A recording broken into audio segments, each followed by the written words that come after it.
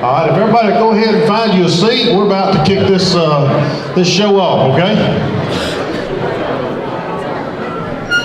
Give you just a few minutes.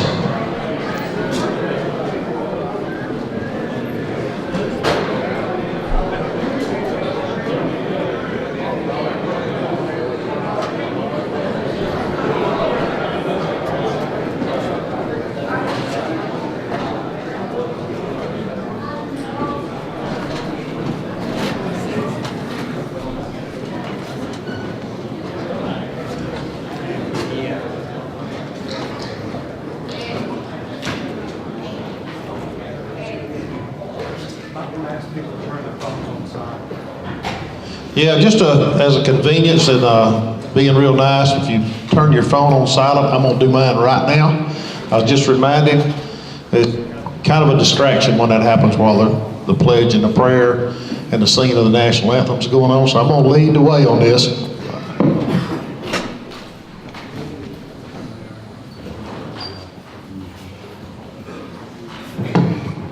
We're privileged to have Jim Ziegler with us today. Jim is going to lead us in the pledge. Afterward, he will lead us in a prayer. And afterward, J.J. Hatter will grace us by singing the national anthem. As we rise for the Pledge of Allegiance, please remember that there is no separation between one nation and under God. It's one nation under God. One nation under God. Join me.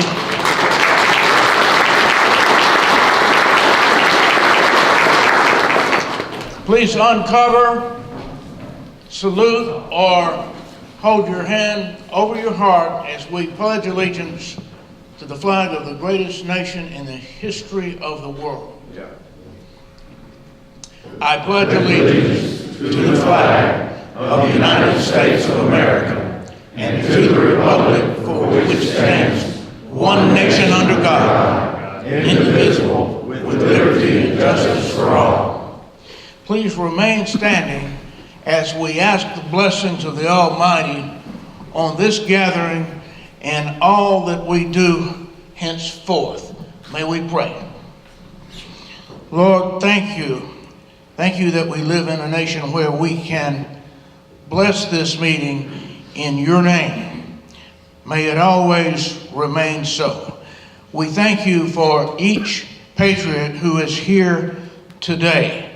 Lead and guide this meeting and each one as he or she serves you to do your will in this nation and this state.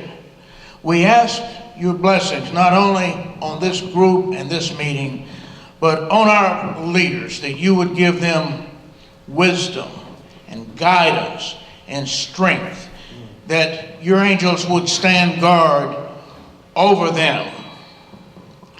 Lord, we ask that each of the speakers today be led to speak your truths about the Constitution that you bless this nation with. May it ever stand. In the name of your Son, Jesus Christ, amen. Amen. Oh, say, can you see by the dawn's early light what so proudly we hailed at the twilight's last gleaming, whose broad stripes and bright stars through the perilous fight o'er the ramparts we watched were so gallantly streaming, and the rockets regular, the bombs bursting in air, gave proof through the night that our flag was still there. Oh, say does that star-spangled banner yet wave o'er the land of the free and the home of the brave?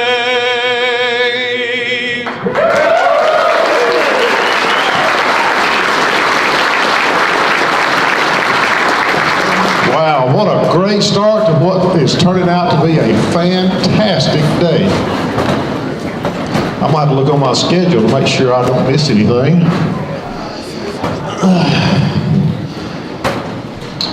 Okay, Mayor David O'Mary, please come up and take a few minutes. Please make welcome the Mayor.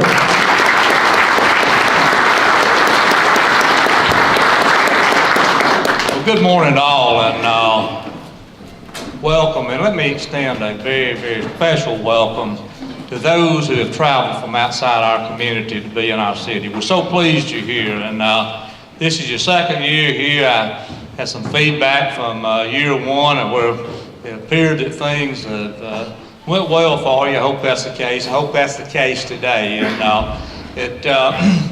I know some arrived yesterday, last evening. I had a brief chat with Jim Ziegler, and I understand your leadership meeting went well, and the folks that provided the food last night, I think, will be providing lunch today. And I told Jim about the quality of the orange rolls. He said he didn't know about that, so keep that in the back of your mind. You'll miss a treat if you don't partake of the orange rolls. And Jim, you said you'd remember that, didn't you?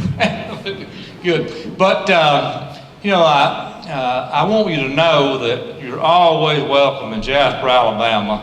I want you to know that this mayor and administration will support you and help you in any way we can.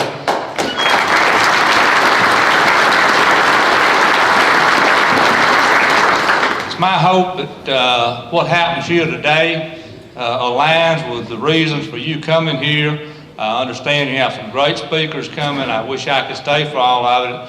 One of the things of being mayor, there's never much idle time. As I finish here, I move on to a basketball tournament for young folks across this county to cover some bases there. But again, we're pleased you're in Jasper.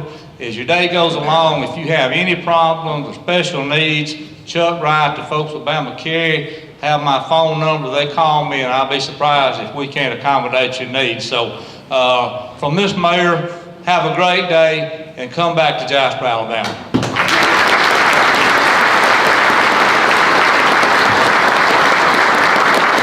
I appreciate that, Mayor, and I'm going to remember you said if you could help us any way that you could, we'll be looking for a reduction on our rent next year.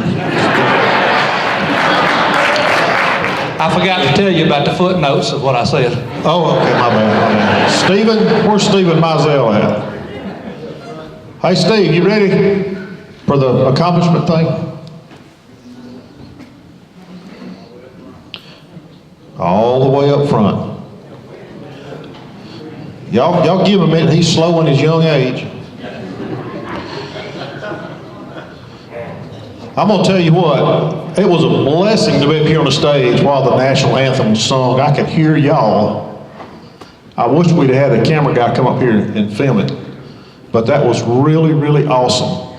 I don't know about you, but I missed the times that I went to school, and in the morning, we'd have a Bible verse over the PA system, and then we'd have a prayer before anything happened.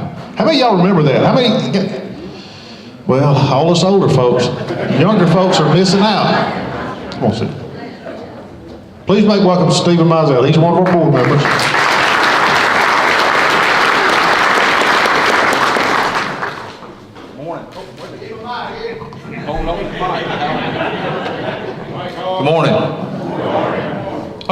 just going to give y'all a little bit of update for kind of a 2018 year-end summary for BamaCarry. I know some of you have been to some of the recent county chapter meetings have probably heard some of this, but for those of you that haven't, we'll go over it again. Currently, right now, have a little over $50,000 in our legal fund, and that includes after a recent $5,000 donation that we made to Gun Owners of America to fight the bump stock ban.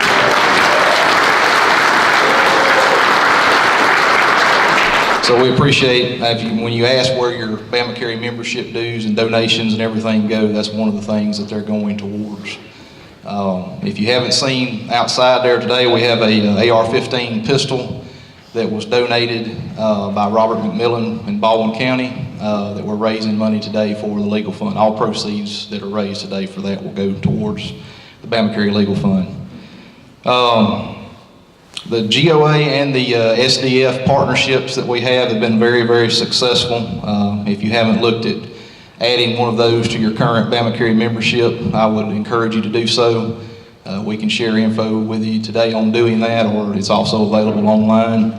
But the self-defense coverage that SDF provides is invaluable and tremendous of what the discount they give us to be able to get that with being a BamaCarry member. And also, we're glad to have them and GOA here with us today and for the fight that they help us with. New BamaCarry website. I know a lot of you have heard about that. It's coming soon. It's very, very close to being completed. One of the big things that we're looking with that'll help is forums that a lot of you have asked about. So we hope to have a kind of a BamaCarry buy, sell, trade type page that paid members will be able to access and use. It also should make it easier for us to communicate and share information with all of you, because we all know that Facebook is not the best way to communicate. It does work pretty well, but at any time we could be shut down and not be able to use that as an avenue to get information out to all of you. As of last count, we have around 1,300 paid BamaCarry members right now. So we hope that we can continue to grow and have more of you sign up. So if you're not a paid member, we would encourage you to do that today. We can also do it online and give you information on how to do it there. Or you can also sign up at one of your local chapter meetings if you'd rather do that. We continue to add new chapters in counties that don't currently have one. We're working hard with that. Just this past week, we had the inaugural meet and greet in Baldwin County, trying to revive that chapter. I think it was very successful. I think it was the most people we've had at one of those since we started doing the meet and greets. 38 in attendance, which is great. I mean, that's more than some of us that have been going for a while in the smaller counties have in a regular meeting, so that's great. We have several BamaCarry endorsed candidates that won this year at the polls, including Lieutenant Governor Will Ainsworth.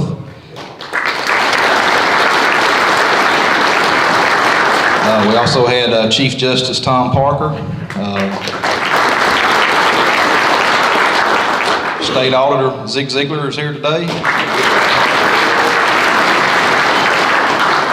Court of Appeals Judge Chris McCool and Christy Edwards. We also have two county sheriffs, Mark Moon for Blount County and Nick Smith of Walker County.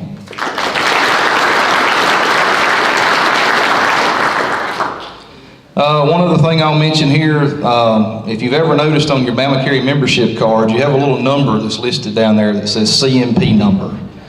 There's always some confusion with that, and that CMP is actually the Civilian Marksmanship Program. If any of you have been out to the new beautiful fancy range in Talladega that they built, the CMP and being a BamaCarry member allows you to access the CMP facilities, and also be able to participate in some of the sales they do with military surplus guns like M1 Garands, and they recently started doing some stuff with the military 1911s as well. So being a BamaCarry member gives you access to that. So that CMP number that's printed on your membership card if you ever want to go and access any of that or look to try to purchase any of those things, you can use that number when you do so.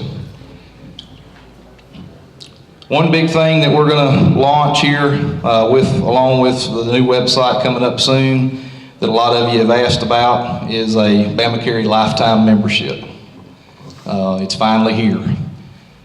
So the current plan with that is any of you that already are current members, let's say you have a 5-year membership now, and you've already prepaid, the remaining money that you've paid will be credited, and the new lifetime membership is going to be $500. It can be paid in installments. Obviously, you can pay it all up front or however you would prefer. To be able to set up on that installment plan that we're going to release, you have to have your email address on file with us to be able to be sent an invoice. But if you have current membership money that's already been prepaid, so let's say you got $80 that you've already paid ahead, that can be deducted from the $500 amount as long as you convert to the life membership before the end of this year. So if you got any questions about that, you can contact us and we'll be rolling out more info on that in the near future as well. So, and I appreciate all of y'all coming today and welcome.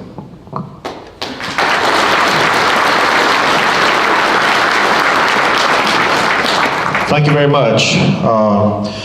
Just as a note, among our door prizes today is a lifetime membership to Gun Owners of America that they made available for us. We have a couple of pistols and a couple other little items down here that all you got to do is just show up. As y'all know, we had a scholarship contest, and whoever wrote an essay and sent it in, we judged those essays. And we awarded a scholarship for $1,000. At this time, please welcome Miss Morgan White.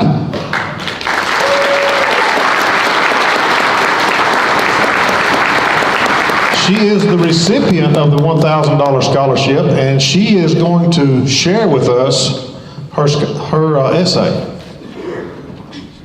I can. Okay. Hi, good morning. I just want to say how much of an honor and pleasure it is to be welcomed here and that I won the scholarship. It's a big deal, and I just am glad I'm able to share my thoughts, and I hope that, you know, it stays true and does good, and God bless America.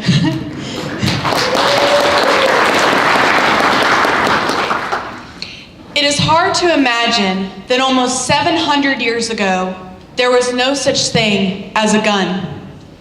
In our society today, guns are such a consistent crutch that it would almost be impossible to survive without them.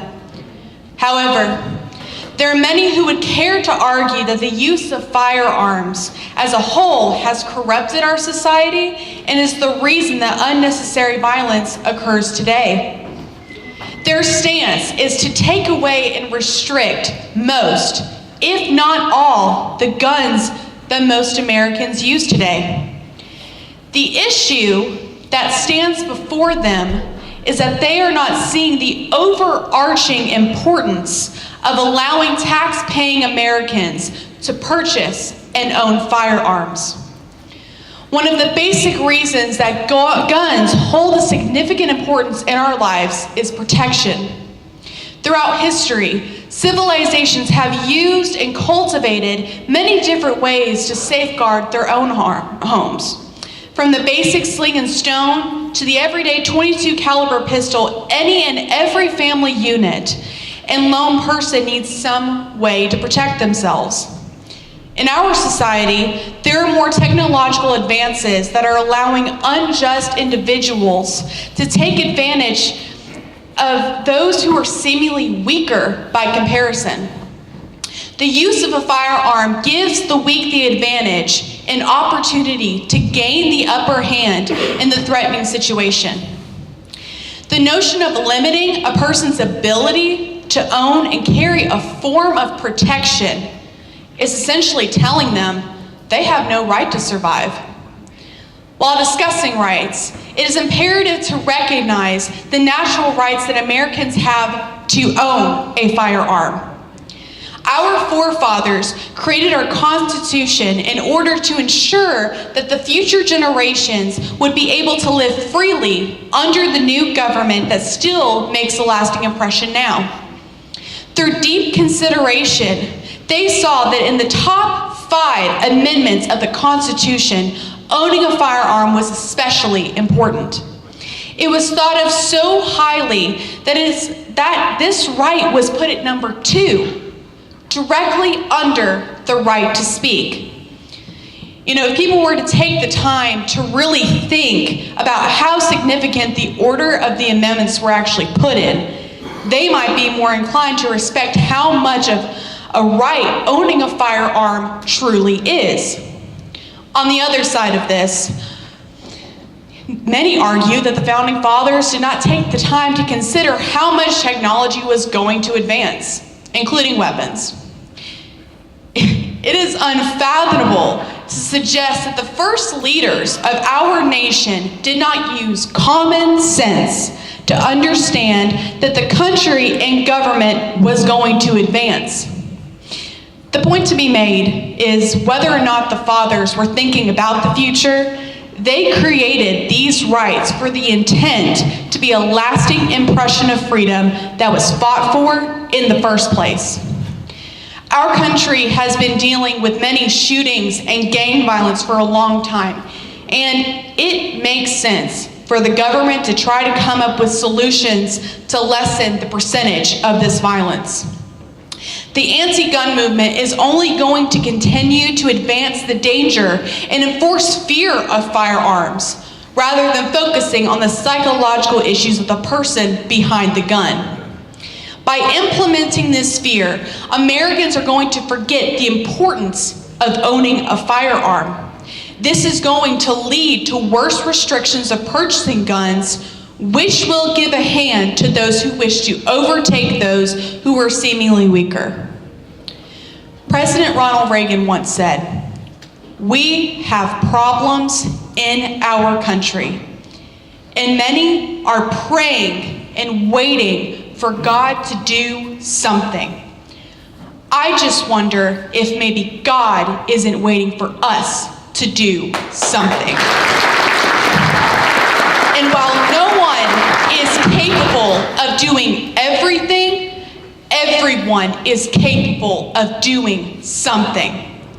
Unless those who know the truth are willing to stand up for our rights as tax-paying citizens, our people are going to remain in fear and nothing will change. Thank you.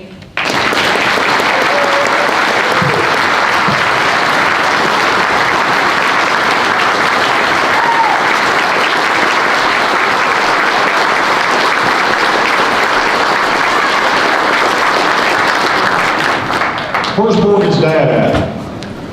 There's your proud papa right there. This is the real deal right here. Real deal. Oh, he's a military guy too. No wonder.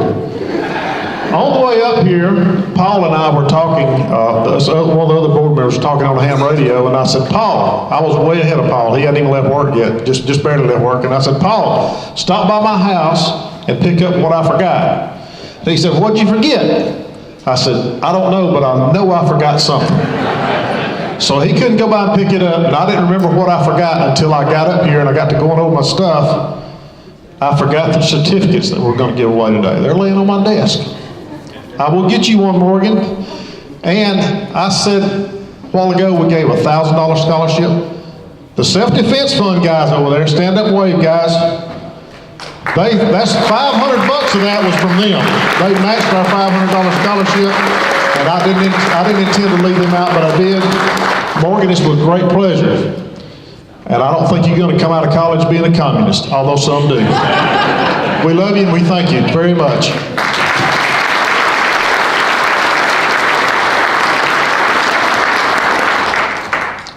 Okay, Miss Debbie Stacy, could you come up to the front, please? If y'all remember, last year we gave away an Outstanding Member Award. Where's Debbie? Oh, there she is. And we named it last year the Dennis Stacy Outstanding Member Award.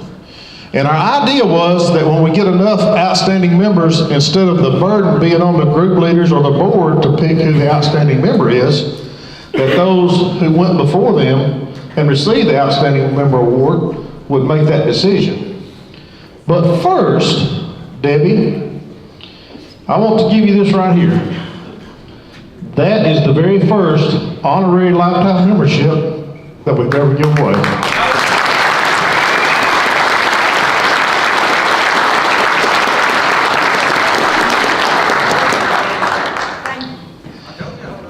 And since Debbie's here, we're going to let her give away the outstanding membership for this year.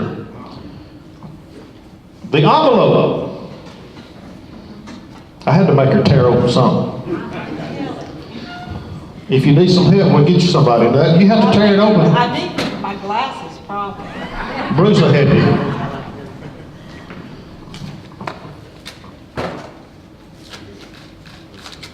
It's okay, nothing to be nervous with.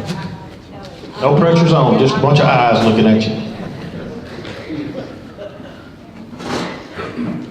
And the winner is. I can't get it up. I can't get it up. Say it loud and proud. Okay. First of all, I would like to thank everybody for being here today. This honor is something that I hold deep to my heart. I'd like to thank BamaCarry for doing this on behalf of the memory of Dennis, on behalf of my family, and on the behalf of BamaCarry. This next award will go to Johnny Morris. Johnny boy, where you at, Johnny boy? Good thing.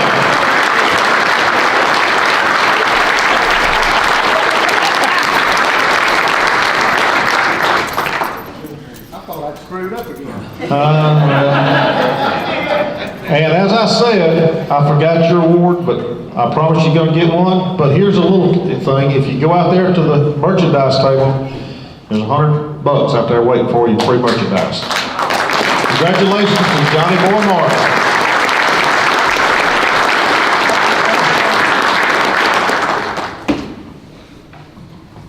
I just started out going to meetings, just this meeting, that meeting, meeting people. I love to talk, everybody knows that. We can get an amen on that. But I mean, you know, I'm just a patriot in the trenches. And when you go to these chapter meetings, and you're sitting there eating the chicken fingers, wish you had more tea, think about what you're actually at, what you're doing. Get up and ask that group leader, what can I do to help you? What can I do to help you? You know, get involved. Go to city council meeting, report back to BamaCarry, help that chapter leader do his meetings. Be a part. It's not that hard. Because I'm telling you, from this patriot in the trench, the liberals are coming. And we can't beat them off the sidewalk. We got to educate them, and we got to educate our people. We've got to rally. We've got to grow our membership. We need to go Montgomery with 2 million members. And we need to raise money. We need to have billboards all over Alabama. Call me, BamaCarry.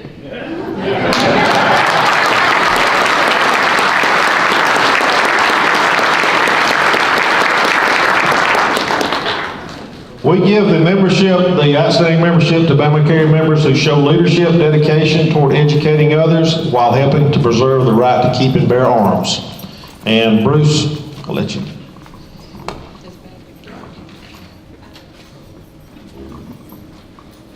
Debbie, before you sit down, Stephen was talking about the new forum that we're going to have in the new website. Probably get the website open and then a little bit later open the forum. It's going to be mostly for our members only.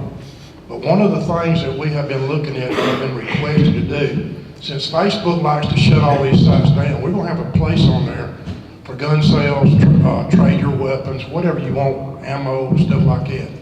The thing that I haven't really talked to the board about, but I'm sure they will agree with me. That part of the forum is going to be named the Dennis Stacy Gun Shop. So There you go.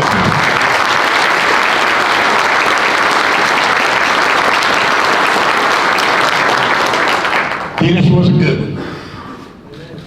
Okay.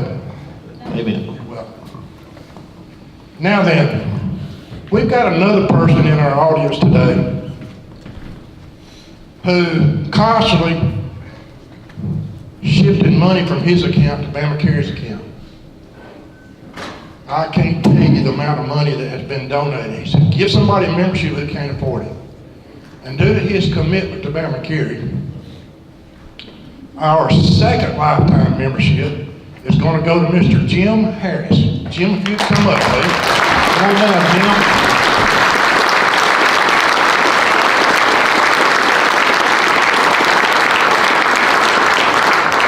Was his membership expired like 2080 or something? I can't remember. 2031. Oh, okay. Congratulations.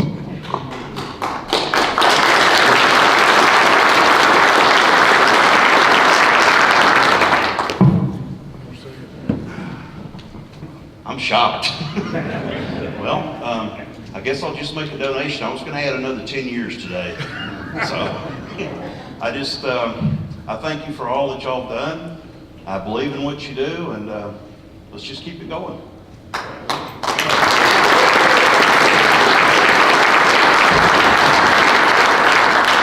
It's really a blessing when somebody sends you an email or a text or calls you on the phone and says, what can I do to help? What do you need? What do you need? How can I help? And that's what we need more of that.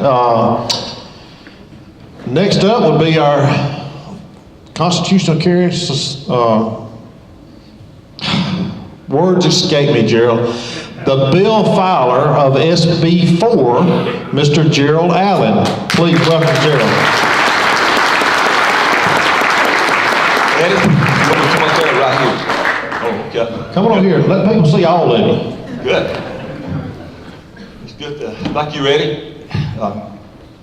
Debbie and Jimmy, thank you for what you have done, and good to be here. Connie and Greg, it's good to be in your Senate district as well, and it's always good to be in Jasper. And it's good to be here today. My wife, Sheila, this morning asked me, early this morning, she said, where are you going? Are you going to be safe? I said, it's going to be the safest place in America today. Good. I'm really just honored to be here today and be a part of this program. Thank you, Eddie, for inviting me. But one of the things that I feel so confident about is that the state Senate, again, you know, I'm going to just tell you that we support you. And we have proven that, and time and time again, twice, to pass a very important piece of legislation to further protect the Second Amendment. You know what, I wish in some way that Morgan's essay could have been read at the State of the Union address. Amen. You know, from time to time, we all need to be reminded, you know, about historic things and how important the founding fathers was to each of us. And it's just one of those kind of things that Morgan reminded me how important it is to make sure that our children, grandchildren, and the future generations of this great country understand the history of the Second Amendment. And then for you and I and others have to pay a fee or tax to fulfill the constitutional duties, you know, that's the craziest thing I ever heard of, you know. But one of the amazing things that happens when we pass the Constitution and carry it in other states, the sale of permits goes up. And to the life of me, I just can't understand, Bruce, why these sheriffs and other public safety officials don't understand that we're helping you. It's a benefit, number one. It's a benefit to be able to go and purchase the permit because you may want to go into a gun shop and purchase because you've been through that vigorous background check already. Not only that, but if you travel like myself and Senator Reed, and Bruce and Jimmy, you know, you have that assurances that other states in this country are going to honor that permit. And so it's a very important piece of legislation. And again, Senate Bill 4, we have some supporters in the House. If the leadership of the House would just let the bill go to the full floor of the House, it would pass. So let me encourage each of you, you know, all of you come from different parts of the state and different parts of communities. You have contact with your local sheriff, law enforcement.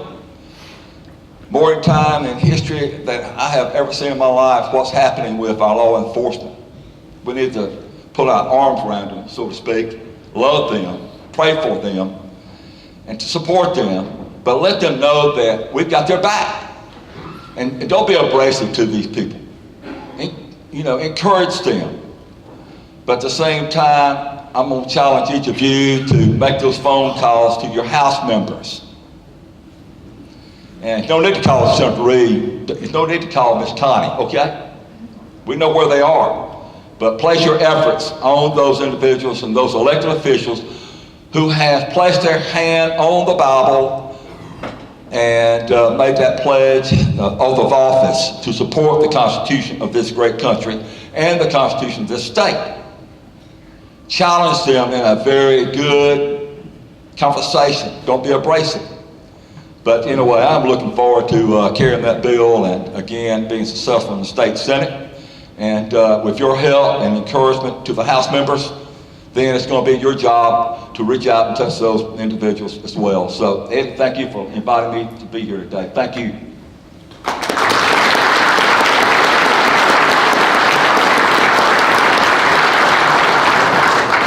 Brother Gerald's been in the gun rights fight for a long time, or been for us for a long time. I have a picture of him from several years ago when his hair had a lot more color than it does now. Down at the State House, standing in front of a sign supporting our gun rights. Brother Reed, will you make your way on up, Brother Reed?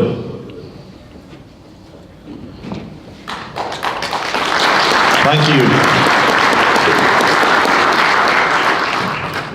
We thank you for being here, sir. Yes, sir. Eddie, thank you so much. Good to see you today. You guys are right here in my Senate district, so welcome. The mayor of Jasper's already said welcome to you, but I'll add my welcome as well. I represent Senate District 5, which is Walker County, Fayette County, Winston County, portions of Jefferson and Tuscaloosa County, and a bunch of y'all live in my district, so God bless you. I appreciate you being here today. Senator Allen, thank you for your leadership always. I appreciate that. Representative Rowe, great to see you. Always good to be with you.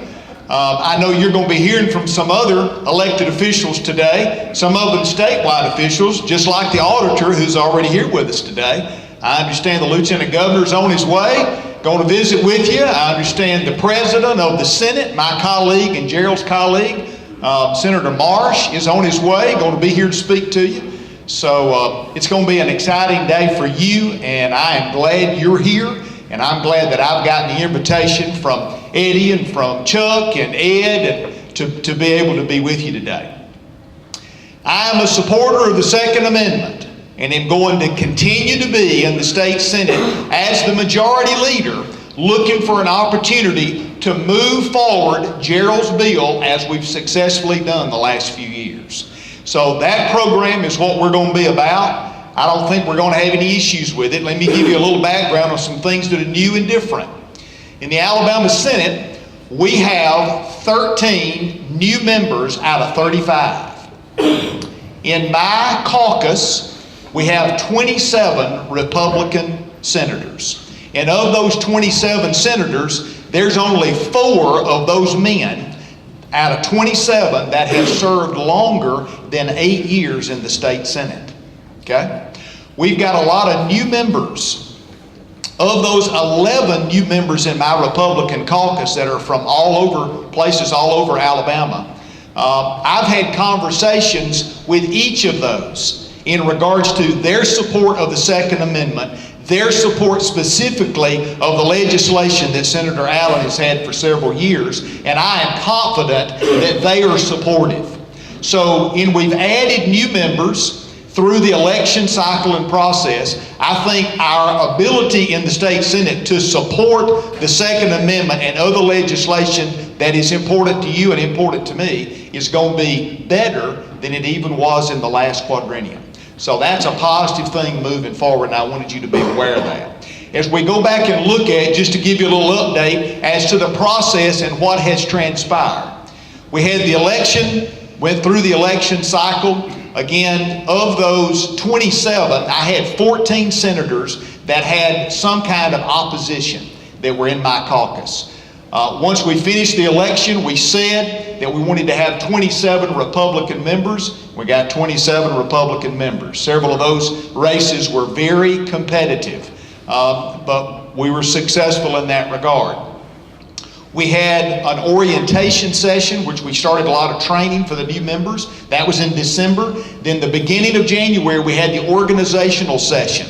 And that was one of my responsibilities in working on different folks who were going to be involved and engaged in the Senate, where they were going to serve, what committees, who was going to be chairman of different committees, those kinds of things, which is a very important process to set that moving forward for the next 4 years. We accomplished that. Then we came back for budget hearings, which was just last week.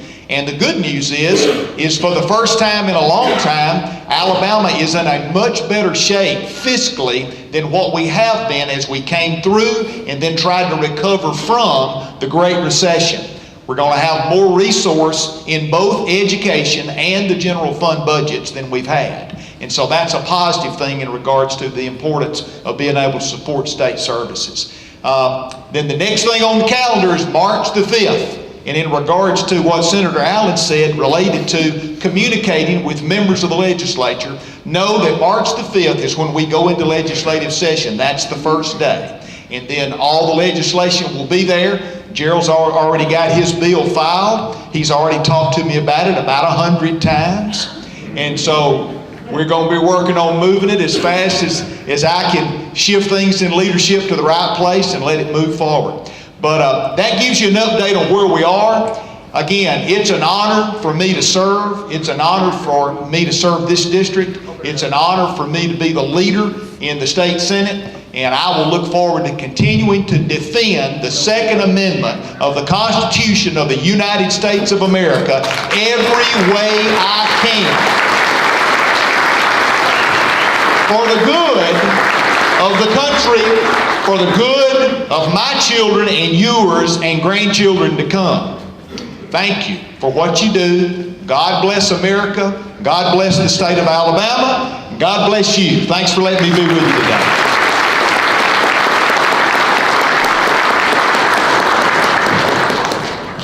Ms. Connie, are you ready to come say a few words? What I'm trying to do, folks, is just get all these politicians out of the way. You know what I'm saying? Please make welcome Connie Rowe, who is carrying the bill in the House for us. Gosh, let me tell you what's tough is to speak after Senator Reed, because he covers it all, he says it all, but I'm going to do the best I can do. I too want to welcome you to Jasper. This is my home, and the people here are very, very flattered that your organization chooses for the second year to hold your statewide meeting here in our city. I think this is a great facility. I think you've got a great setup. It's awfully organized. I didn't mean it's organized in an awful way. It's awfully well organized, I should have said. You get that on tape. Hey, no, wait. I do want to talk to you about a specific bill. Back in the fall, Chuck, who was a friend of mine, Chuck Wright, he and I sat down and talked about a host of issues. And, you know, we have constitutional carry, which is the biggest issue that we face in the state in supporting our Second Amendment rights. But there are also some other issues out there that need to be addressed. We looked at a list of those that had been compiled by your membership and specifically looked at one that deals with if you have had a pistol permit denied, or if you have had one that has been revoked and you go through the district court process. what kind of time period exists between the district court's decision that it be reawarded to you or awarded to you initially and the time that it's issued from a sheriff's department. Alleged that that is a problem in the state. So let me kind of read you the synopsis of this bill real quick. Existing law sets no time frame for a sheriff to issue or reinstate a person's pistol permit after his or her successful appeal or denial of a revocation. This bill would require a sheriff to issue or reinstate the appellate's pistol permit within 3 days after receipt of a district court order in favor of an individual whose pistol permit was denied or revoked. So I've had several media outlets contact me and want to talk about this bill and why this bill. And what I've told them is that apparently in the state of Alabama, there are some individuals who, after a district court has awarded them a good decision in having a pistol permit either not issued or revoked, to be reinstated and having that enforced by their sheriff. So what Chuck and I discussed this morning and what I've given a lot of thought to is this. I need your help.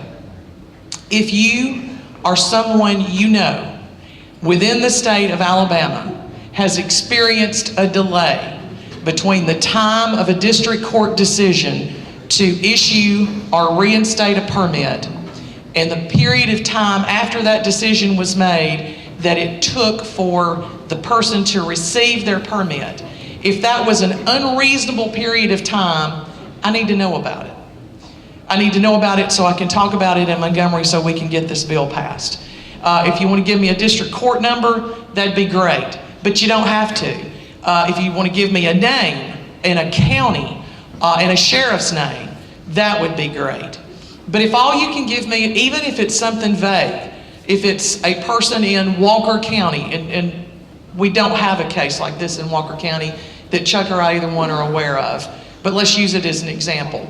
If a district court judge in Walker County issued a favorable opinion for a person who has not been able to get or has had a pistol permit revoked, and then it took the sheriff of Walker County, again, this is just an example, it hasn't happened, a long period of time in order for them to issue that, then I need to know that. The county is really important. I'd love to have the person's name. So if we get into a situation in Montgomery where we have a public hearing on this bill, that there's some people I could call upon that could witness or testify to the fact that they have been a victim of a circumstance like this.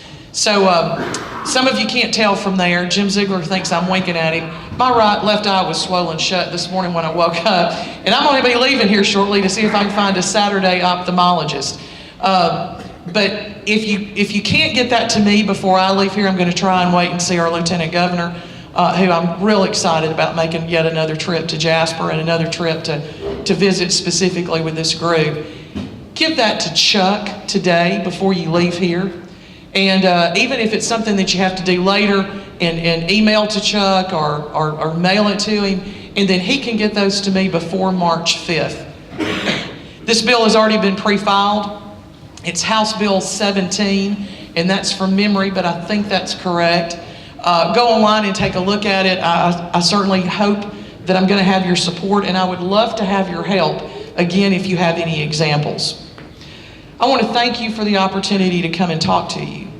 You know, there are a lot of people that look at the people who served in Montgomery, and it's that they're all politicians, that they're all in it for this reason or for that reason.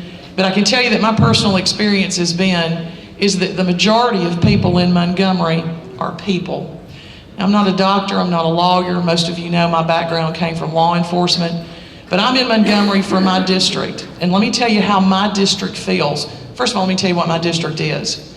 I have the most populated portions of Walker County, and I have a very small portion of Blount County. If you were looking at the map, if you carved out a little area over in the Smoke Rise area of Blount County, I have that part of Blount County over to the Walker County line. It's pretty unpopulated. There's not a lot of people there, but they're my people. And I can tell you how my people feel in my district. I intend to poll it at some level prior to a vote this year, but I know that my people support constitutional carry. Let me tell you how I vote in Montgomery. I vote how my people tell me to vote in the majority. And I represent a lot of folks, and they don't always agree, but I am convinced, overwhelmingly, that the people in my district want to see constitutional carry in the state of Alabama. And I want you to know, as I sit as a member of the Public Safety and Homeland Security Committee in the House of Representatives, that if we can get it to the committee, that I intend to vote that through to the floor. Thank you a lot for your support and for your invitation to be here today.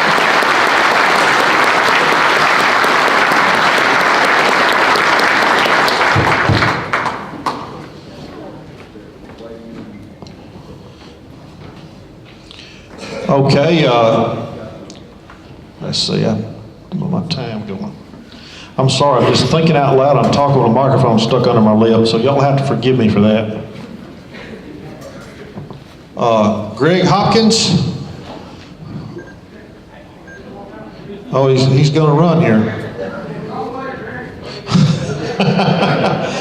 They don't call him Wrong Road Greg for nothing. Eddie, can I make a quick announcement while we're waiting? Yeah. Back in July, BamaCarry joined forces with the folks at the Self-Defense Fund. They are here today. If you have any questions about coverage, what you can do, what you can't do, I'd like to introduce Larry Kyleberg and his son Task. If y'all would stand up. If you got any questions, go see them. They'll be glad to help you out on that. Thank you, Larry, for y'all coming. And I forgot to mention, since we started in July, we are pushing 200 total enrollments with these self-defense funds. So 240. I'm talking about SDF 200, 240 on GOA. I'm sorry, you're right. Hey folks, I'm BamaCarry's.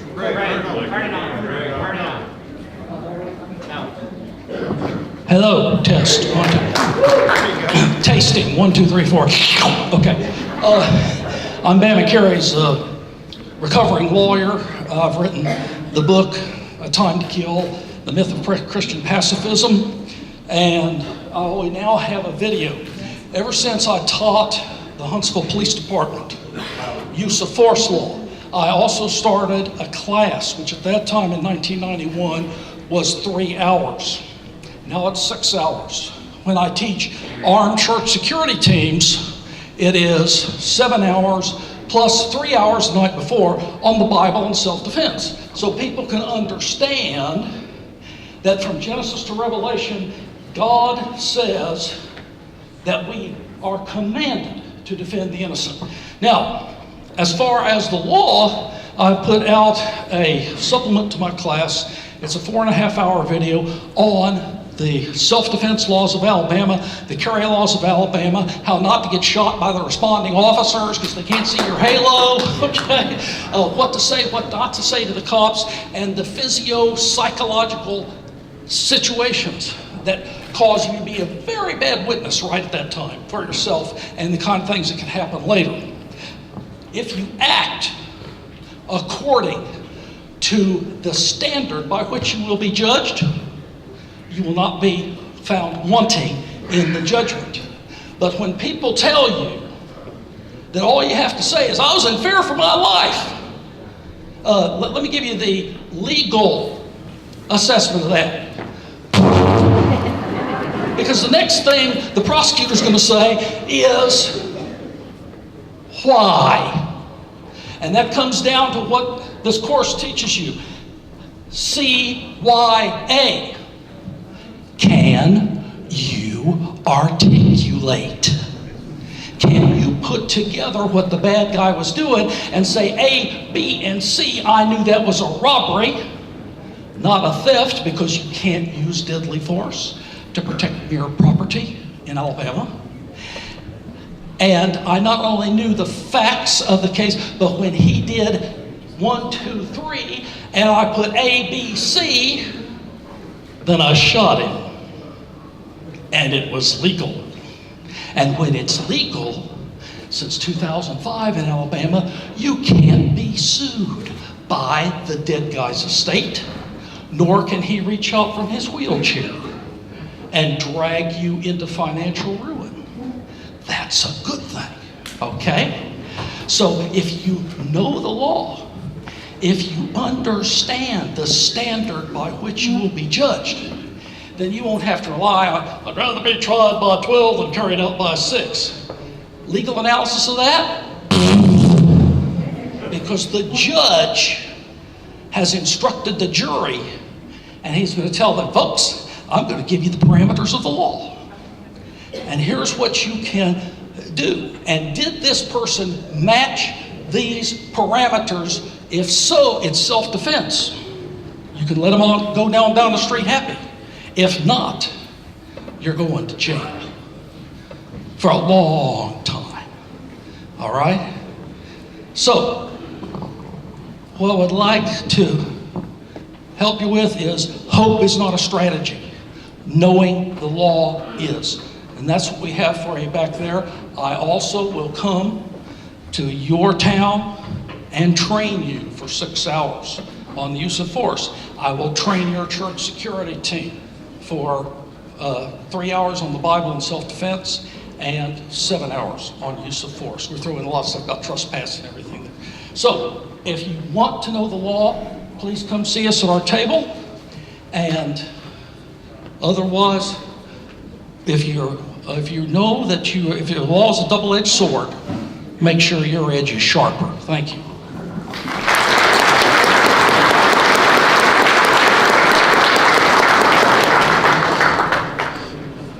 Our next speaker is known by a good many of you, and he has also helped several of you. Champ Crocker is an Alabama-based lawyer who handles complex litigation, state and federal courts, served as a special assistant attorney general, municipal judge, a law professor. He represents individuals, businesses, and is approved counsel for the Police Benevolent Association, U.S. Concealed Carry Association, Self-Defense Fund, Travelers Insurance Company, and BamaCarry. Oh, wait a minute, that wasn't on there. He is licensed to practice before the United States Supreme Court, and he attends oral arguments there every chance he gets. You come on down, Champ, if you want to. Champ is a frequent lecturer and commentator on legal issues with a particular interest in forensic use of technological evidence, not effort. And much, much, much more. I'm not going to read the rest of this because I'm going to cut into your time, Champ. If you want to come on up here. When he's not in court, we'll let him go.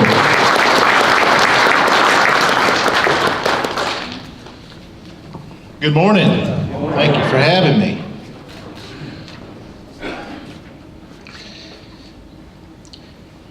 You know, it's good to see a lot of friends here today.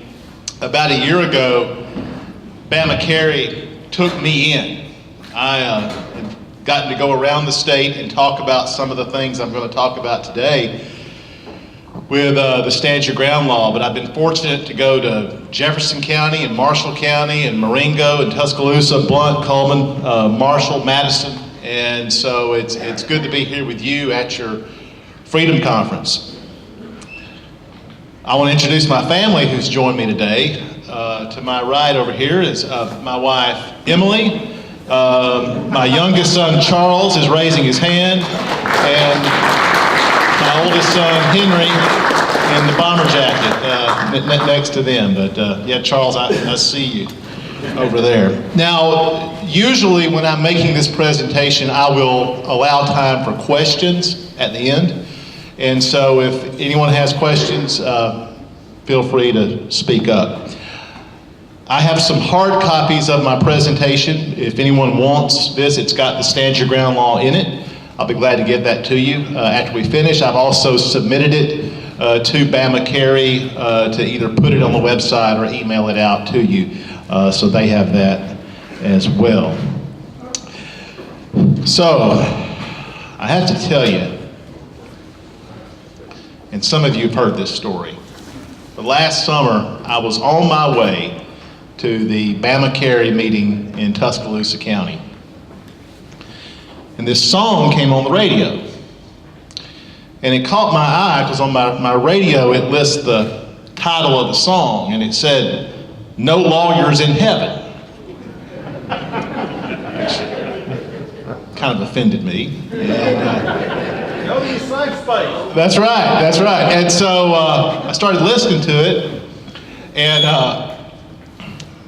I looked up the lyrics and share a couple of those with you. I got mugged my first day in town. I jumped on that mugger's back when I chased him down. His counsel claimed I used excessive force. His client suffered whiplash and undue mental stress. Now he's occasionally depressed. I hope that after the next 20 or so minutes that this will be helpful to you and you won't be singing the blues. And so, stand your ground. What is it and what is it not? That's what we're going to talk about today.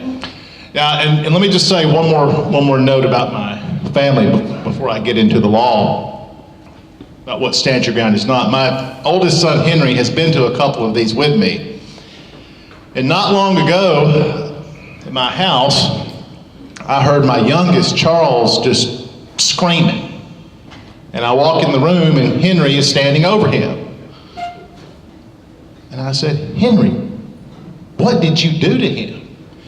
And Henry said, I was just exercising my rights under the stand your ground law.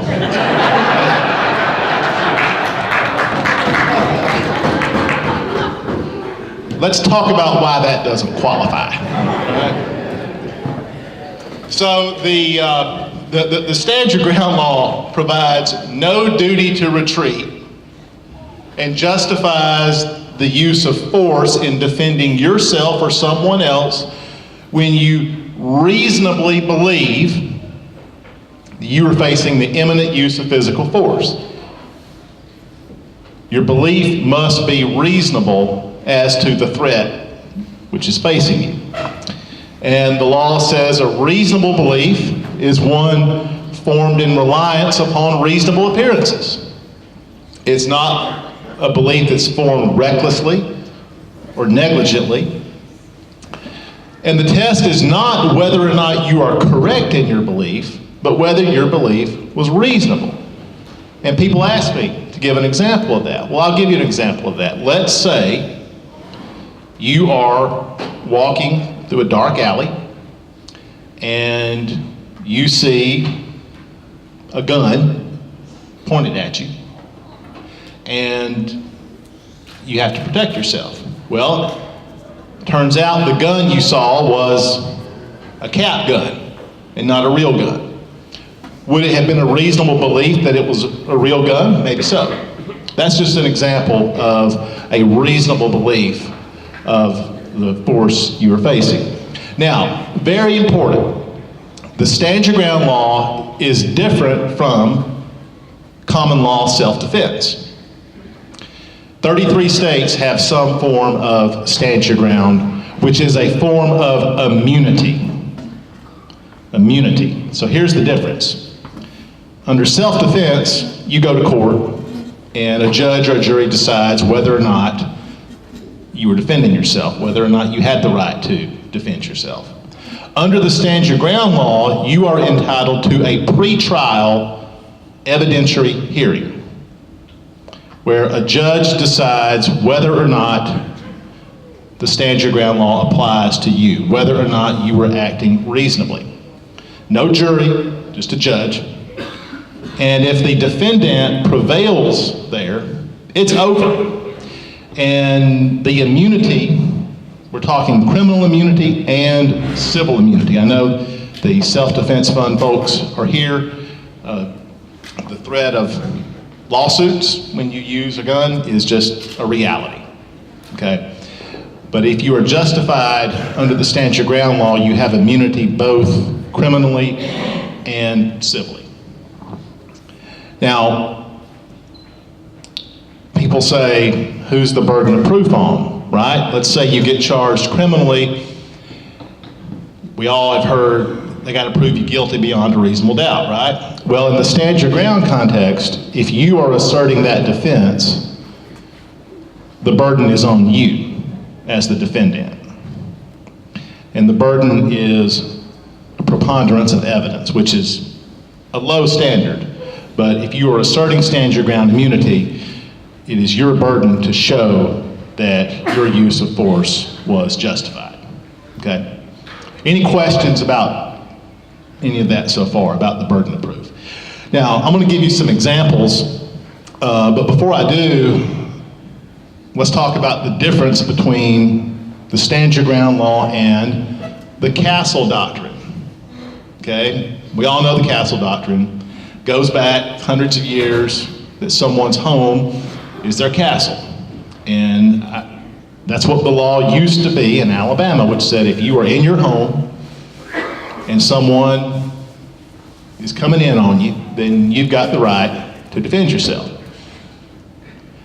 The stand your ground law takes that a step further. Under the stand your ground law, you don't have to be in your home. It's anywhere you have a right to be, okay? In public, at a hotel where you're staying, at Walmart, in a restaurant, wherever you have a right to be, you have the right to assert the stand your ground law. So it moves the old castle doctrine from your home to outside your home, okay? And an example that I give that's in my paper is if you're in a castle state and you catch a home intruder, you can run away or stand and fight, your choice. If you live in a stand your ground state, you have that same choice if you walk up on a mugging on the street or you're about to be mugged yourself, okay? It goes beyond the home.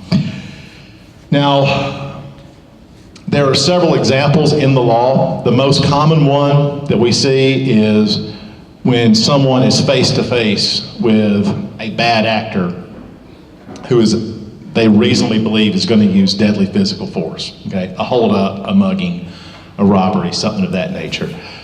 The stand your ground law also applies to home invasions and to protection of others, okay?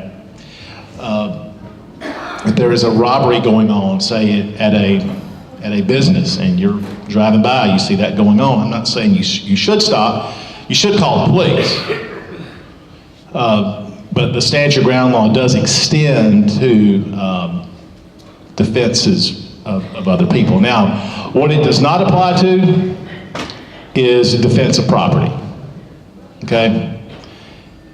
If somebody is tearing down your mailbox, or tearing down your fence post, and you go out there and shoot them, you're going to jail. Stand your ground does not apply to that. And I've gotten a lot of questions about this, and a lot of people disagree with that, but you absolutely cannot do that. There has to be a threat to you or someone else physically. Now, I'll give you an example. There is a case in another county where a man walked outside his house last December, and he saw his own truck headlights speeding away, okay? He thought someone stealing his vehicle. It certainly looked that way. So he has a deer rifle on him, and he fires to the back of the truck and hits the occupant, okay? Turns out it was his son, and he's now charged with manslaughter. Now, he's charged with manslaughter because you cannot use deadly physical force in order to protect personal property, okay? Now, there are some exceptions. Let's say that you witness what you think is a home invasion of someone else, and you interfere and you use force to stop that threat. If it turns out you were wrong, and the person you thought was a bad guy actually had a right to be there, say he locked his keys outside and is breaking in the window, stand your ground immunity does not apply to that situation if you become involved in it. Stand your ground immunity applies to defense of a child. But if it turns out you're wrong, and the person who you see carrying a child, putting a child in a car, that they actually had a right to do so, you don't have stand your ground immunity for that.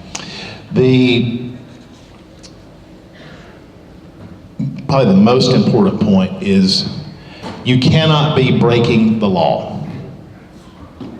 You have to be in a lawful place, lawful time, with a lawful purpose in order to have stand your ground immunity. You can't be the initial aggressor,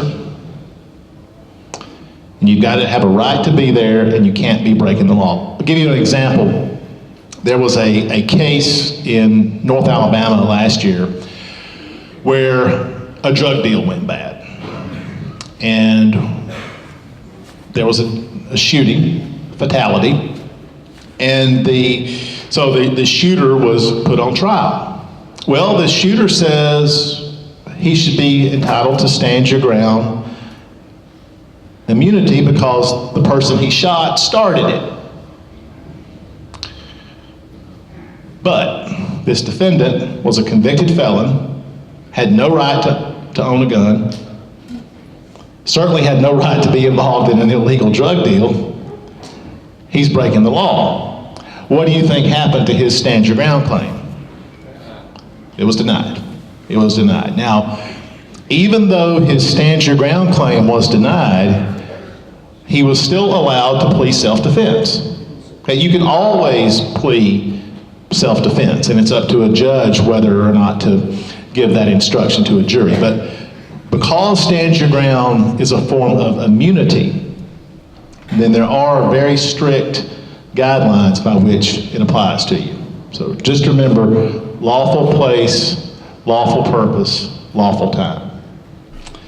You can't start it, can't be the initial aggressor. You can't be fighting the police. Okay? There is a case pending right now in the state of Florida in the appellate courts where a police officer is on trial for a shooting. And the police officer who is charged with a crime has asserted the stand your ground defense. Florida has the same, or pretty close to the same stand your ground law that Alabama does. And the appellate courts in Florida are deciding whether or not a police officer has the right to assert stand your ground liability. Now, I don't know about you, my own opinion is that a police officer doesn't have any less rights than someone else. Okay? And I represent police officers through the Police Benevolent Association, and it just makes sense that they have those same rights, especially when they're protecting the rest of us. One other little quirk in the stand your ground law that I always mention, I'm going to read this directly from the statute, that it does not apply if, quote, the physical force was the product of combat by agreement. So if we've got anybody who likes to duel out here, you may get self-defense, but you're not getting stand your ground. Okay? You cannot have any dueling. One thing I mentioned a few minutes ago was that you are entitled to this pre-trial hearing, and that is true in both civil and criminal cases. When the law was first passed, it wasn't clear whether or not you got a pre-trial hearing. And in 2016, Alabama's legislature amended the law and said, yes, you get this pre-trial evidentiary hearing. And it only makes sense that you do. Now, the law does not say how far in advance of trial you get your pre-trial hearing. I had one where we did it the morning of, kind of tough. But generally it will be with enough time, weeks or even months before a trial date. Okay? So here's the key, BamaCarry. You have the right to stand your ground so long as you aren't breaking the law, you're somewhere you have a right to be, and you were not the initial aggressor. Okay? Questions? Anybody have questions? All right, Charles, I will answer your question on the way back to Coleman. All right. Yes, sir.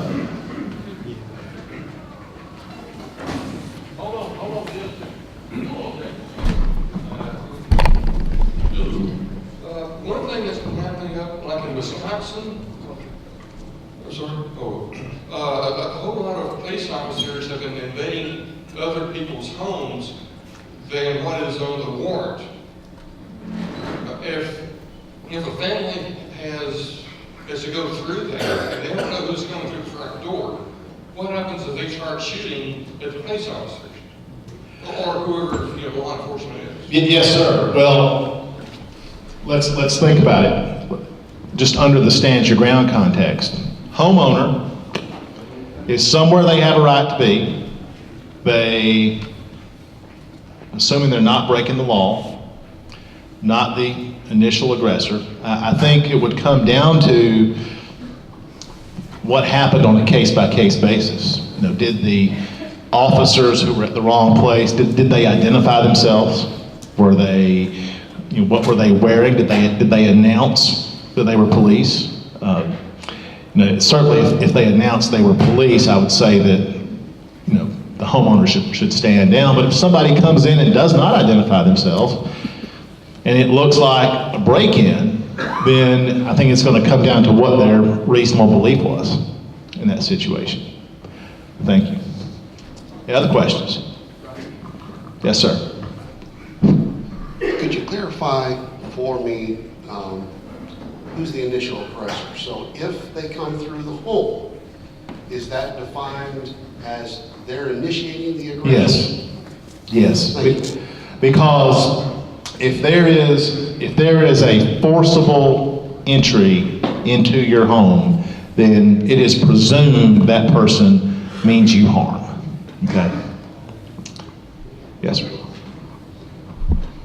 I'm not an attorney, and I have not stayed at Holiday Inn Express. But my question is this. I've had people comment in my presence that if you carry a firearm, you have lost your right to get angry about anything and to get into an argument. And I know that many arguments, start out as verbal, and then somebody crosses the threshold into violence. Take road rage, for instance. Obviously on a highway, everybody's where they're supposed to be, where they have a right to be. Something happens and they get into some sort of a confrontation. At what point do you have more rights than the other person, let's say, to defend yourself against them when the argument appeared to have been started mutually? It's probably going to be an issue of fact, but I think the line is going to be where, at what point do you have the reasonable belief that you're about to be harmed physically? At what point do you reasonably believe that this is more than just an argument? Okay? And, in a lot of cases, these things have to be decided in court by a judge, by a jury, which side has the more credible theory, which side has the most convincing case. And that may come down to the quality of the evidence you have. There was a successful stand your ground defense in Tuscaloosa County for an incident that happened at a Shell station in Tuscaloosa. And it just so happened the whole thing was caught on video. And so it was easy for the court to see that the person charged was not the initial aggressor and was justified in using force. But that's the exception. In most cases, it's not caught on video. And so, it's going to come down to when did it escalate? Bruce? Just one quick thing before you speak. If y'all guys in the back or anywhere, if you're speaking, please speak softly because I can hear it from the outside out there. People talking, it's a little bit disruptive to us in here. Thank you for your patience on that. In the stand your ground law, where does that come into effect? Like, say you're in a parking lot and you're being approached and you're telling someone to stop, and they won't stop.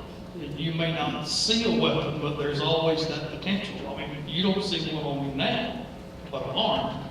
So you've got someone approaching you, and you're telling them to stop. You don't know what they're up to. At what point does that kick in that you have a right to act? Well, in a parking lot, I mean, first, that's somewhere you have a right to be, okay? And when someone is approaching you and you're telling them stop, and they keep coming, then it may depend, it's going to depend on several things. You know, what are they saying? Are they threatening you?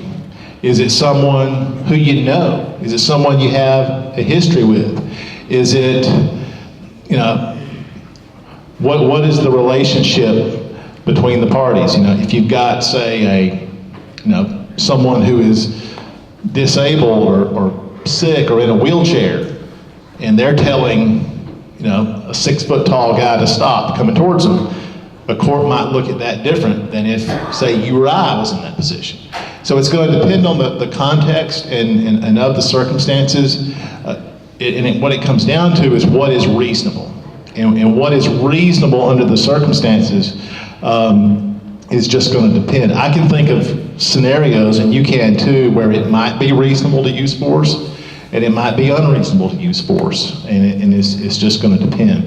Before the next question, I can see y'all can't, but our Lieutenant Governor Will Ainsworth is here. I just want to welcome him, and I know he's been a friend of BamaCarry.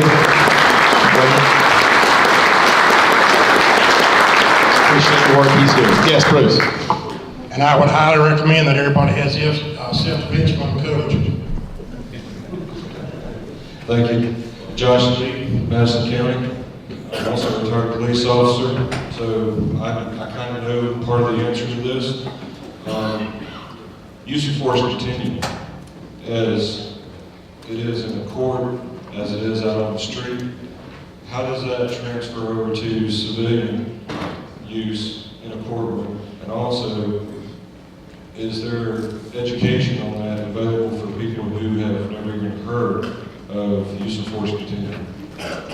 The use of force, say that again for me, please, sir. Which part? You said the use of force continuum? Right, as it pertains to law enforcement, as opposed to how it pertains to a civilian, non-law enforcement individual. Sure. So, that's an issue.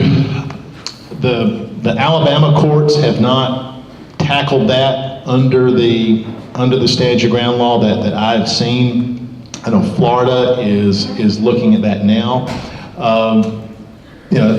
I know in some cases where, say, a law enforcement officer is being prosecuted, I have heard it argued that they should be held to somewhat of a higher standard than someone else because of their background, training, and experience. And that's something it's kind of a slippery slope when you get into that. And normally a law enforcement officer who's on trial would argue that be disallowed, that they not be held to a higher standard than someone else, that they be held to just the reasonable person standard that we all are. Yes, sir. Yes, sir. I'm with Blount County, BamaCarry. With most everyone on social media now and posting memes, make my day, a lot of pro-Second Amendment memes, can that be held against you if you have to use your weapon in self-defense? I'm really glad he asked that question. Did everybody hear it? Can your Facebook post be used against you? You betcha. People's social media history comes in on every kind of case. Criminal case, civil case, divorce case, you name it, social media is coming in. And if you have you mentioned a pro-Second Amendment post, there have been cases where good plaintiff's lawyer or a good prosecutor prosecuting someone will get those and say that that is evidence of intent, of a predisposition to be trigger happy.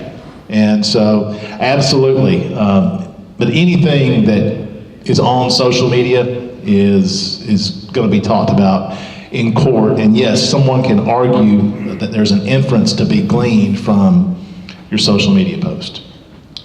Yes, sir. Can workplace policy be brought into the courtroom? For instance, I'm a firefighter in Huntsville. And if one day we get a call and I happen to forget to disarm when I go to work and have to use that gun in self-defense, can the workplace policy play into that case? I think that can go either way. It's sometimes things like workplace policies and things of that nature are held to be prejudicial because, or unfairly prejudicial because a jury might attach too much weight to that. And certainly if you were in that situation, you would probably want that not to come in because it's just one more thing you're on trial for. Okay, a lot of times in cases, if you bring in that, then I think it would be unfairly prejudicial because it could be, well, if you're not guilty of this, you're guilty of something, right? So that would be subject to a pretrial motion, most likely to exclude it. Yes, sir. Yes, sir. I'm a resident of Tuscaloosa County, and we have a driveway that's between two roads, and there's a Dollar General in the back of it. I keep having people coming through. I put up fences, I put up signs, say anything you want to say on it. Stay out, no through road, no pass. I've had people come with 18 dualies, with 20-foot trailers go around at 40 miles an hour around my house, keep flying out of there. I've stopped a few people. I don't take them. I might have a gun in my hand, but I don't aim at them. I don't throw my fist at them, raise cane. But I'm trying to keep them stopped, and I've asked the county. He said, "What do you do?" He said, "Well, you got to let them go." I said, "Well, it's not a matter of letting them go. I just like them not to come through." And then a state trooper told me, "Well, just go ahead and shoot them." But is there anything that can be done like that? If I put a gate up, I've already paid $2,000 for one gate. I've got to put another gate up, but I don't have a fence across.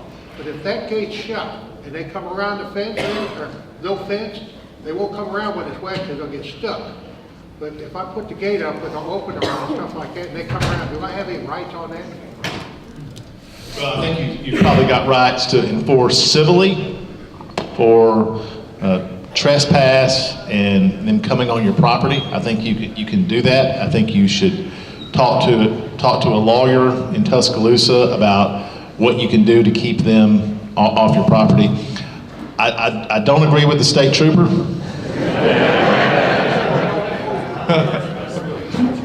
And he most definitely needs that coverage. Yeah, that's right.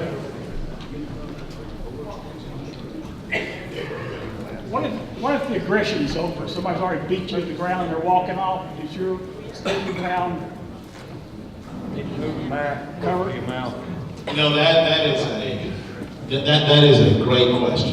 What if it's over? And you're beat, you're on the ground, and they're walking off. I would say stand your ground immunity would probably not apply at that point. It's, of course, it's going to depend on the circumstances. If you're worried about them coming back, then it might. All right. Well, you have your hand raised. You have a question? My name is Brian Bentley. I'm with the Cleveland County chapter. Used to be with Tuscaloosa. A lot of things have come into play with commercial vehicles. I posted a thing the other day, and the question was, most of these drivers live in their truck a majority of the time. And there's certain federal guidelines and stuff like that that are being proposed now. If a driver of a commercial truck is defending himself, what would that involve? from a stand your ground in the state of Alabama? Well, certainly I think if he's a licensed commercial vehicle driver in his truck, that's somewhere he's got a right to be. Assuming he's not breaking any laws, and he's not the initial aggressor, then I think it would probably apply, because under the stand your ground law, it doesn't matter whether you're in your home or not. Certainly he could argue that his truck is his home, but it doesn't matter as long as he's somewhere he has a right to be, in his truck, at a truck stop, wherever. Yes, sir. We are winding down on time. I may have time for one or two more questions. Anybody got a question, raise your hand.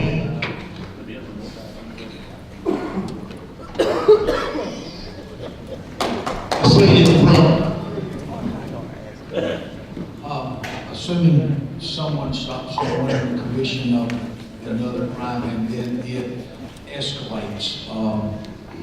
For example, somebody, say, breaking into the shed, you stop them, hold them at gunpoint for the police to arrive, and they decide that they're going to take the gun away from you. To stand your ground, even though you initiated it by saying, quit stealing my things, and if you're going to stay here till the police get here, the guy says, no, I'm not, I'm fixing to take the gun. Then how does that play out? You initiated contact, but you didn't initiate the aggression. The person breaking in initiated the aggression. And so I would think under the facts as you've described them, that stand your ground probably would apply. I just noticed our Mr. Ziegler's here, another statewide elected official. I appreciate him being here today. Two more? Thank you. I get off work at 8:30. I have a privacy fence around my house. If I get out of my truck at night and someone, like especially during the summer months, walking back and forth, comes into my property, and I have physical problems, and an altercation physically I would probably not do very well to defend myself.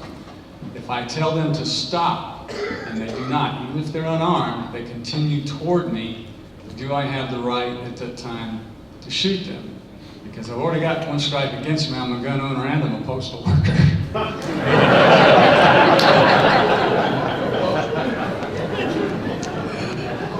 It's,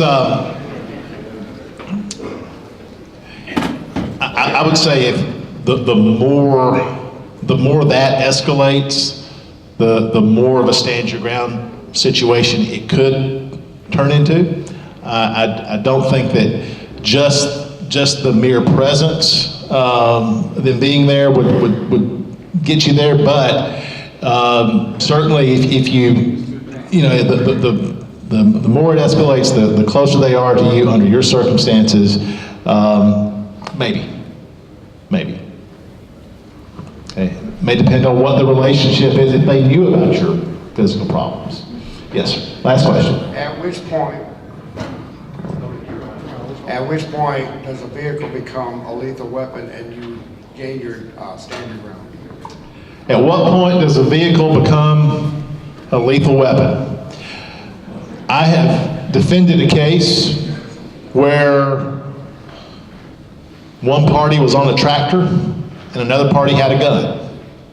And the party on the tractor attempted to run over someone, and the man with the gun stopped it.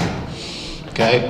There have been other cases I've seen. There's other cases I've defended where someone attempted to use a motor vehicle as a weapon. So yes, the bad guy does not have to have a knife or gun. It can be, certainly a vehicle can be a lethal weapon, and stand your ground would apply there.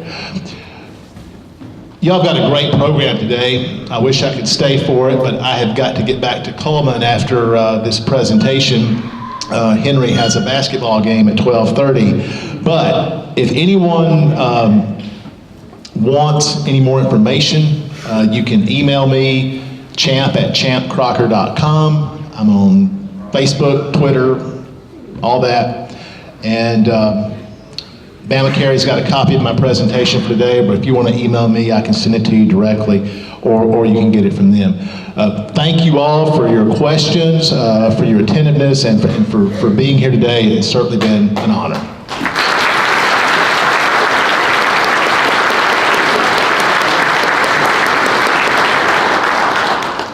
Okay, let's enjoy 15 minutes of break and fellowship. How about it? 11:30, be back, and we'll hear from Will Ainsworth.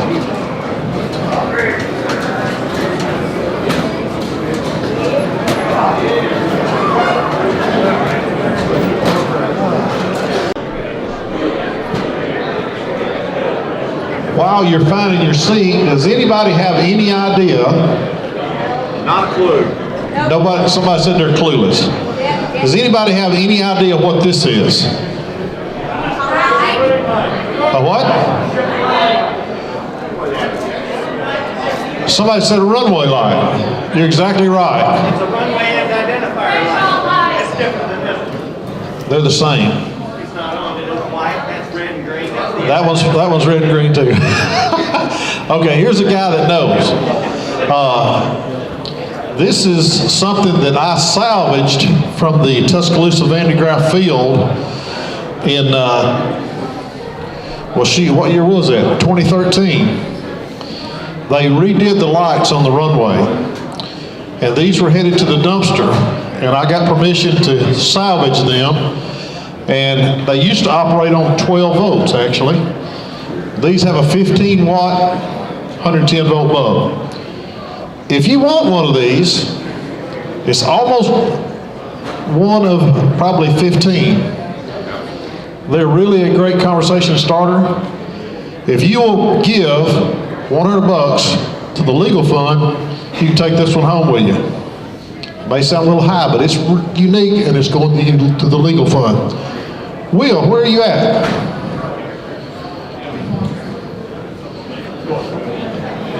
Oh look, somebody please get a picture of him wearing that BamaCarry hat. Come on up, Will. Here's a guy that does not need an introduction. Brought his confidence with him in a cup, but you left it over there. Yeah. We're happy to have you, Will. We're just gracious that your presence is here. And we know you got to buzz out. We got lunch for you right after you get through speaking. You want that? Lunch is next, guys. Anybody ready for that? Okay. Thank you, Will. Yeah, Eddie, hey, first off, let me say this. Thank y'all so much for helping in our campaign. I mean, you guys did a tremendous job. And appreciate the endorsement. So many of y'all in here put up signs, went door to door for us, made phone calls. And I just want you to know, thank you. And, I'm one of y'all. I grew up hunting and fishing. And here's the thing I want y'all to know. The Second Amendment isn't a privilege, it's a right. And we're going to make sure that we fight for that every day in Alabama. It's important. Let me say this, Senator Allen over here and Senator Marsh, two guys in the Senate, they've done a great job, fighting for our rights. Senator Allen's got the bill passed every time, and, he'll do that again, and I'm going to be right there with them fighting. But here's the reality, when we're talking about a pistol permit, you shouldn't have to get a permit for something that's a right. That's the fundamental thing about this, and we've got to make sure we get it done. And so we're going to fight for that. Senator Allen, appreciate your leadership. Senator Marsh, appreciate your leadership in the Senate. He's done a tremendous job of making sure that gets passed. Another issue real quick I want to talk to y'all about is this. A deal, I've got twin boys that are 9. I've got a daughter that's 7. They go to public schools. And, when all the shootings happened, I had teachers, I had coaches, people said, Will, for the first time in my life, I'm worried about not only my life, but the life of my students. We're literally, and here's what I want you to realize, gun-free zones are now killing zones because, you're sitting there and you can't protect yourself.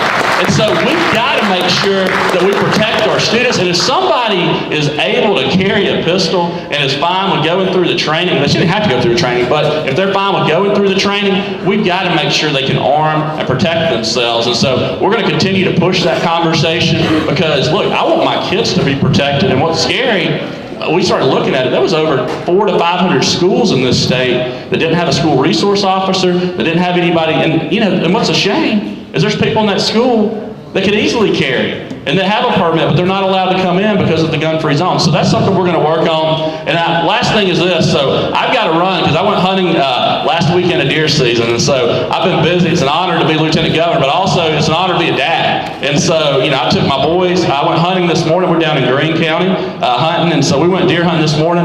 My son Hayes, I got two boys, Hayes and Hunter. Hayes missed a deer at 250 yards, so that was kind of a bummer. But I'm getting ready to go back, take them out this afternoon. But I just wanted to come and tell y'all thank you. I genuinely mean it. I'm here to serve y'all. Y'all let us know what our office can do as lieutenant governor, and it's an honor to be lieutenant governor, but more so, it's just an honor to be with you guys today. We're going to do whatever we can do to fight for our rights, and just let us know how we can help. Thank y'all so much. Appreciate it.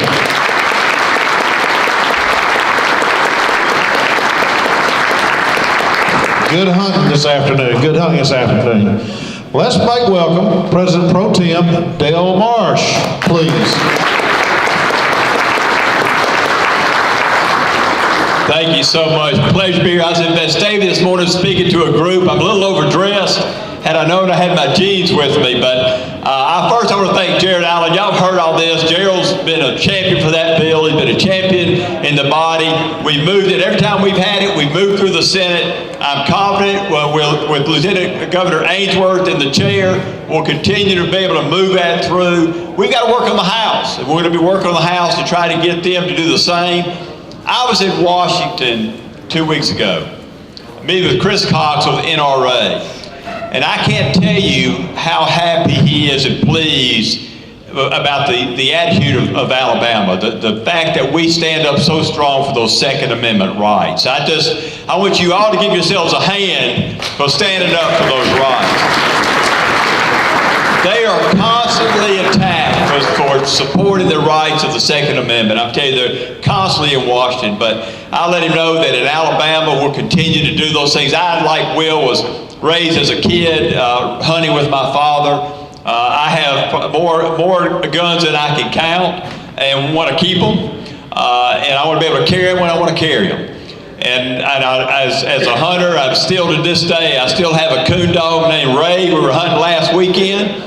And I believe in all the hunters' rights to go and do and your rights to open carry. So trust me, as we go into the next legislative session, Gerald has the legislation. We're going to support Gerald again.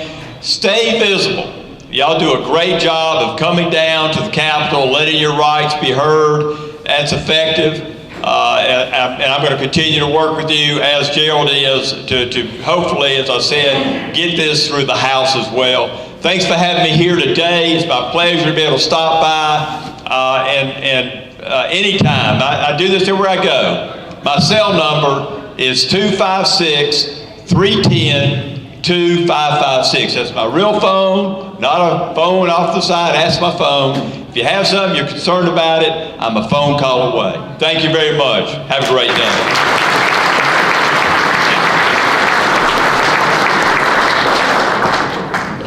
And that was a surprise. Just got a text from my wife.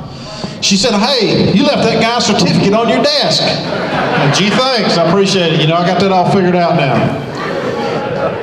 We have just a few more minutes. I don't know if is lunch ready outside? Do they have it? Y'all remember, this place has got good acoustics, and if you're speaking while somebody's up here speaking, I can hear you all the way up here. America is built on one principle. We hold these truths to be self-evident that all men are created equal and endowed by their Creator with certain inalienable rights. Samuel Adams explained that our natural rights were firstly life, secondly liberty, third property, together with the right to protect and defend them in the best means possible. If you don't have a right to life, you're dead. If you don't have a right to liberty, you're a subject. If you don't have a right to secure property, you will soon have neither life nor liberty. And if you don't have the right to protect them, you're a slave. My rights do not come from people. My rights do not come from the government. And thinking that people or government can take my rights is ignorant. If you think that people or government can take my rights, then you are a slave, and I know this. I will be a slave to no man. I didn't even hear an amen. Should have got an amen on there. So if you think guns can kill people, you're ignorant also. Your ignorance does not trump my rights. If you're afraid, get educated, get armed, but your fear does not trump my rights. If you're a politician, do not dare talk to me about gun control, then cry the necessity of national security. That only proves your ignorance. My greatest national security is my right to personal security. If I do not have a right to defend my life, liberty, or property, then government has no power to do it for me. All power of government comes from the rights of individuals. The entire purpose of government is that to secure these rights, governments are instituted among men. When government works contrary to its purpose, when government works to deny my rights, then it becomes my right to alter or abolish it. So guess what? I have no obligation to obey a lawless government that operates contrary to its designed purpose. My first and natural obligation is to secure my rights, the very same rights of my child and all the children of our future. I do know one thing for sure. Ignorance and fear prove that my rights are worth defending. So do America a favor. Get educated, get armed, or get out. Until that day, all I have to say is Molon Labe. I wish I could claim authorship of this, but Chris Ann Hall couldn't be here with us, so that was a piece that she wrote. I thought it was well worthy of being presented here today. And we hope to get Chris Ann back next year. She has some conflicting stuff going on. I know everybody loved her and liked her, including myself. And if our lunch is ready, we're going to dismiss for lunch. Yes? They're going to feed the security people do lunch, and it's 12 o'clock. Okay, so we got 15 minutes before lunch gets ready, security folks. By the way, while Will was talking, I was sitting over here, and there was a guy appeared right behind the curtain over here. So, whoa, who is that guy? And then I thought, that's one of his security guys. I got a little nervous. I said, who's that guy standing right behind Will? But anyway, I'm sure his security guys felt very secure here. So you got a 15-minute break, and then we'll have lunch as soon as our security people get their meal. Then we'll be able to eat too. Thank y'all so much. The best is yet to come. I promise you. That is all.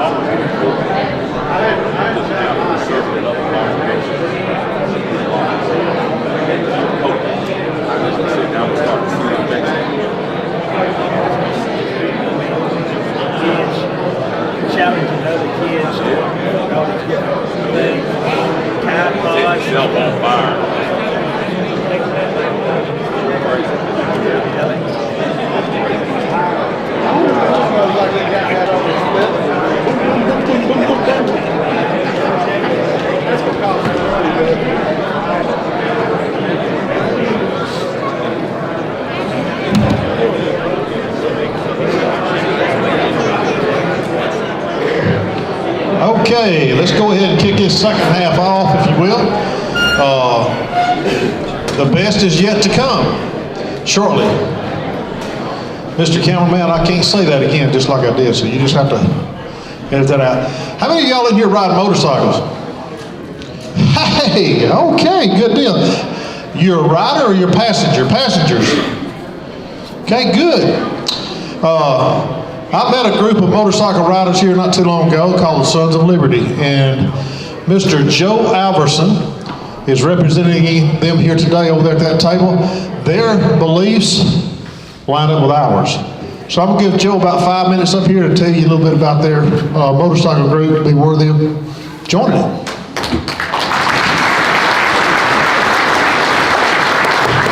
All right, how's everybody doing today? I just want to say that this conference has been just great.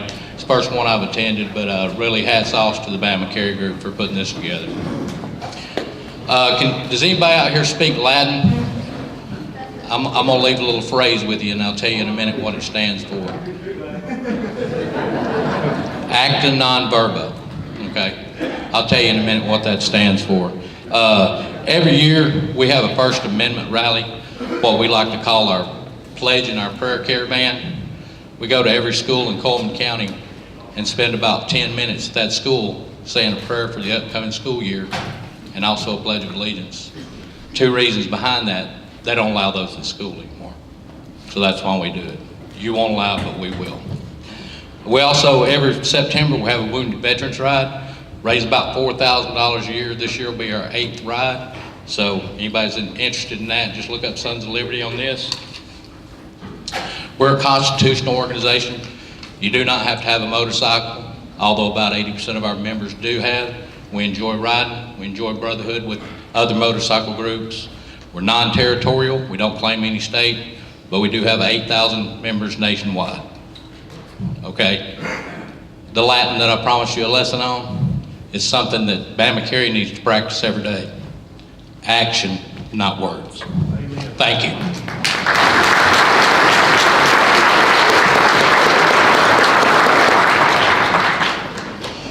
All right, our next speaker is none other than Mr. Eric Pratt. I consider Mr. Pratt a very good friend, especially after getting to share dinner with him and his best asset that he has last night, who is sitting at the table over there now. And I can tell you for sure that Mr. Eric married up.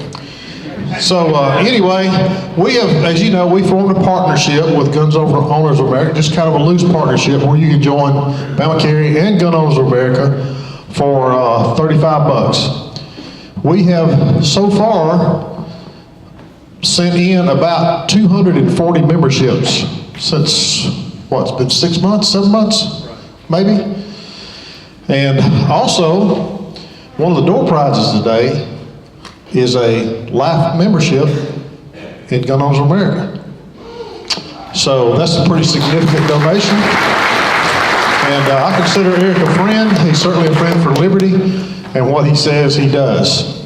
I've been very impressed with Gun Owners of America, and I'm looking forward to bidding on the live membership for Gun Owners of America that will come up at the end. So y'all be thinking about how much you're willing to spend on a bid for Gun Owners of America. Thank you. Eric, welcome. Thank you. Thank you, sir. Thank you, Eddie. Well, thank you. It is good to be back here. This is my second time here. I was with you guys last year. It was wonderful. Thank you to Eddie Fulmer and BamaCarry for the invitation. I tell you what, it's been a pleasure working with you guys alongside of you on certain issues. It's been wonderful. In fact, we've been working together on a very important legal case, and I'll talk more about that in just a little bit. But first, you might remember a lot has happened since, if you were here last year, a lot has happened since that time. Of course, the meeting was in early February, and shortly thereafter, there was a tragic shooting in Florida. There were some other high-profile shootings throughout the country, and of course, you know, if you've been watching the news, you know the left has been making an incredible push for more gun control at the national level, at the state level, all around the country, and they're trying to convince the nation that there's, you might call it a new kind of manifest destiny taking place, right? Or at least a liberal version of it. You know, it's the idea that they are on the right side of history, that they are going to win because the advance of gun control is inevitable and unstoppable. This is what they want to sell to you. But they want to convince you that you are losing your rights, and so they're going to give you story after story to try to dispirit you. Well, I want to tell you why they're wrong. They are so wrong. In fact, they're, you know, you might say they're high as a kite, because they're totally off on this, but they don't like being told this. You know, I was interviewed by a reporter recently, and she wanted to, this was her main question, you know, since the Parkland shooting last year, was 2018 a good or bad year for gun rights? In fact, it was her contention that it was a bad year for us, a bad year for gun rights. And so I told her straight up, I said, look, with the exception of Florida, we saw the blue states get bluer, passing more gun control, but the red states getting more red, loosening restrictions on firearms. I said there was no popular mandate during the past elections for gun control. Well, she just about fell out of her chair on that. I mean, and we went round and round on this because she wanted her story to make the point that Parkland changed everything, that it ignited a change, and that now the nation is getting more and more anti-gun. So I told her this. I said, look, every month, and maybe some of you have seen this, Gallup publishes a poll. Every month they ask Americans, what's the most important issue facing the country?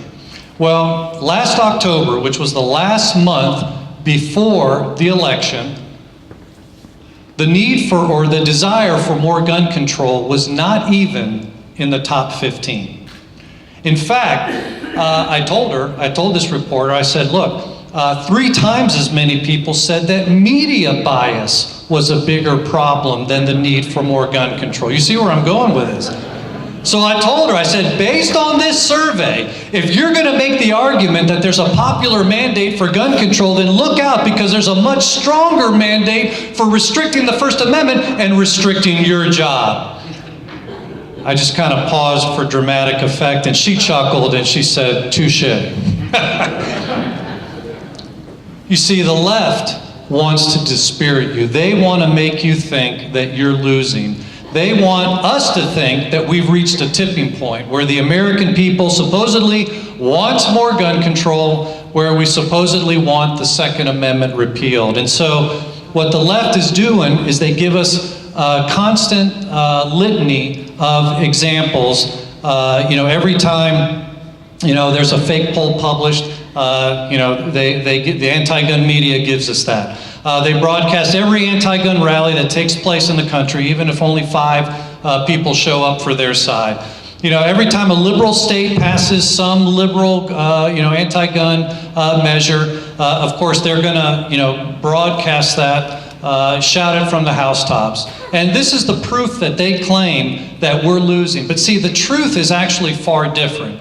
We're actually, and this is what we're actually seeing, and this is what I pointed out to the reporters to make the point that that no, actually, that the red states are getting redder. Yes, blue states are getting bluer, but here you go. You've got the number of school districts.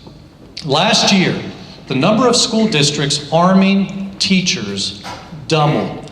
I mean, you can go back 20 years or more. There have been districts around the country where teachers could be armed. But in less than 1 year, the number of counties allowing for, or the number of districts allowing for armed teachers doubled in less than a year. That's very significant. That wasn't shouted from the housetops by the liberal media.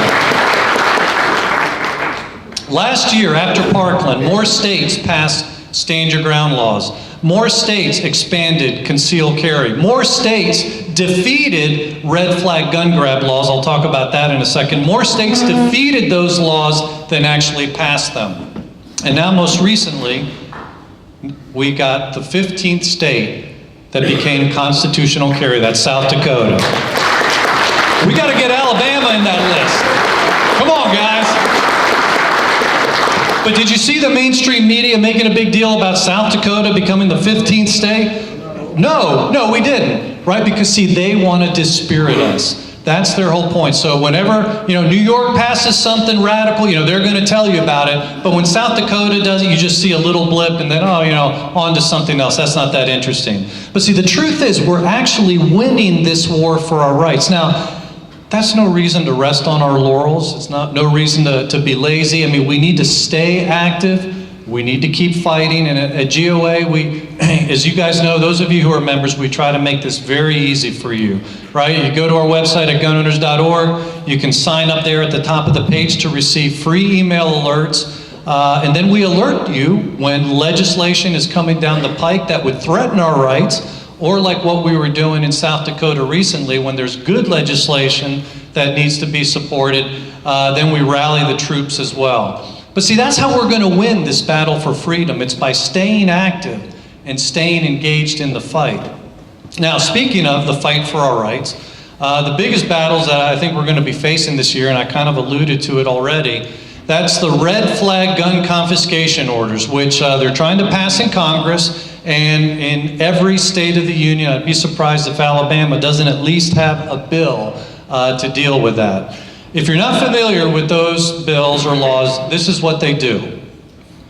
They allow for your guns to be confiscated, even though you haven't been convicted of a crime, even though you haven't even been accused of committing a crime. There simply needs to be the claim by maybe a family member that you are dangerous, in their opinion, and you have guns. That's all it takes. Now, you know how a law like that, just hearing that, how that might be abused, right? Right? Well, we've already seen how this has been abused. In Maryland, around the holidays, there was a family argument. Where hasn't there been a family argument around the holidays, right? Well, a distant relative wanted to get revenge after the argument. So she filed for a red flag gun confiscation order, which Maryland has, against the one that she'd been sparring with. Well, police showed up at Gary Willis's home at 5:17 a.m. in the morning. Why they do that to Roger Stone and others so early in the morning, I will never know. But if somebody, you guys are gun owners, and gals, that was generic, you're gun owners, right? If somebody in the dark is banging on your door early in the morning, and all you hear, you don't hear police, you just hear shouting, how are you going to answer the door? You come with a cell phone in one hand and a gun in the other hand, right? I mean, just for safety purposes. Well, that's what Gary Willis did, and he's dead. Police shot him. I mean, yeah, it may have been a misunderstanding, who knows what, I wasn't there, but this is a huge problem where due process is being thrown out the window. And the first time that you ever find out that there's been this order issued against you is when they show up at 5:17 a.m. in the morning demanding your guns. Well, his niece, one of his nieces who was there at that family dinner, was just dumbfounded. She said, my uncle wouldn't hurt a fly. She said that argument was just family being family. And yet now we see it cost him his life. That's all it takes. It's just one family member filing that complaint. We need to defeat these bills, not only in Congress, but all around the country and in Alabama as well.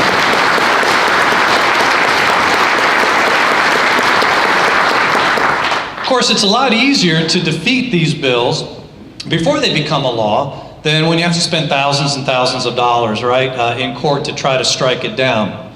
And yet sometimes that's what we have to do. So GOA is fighting a lot of legal battles right now with the addition of 2 Supreme Court justices that are pro-gun. They had a pro-gun history when they were at the circuit court level. We feel that we have this opportunity, a window right now to challenge laws at the Supreme Court. Gun control laws. And so currently we're involved in 3 huge cases. One of them, as I mentioned, with BamaCarry, and I'll talk about that in just a second. But with the first one, the Supreme Court actually recently, you may have seen this in the news, they just voted to hear the case. We're part of we're helping to challenge New York City's very draconian gun control laws. And this is a case that has huge ramifications for other states, because if the Supreme Court follows the Heller decision, the McDonald decision, and says that you have to stick to the text, history, and tradition of the Second Amendment, well, then there's a lot of unconstitutional laws and a lot of unconstitutional judges' decisions that are in jeopardy. So that would be a good thing. By the way, this already happened after the Heller and McDonald cases. Once the Supreme Court ruled on those cases, there were cities that repealed their gun bans. There were states that repealed their bans on concealed carry. I wish it was constitutional carry, but they repealed their bans, and so now all 50 states have some form of concealed carry. So good things happened after the Supreme Court weighed in 8 to 10 years ago. So, this is a window, again, we may not have forever, so this is a huge opportunity that we have right now. So that's our first case. Our second big case right now that we're involved in is one that we're currently appealing to the U.S. Supreme Court. Gun Owners of America is defending a disabled veteran who really got reamed by Eric Holder's Justice Department. Jeremy Kettler is this veteran's name. He refused to pay the $200 tax on a suppressor that he had bought pursuant to the laws of his state. Kansas law says that any suppressor that is made in the state and stays in the state is exempt from federal law. So, yeah, pretty cool, right? Kind of sounds like what happens in Kansas stays in Kansas. Hey, if it works for Las Vegas, why not for the Jayhawks stay, right? That's what I say. Well, this is actually a very important law. We helped push that law into law there in Kansas, and we've helped push it into law in other states as well. And we want to see other states, even Alabama, pass a Second Amendment Preservation Act. So we think it's very important to defend this law. Anyway, because Kettler was relying on Kansas law, he purchased a suppressor in 2014, but he didn't register it with the ATF. And believing he was following the law, which he was, state law, he posted a video about his new suppressor on Facebook. Now, in retrospect, that maybe wasn't the wisest thing to do because somebody at the ATF saw that and the ATF swooped in and, but here's the crazy thing. I'm not going to ask for a show of hands who hasn't paid their taxes, but if you theoretically were not to pay your taxes, IRS would send you a bunch of letters and eventually they would probably garnish your wages. I actually know people that have had that happen to them, like Wesley Snipes, and well, actually he went to jail. But I do have some friends that have a little bit of experience with this. I mean, they don't break into your home, they just, they'll eventually garnish your wages. Well, not Eric Holder's ATF, no. Not when it comes to gun rights. Rather than just simply requiring him to register his suppressor, they wanted to prosecute him, make an example out of him, to scare anybody who would dare resist federal power on guns. And so Jeremy Kettler, sadly, was indicted. He was convicted of possessing an unregistered suppressor, and now this disabled veteran is a federal felon. So we're defending him. We're not only defending him in an appeal to the Supreme Court, we're actually challenging the very core of the National Firearms Act. Gee, wouldn't that be a shame if the NFA just crumbled to the ground as a result of this case? That would make a lot of us happy. So again, here's this open window that we have now with 5 pro-gun Supreme Court judges. So we're hopeful that if the Supreme Court grants cert in this case, that we'll be able to get his felony conviction overturned, but also that, we get a whack at the NFA. And all in the process being able to uphold Kansas's law all at the same time. So that's an important case that we're involved in. That's our second case right now. Our third big case is the one that we're involved with BamaCarry, where BamaCarry is helping us with this. We're suing the ATF over their regulations banning bump stocks. Now, I would venture to guess that in a room like this, probably most of you get it as to why this would be an important fight. But if anybody's thinking, what's the big deal about bump stocks? They're dumb novelties anyway. What's the big deal? Consider these points. First of all, the ATF ban, not only does it violate federal law, it violates even previous ATF rulings. I mean, this rules that a piece of plastic is a machine gun, which is incredibly ridiculous. I mean, that's like trying to ban smoking by saying a cigarette is a stick of dynamite. It's just ridiculous to make this claim, but think about how dangerous this is, because if government bureaucrats can turn on a dime and ban something that even they themselves for years has said is legal, then think about, what's next? Will ammo be the next thing on the chopping block? Firearms, certain firearms, pistol braces, or just, you fill in the blank. What's next on the chopping block? I mean, the principle behind this ruling of theirs jeopardizes all of our rights. I mean, this is very dangerous. So that's one big problem with this bump stock ban. But here's an even greater problem, I think. The language is so incredibly broad, it threatens AR-15s and other semi-automatic rifles. All of you know, a machine gun. You pull a trigger back and it continues to discharge rounds through the barrel until either you run out of ammo or you let your finger off the trigger, right?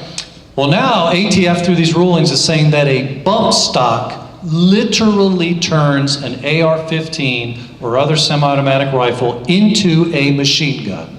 They're claiming that the piece of plastic itself is a machine gun and it converts an AR-15 into a machine gun, which of course is, just defies logic, because obviously the trigger is still moving back and forth when you're using a bump stock. One bullet for every pull of the trigger.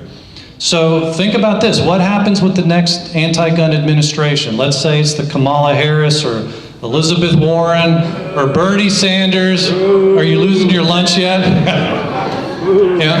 Trump has already banned bump stocks unless we're successful in the courts.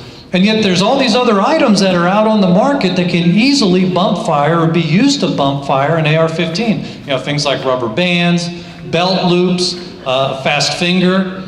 See, if bump firing an AR-15 turns it into a machine gun, then according to the ATF regs, here's the problem. The next anti-gun administration is going to have a choice. Either ban rubber bands or ban AR-15s. Which one do you think Kamala Harris will choose? Right? See, this is a huge problem. But, even in addition to all of this, think about it. This ban is violating our Fifth Amendment protection, the takings clause, because there's no grandfather clause here.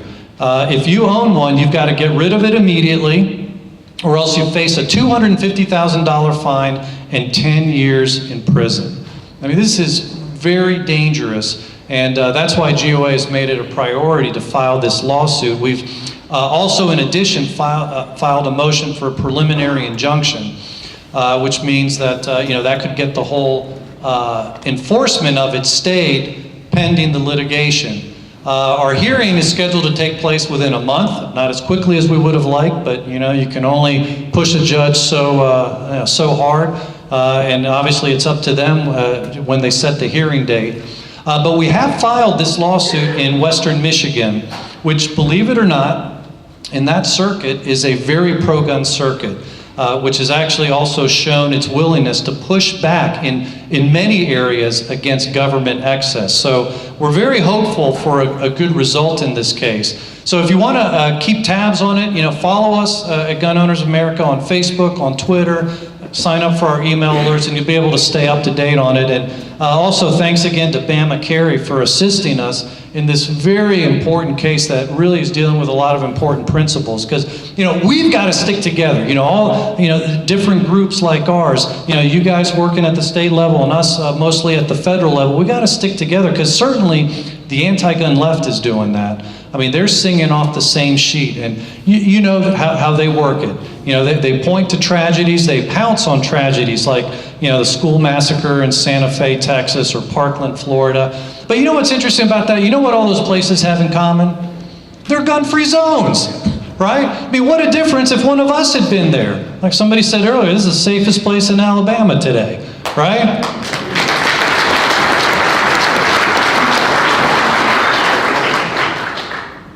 Here's the thing, though. Good guys with guns are stopping mass shootings from coast to coast. Good guys and good gals. Of course, you don't see CNN reporting that, the Clinton News Network. They don't report on these stories. But we see it again and again, right? Last year, 2 armed good guys shoot and kill a gunman who opens fire in an Oklahoma restaurant. A firefighter, before that, stops a potential mass shooting at a South Carolina school. A doctor ends one at a Pennsylvania hospital. A husband on a date with his wife, stops a mass shooting in a Texas bar. An Uber driver in Chicago, of all places, stops one on a busy street corner before anybody can be injured. And this is one of my favorites. A woman worshiping in a Colorado church with a concealed carry firearm mortally wounds an armed invader who had 1,000 rounds of ammunition strapped in. He was intending to commit the greatest mass shooting on American soil, but not one person was killed inside of that church other than the bad guy. That's how you get it done. So those are just a few of the examples from all over the country. I mean, guns, as you guys know, are saving lives every day, every day. So this is why we have to work so hard to preserve our Second Amendment protected rights. I mean, we cannot compromise. We cannot settle for gun control light. The Second Amendment says shall not be infringed. It doesn't say you can have a background check. Right? It doesn't say you can have a waiting period or that you can have a ban on bump stocks or have a Hughes Amendment or an NFA. See, our rights don't come from government. Right? They don't come from popular opinion, thank God. They don't even come from a piece of paper like the Constitution, as good of a document as that piece of paper is. That's not where we get our rights. No, our Declaration, our founders hit the nail on the head. Our rights are endowed to us by our Creator. They come to us from God, and that's why they can't be taken from us, and that's why we cannot compromise. Not at all. Amen.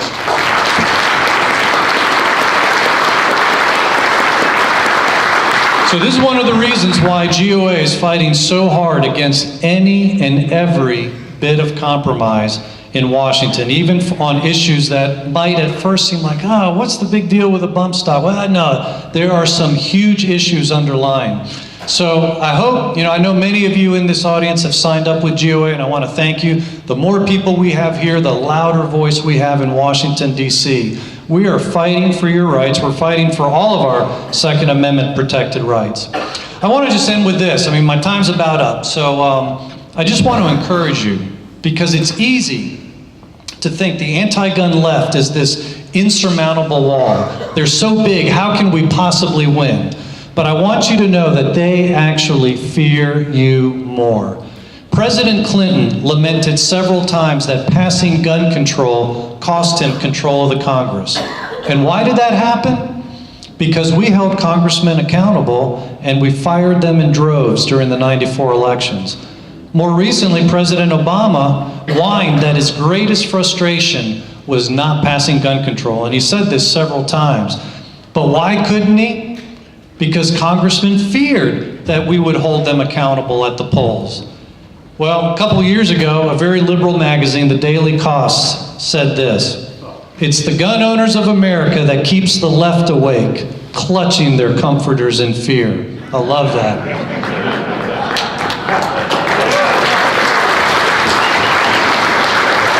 But see, here's the point. It's not Eric Pratt that they fear. It's you guys that they fear. The left fears you. They fear the power of the grassroots, because that's what Gun Owners of America is. That's what BamaCarry is. The left fears you. So be encouraged, folks. This is a good day for liberty. Thank you, and may God continue to bless this nation.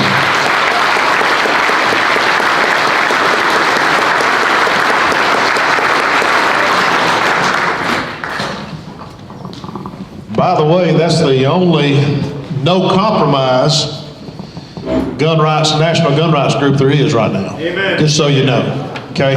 Including the big one, the NRA. I'll go ahead and say it. They folded on that, and I was very disappointed in it. This next young lady is going to come speak to us is, how many of y'all remember what happened at Kent State many years ago? Sad. The first time that I saw anything about Miss Caitlin Bennett was when a picture surfaced, her graduation photo actually, and I thought, yeah, she's not going to be a communist and she just graduated college. She made it through. As a matter of fact, I believe she has a t-shirt that says that. But anyway, all y'all know who Caitlin is. She's been in the face of many people, socialists, communists, and a few other undesirables, I'm sure. Would y'all please make welcome Caitlin Bennett.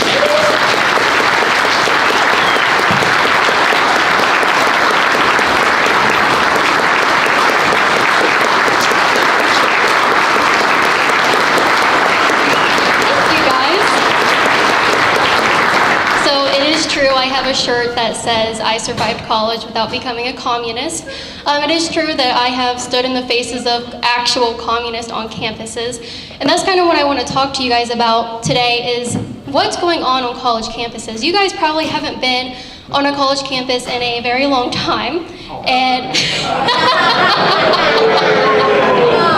there we go, I just lost all my followers. But that's great because I'm here to tell you what it's like and what's in jeopardy, and it's all about our rights. This is my boyfriend Justin, my fiance Justin. I got engaged. My bad, I'm still getting used to that. He kind of talks with me everywhere I go, and then at the end of our talk, I kind of wanted to get questions and answers from you guys, either about what I think about reaching out to young people, anything I said in my speech, or if you want to know how my anatomy class was during my time at Kent State, you can ask me about that too. So, if you guys know that every single gun law is an infringement. I don't have to sit here and tell you about that. So that's not the direction I want to go today. I think Eric Pratt did a very good job of explaining that to you guys. So I want to kind of just tell you my story. And I'm going to pass the mic off to Justin because he's going to tell you about something that happened at the alligator farm in St. Augustine this week. A day before we got engaged, someone that worked there threatened to throw me into the alligator pit. He wanted to feed me to the alligators simply because I support the Second Amendment. And I'm going to let you talk about that. All right, so pleasure to meet everyone. My name is Justin. So like all good boyfriends and fiancés, I look out for Kate on a daily basis.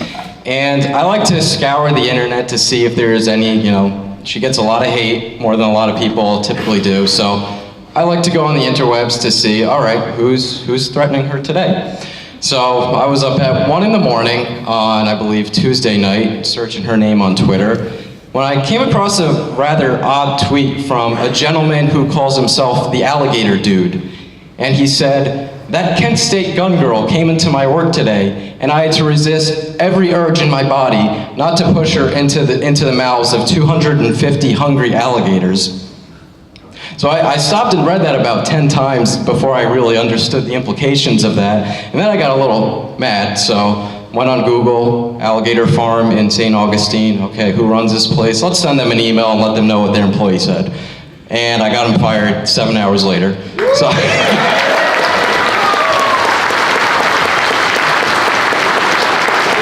but I think the most telling thing about this isn't even necessarily what he said or the reaction of the farm, which is great, obviously, that they took a stand for Kate and for our Second Amendment rights.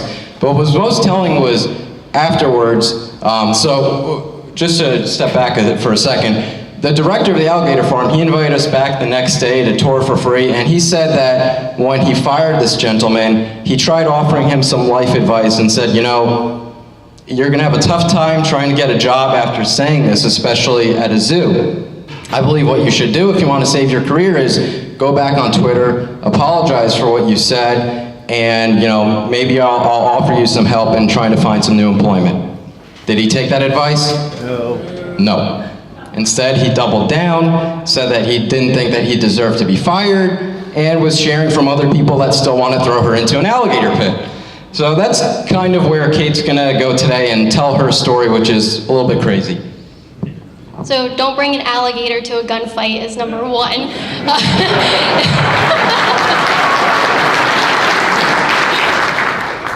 So When I started school, I originally went to Bowling Green State University, which is by Toledo, Ohio, and I realized that wasn't for me.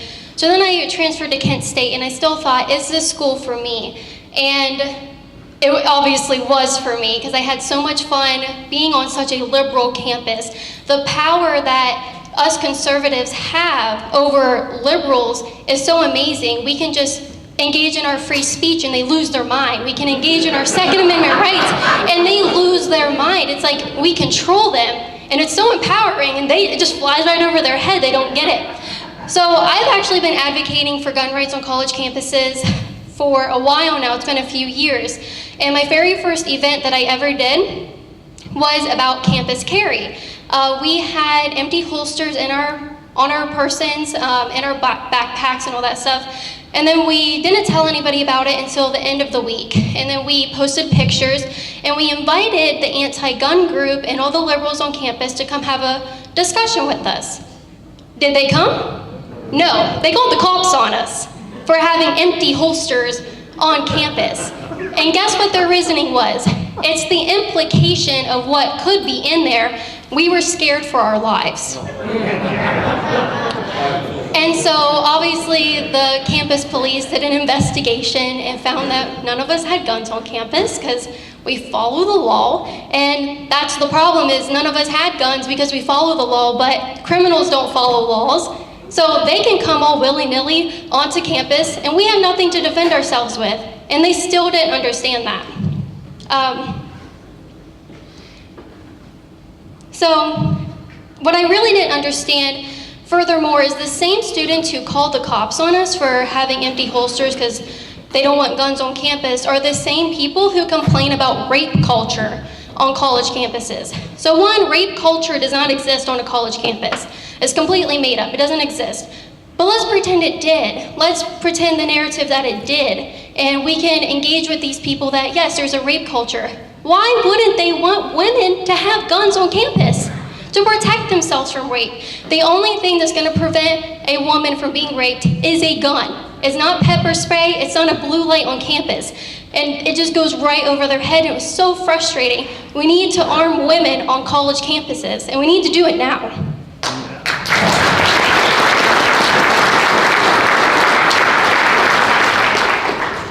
So we fast forward a little bit to my senior year, and right at the end of my senior year, my last semester, is when the school shooting happened in Parkland. And of course, everybody sympathizes with what happened there. It's awful. We wish it would have never happened, but it did. And what I saw come from the aftermath of that is David Hogg and his group, March for Our Lives, was able to rally thousands of young children and teenagers and young adults to rally in the streets for gun control. I was like, holy crap, what's going on? He's brainwashing people, they're brainwashing everybody. So I said, where's the other side? I saw no one in the mainstream media getting coverage for being a young person that didn't believe in gun control. So I was like, well, okay, I'll do it then. If no one else will, I will. So I took a stand and I said, enough is enough. And after being in the dean's office a couple times through my senior year because students called me a Nazi for engaging in free speech or for being pro-gun on Facebook, I don't know if you guys have ever had to tell a dean at your college that you're not a Nazi, but it's super awkward and it's super inappropriate. It shouldn't have even happened. So after all of that, I decided to organize an open carry demonstration on my campus before I even took my photo. I invited some people that didn't attend the school because I'll tell you guys the laws in Ohio. So in Ohio, you can carry on public state colleges and universities if you're not a student. So Joe over there can go to Kent State right now and carry his AR-10 or his AK-47 or his Glock. And it's okay, it's legal. But when I was a student, I wasn't afforded those same rights. And that is a problem. And I don't know who made that law or who decided that that was okay. It's completely backwards. You don't afford the people who spend their time on that campus the right to defend themselves. But if you're just a visitor, then obviously your life matters. It's such an insulting policy for a school to sit there and say, well, you spend your time here, your life doesn't matter as much as Bob down the street who graduated 50 years ago. It's insulting. So with my open carry demonstration, I had about 50 armed people come to campus within a 3-week span, so I'm super proud of myself for that. And it went great. And everybody talked about how this is the safest place to be in Alabama right now. With 50 armed people at Kent State University in April, that was the safest place on campus to be. And it was so true because nothing happened. You know, no one wanted to come and start anything with any of us because we were carrying. They knew that we would be able to protect ourselves. Do you want to talk about anything with that?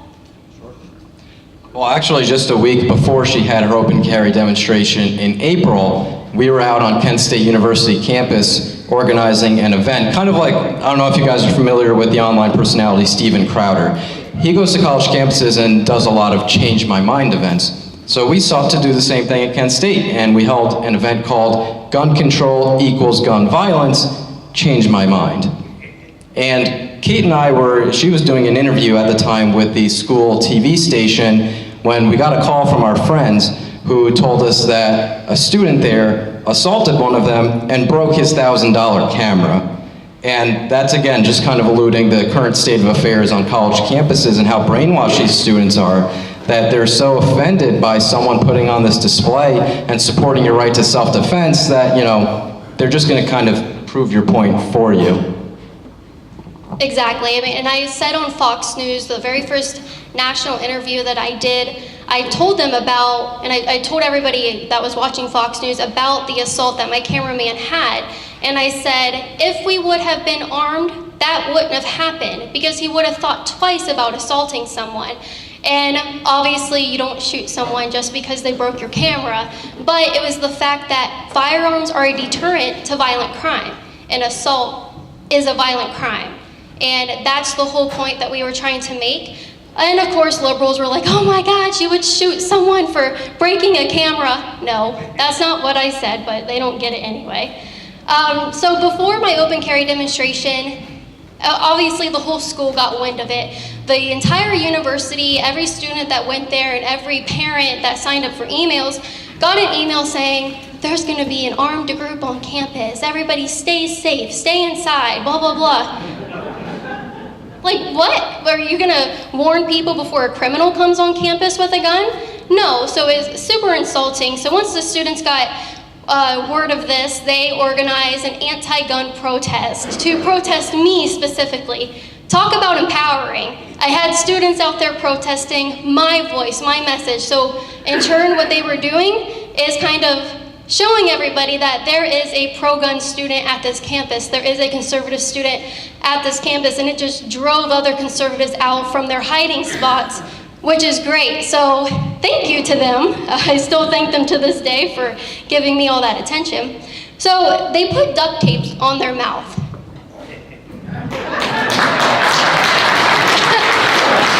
They did us all a big favor that day when they protested. They put duct tape on their mouths. And we have a video of it up on Liberty Hangout Facebook page. I went there with my microphone and I was like, does anybody want to explain what you're doing? They had signs about free Palestine. They had signs about white feminism, and they had signs about the patriarchy. But the most telling was the signs about Black Lives Matter. Black lives do matter. So why are they not advocating for black students to carry on campus? It does not make sense. It's the same thing with the feminists who complain about rape culture.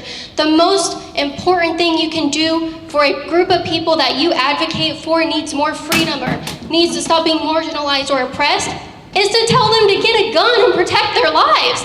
That's how Black Lives Matter. And that's what we should be telling the black community. Their lives do matter. So get yourself a gun.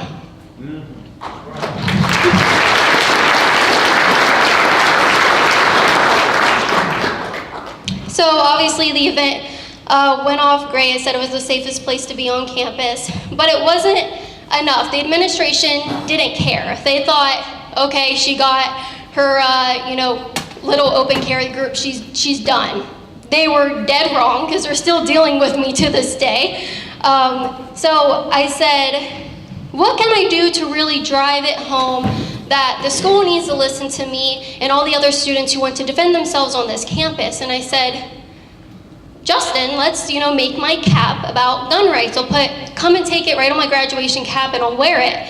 And we're like, okay, yeah, that's cool. And then Justin goes, let's take a rifle to campus. You're no longer a student. You can carry the day you graduate. And I was like, should we do it? And I was like, oh, I don't know. And then we decided yes, we would do that. And we had 3 rifles on campus that day. No one cared. We had an officer following us around, which, whatever, better safe than sorry, but we didn't need him there legally or even to protect us, because that's what a firearm is for anyway. So we took the picture, and it's kind of sad that, it even went viral. It went viral because of the political climate in this country surrounding firearms. It is sad that I'm standing up here today, although I love speaking to all of you. It's sad that I'm standing up here because I took a picture defending the Second Amendment, and I took a picture with a rifle. There's nothing controversial about a woman carrying a rifle or supporting the Second Amendment, and there shouldn't be anything wrong or controversial with a woman carrying a firearm on a college campus. But that's how we are today. And I kind of want to talk about, for the last part of this, about the gun community and how we need to all stick together, because the fact that my picture did go viral and made so many people mad is because of the young generation today on college campuses. I just told you guys all about, these violent socialists on campus that don't like gun rights, which they can't have guns to push their socialist agenda anyway, so that does make sense. But I don't even know where I was going with that. I'm kind of nervous up here, and the lights are hot, and I'm sweating, so excuse me.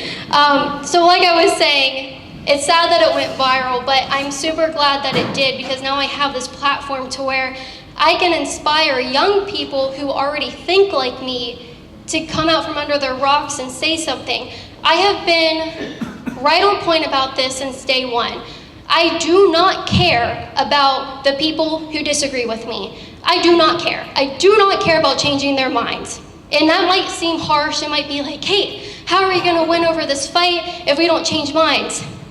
We change minds, that's fine if we change the minds in the process, but we win by bringing out the people who are scared to stand up for themselves. If I had someone like me telling me not to be afraid to say what I want or be myself or say that I'm a conservative or that I own guns, I would have been doing this a long time ago. But I was scared because it's intimidating. You can lose your jobs because you're conservative, or if you threaten to throw someone in an alligator pit, which you should lose your job for that. But this is where the unity part comes in. And I want Justin to talk about this because after I took my photo, I had so many death threats, which is super ironic because you don't threaten an armed person because it won't end very well for you. So I don't know what they were thinking, but he's the one that handles all of those nasty messages I get, and when I see them sometimes, it breaks me down. It hurts knowing that so many people want me dead or they want me to be raped.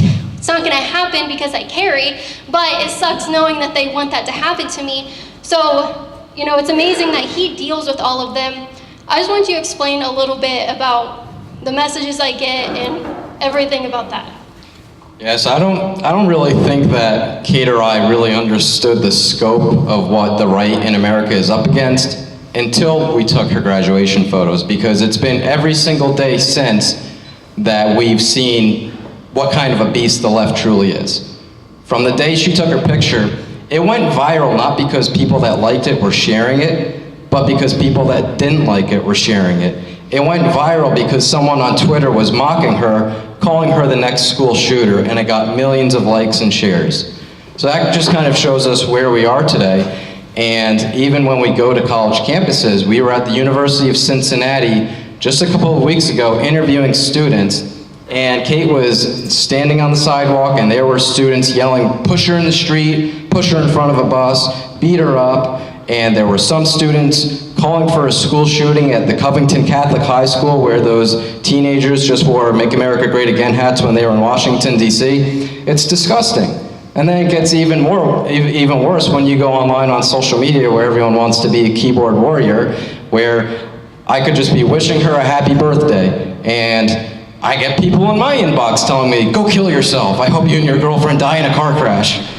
Or the other day, I proposed to her, a very beautiful moment in our lives. I put it on Twitter, I didn't even tag her, I didn't even say her name. It blew up with someone saying, imagine wanting to marry this dumb B-word. And it got 300,000 shares on it. It's crazy, and it just goes to show, kind of back to Kate's point, that we should have no interest in trying to change these people's minds. They can't even figure out what gender they are. So,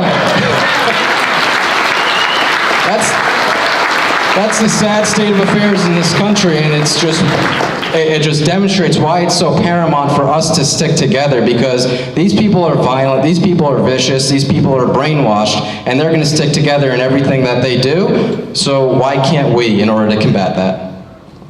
So that leads me into my next point. I kind of wanted to talk a little bit about unity within the gun community, because I kind of expected the liberal backlash. What I didn't expect was so much infighting within gun owners. It's ridiculous. I had gun groups, like national gun groups, coming after me because I open carried on college campuses. But they support, the right to carry on college campuses as well. But just because my rifle was out in the open instead of having a concealed Glock in my waistband, they threw me away. They didn't want anything to do with me. They didn't want to hear my message. They didn't want to share my message, even though we believe in the same thing. And I was dumbfounded. We just told you all this about these college kids not appreciating free speech or the right to Second Amendment, the right to defend yourself. So why are we going after each other?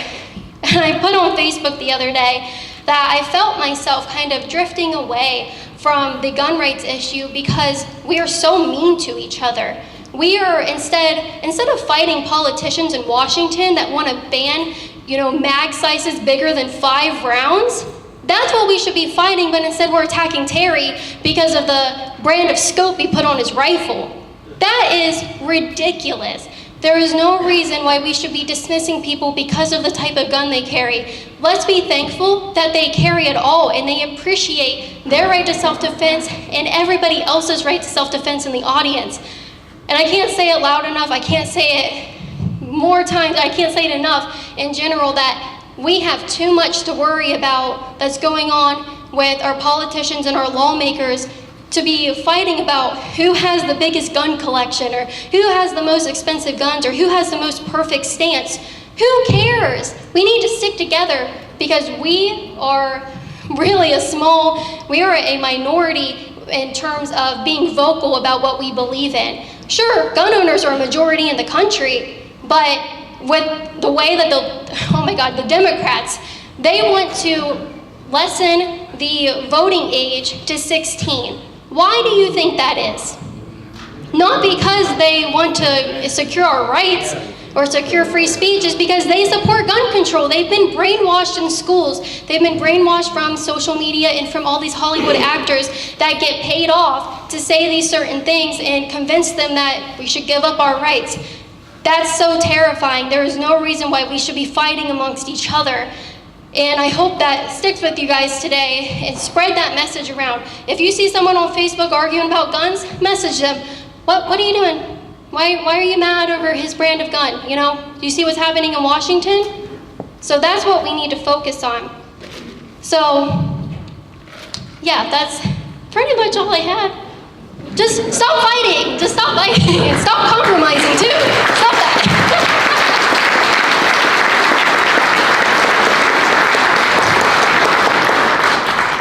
I think one more thing that's important to add is because we were touching on the issue of why we should be sticking together and why we shouldn't be afraid to kind of, stick it to the left after all these years and what they've done to us.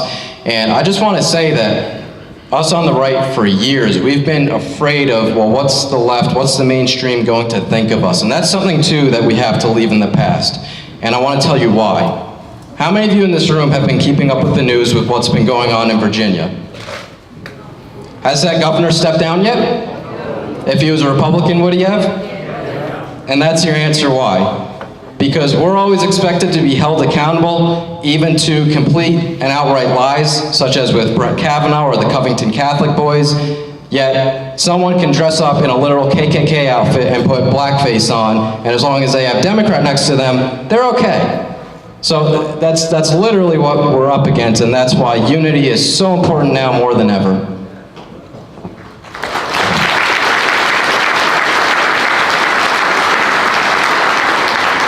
So if there's any questions, I wanted to take a few. I don't have a clock up here, so I don't know what time it is, but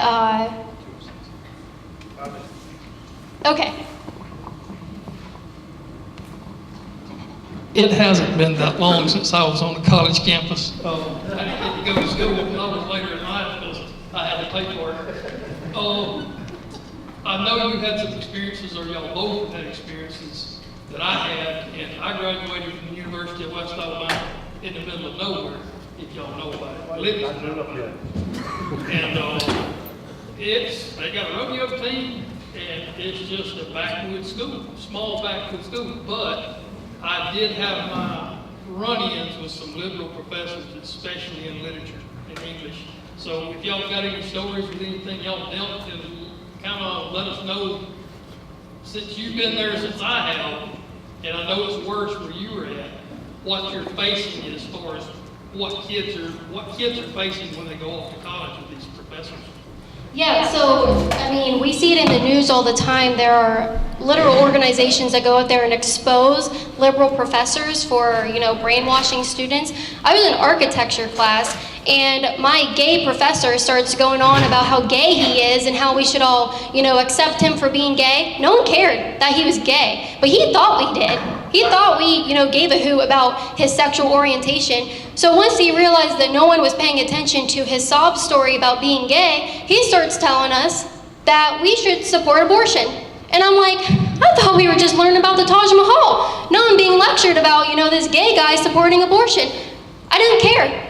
I didn't care. I didn't need to be brainwashed into believing that murdering a baby is okay. That was totally just uncalled for. I also had another professor, a chemistry professor, that after I graduated, I found him on a thread talking very poorly about me, saying that I should have been expelled before I graduated. This was after I took my picture, and he was saying that he doesn't want students to have guns because if he gave them a bad grade, they would shoot him. There is nothing stopping a student from shooting the professor right now. The sign isn't going to stop that. So if a student was going to do that, he would have already done it, or it still might happen because there's nothing there to stop him. He knows that he'll get away with it because everybody will be disarmed.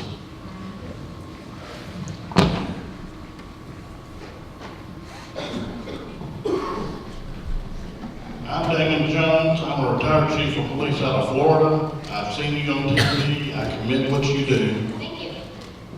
And I'm also with Self-Defense Fund. And out of my pocket for you and you, I will buy both of y'all a year of Self-Defense Fund. Thank you.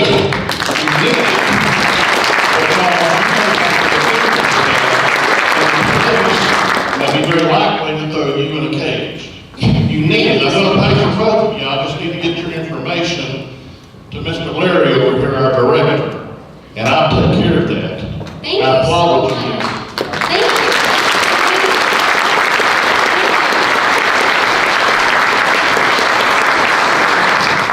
I saw on your Twitter feed where the guy said he was going to throw you down and rape you.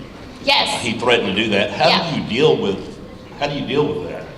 So what he's talking about a video is I was at a Trump protest and I was interviewing them, kind of exposing how crazy they are. And this old man looked at me and said, well, first he touched me like this. And I said, don't touch me, sir. And he touched me again. I said, do not touch me. And he goes, I have a right to touch you. I have the right to throw you on the ground and rape you. And I was like, oh my God. First it caught me off guard. I was like, did this liberal just say he wanted to rape me? Aren't they the party of Me Too and anti-rape? And there's, a male, what do they call the toxic masculinity problem right now? That's toxic masculinity if I've ever seen it. How do I deal with it? I film it. And I put it on the internet and it goes viral and we expose these people for who they really are. They aren't anti-rape. They're just, violence when it fits them so that they can come across as, oh, we're peaceful and they're tolerant. No, they're not. So if it ever happens to one of you guys where you get into contact with a crazy person that's acting like this, film it and put it out on the internet. Send it to organizations or send it to us and we'll expose these people. So I had to kind of take a few steps back and I was like, oh my gosh, and I looked at my cameraman and I was like, you get that? Keep filming. Then he ended up following me around all day, but thank God I was carrying, so I wasn't that worried. But thank you guys, I think my time's up. I really appreciate it.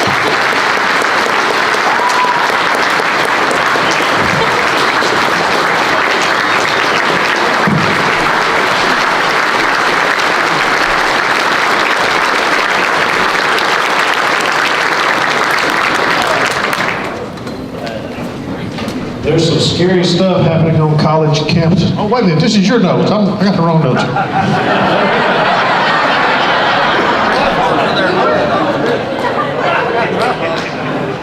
It's easy to fool an old guy sometimes. Just don't mess with us. We're going to take about a 15-minute break. So y'all fellowship, and if you did not get a door prize ticket, be sure you get one. Everybody that came in today should have gotten one door prize ticket. I assure you, we say the best for last. Well, maybe I shouldn't have said that, but the best is still coming.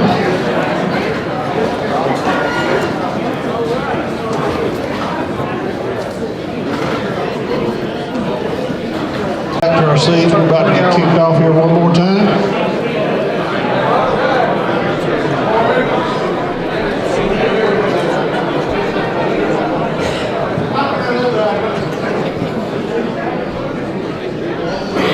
The interviews a couple of us just did will be on the news tonight at 10, channel 42. And the videographer said he's going to make us all look good and we're not going to be so old, it's going to be skinny. I'm going to hold it to it. Appreciate that. I don't know how many of y'all keep up with the Walker County or Walker County Sheriff's page or whatever, but lately, Walker County Sheriff's Department has been walking the dog and taking out the trash.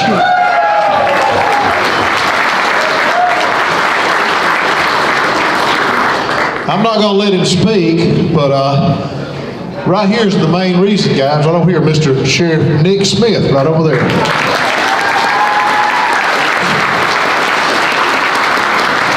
Sheriff, I don't know if you saw it the other day, but I put a post on your Walker County Sheriff's page. I want you to make Walker County a place that criminals say, well, crap, no, let's don't go there. That's what I want you to do, and I think you're well on the way to doing that. Nick is a BamaCarry endorsed candidate, and he is a card-carrying BamaCarry member. So very good. Also, that we failed to mention earlier was Sheriff Phil Sims of Marshall County, who was an BamaCarry endorsed candidate.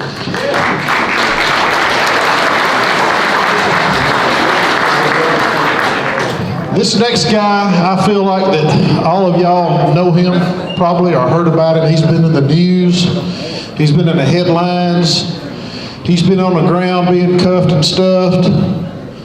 But he has stood his ground. And should be an inspiration to every one of us. He comes to us all the way from Texas. He's a small guy. But he's got a big, big message. Y'all please welcome Mr. C.J. Griffin.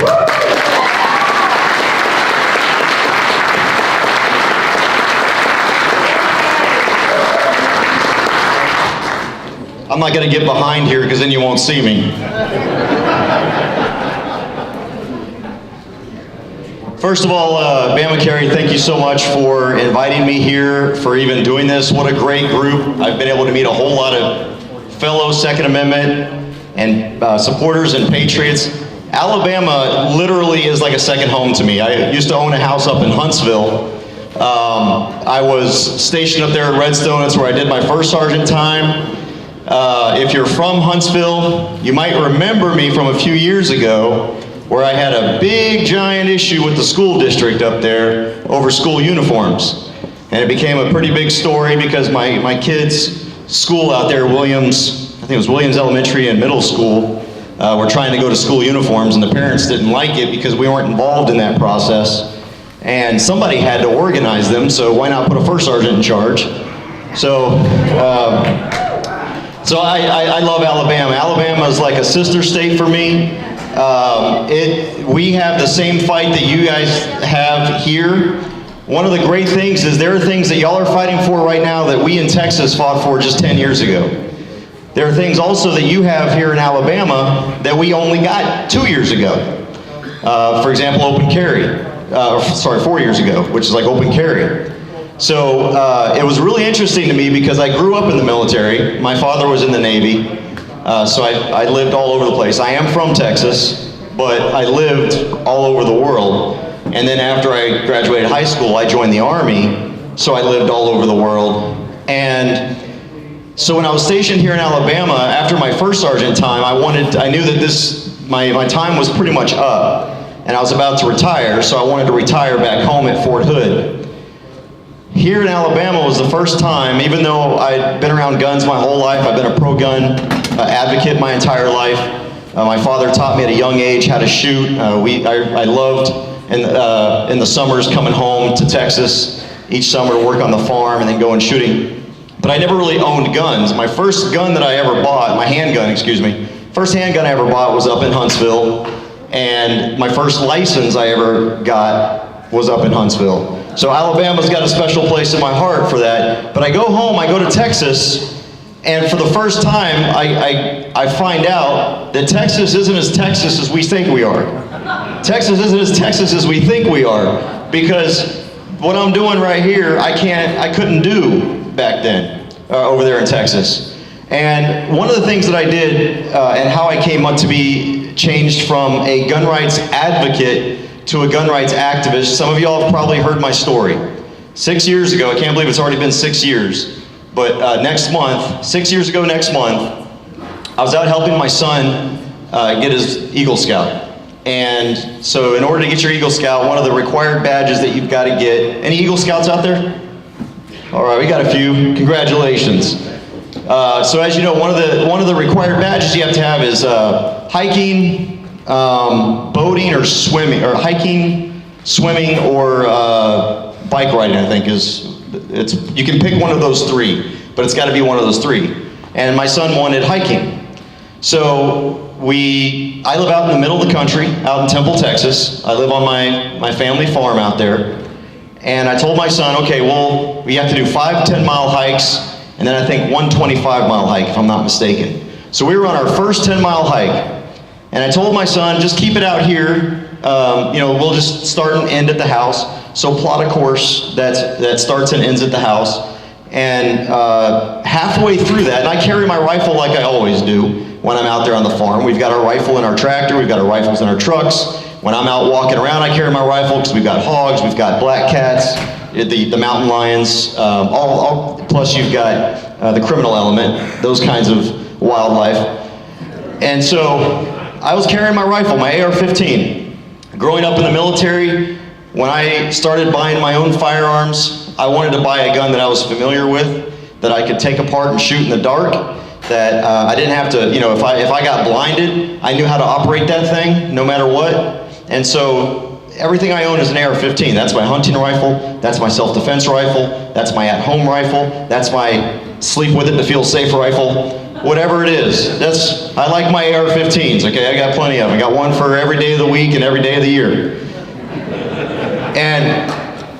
And so halfway through my hike, I hear a voice behind me. And the voice, all I hear is, wait a minute, it's a pretty windy day, so I wasn't, apparently he had said it twice. I didn't hear the first time.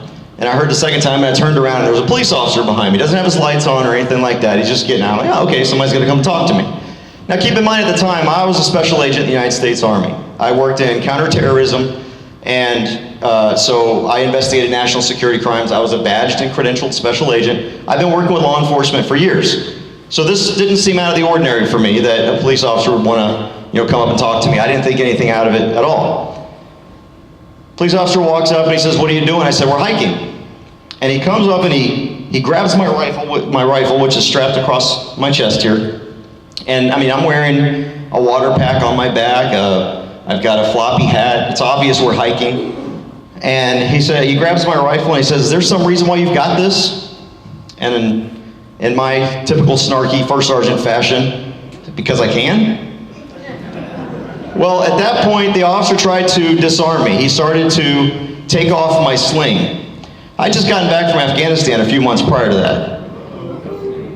You don't just grab a guy's gun, and you definitely don't try to take it from him without saying something first. And my immediate reaction, it was just a quick reaction, I didn't even think about it, was, "Whoa, what do you think you're doing?" I put my hand on the buttstock and on the barrel of the rifle, and I said, "You can't disarm me."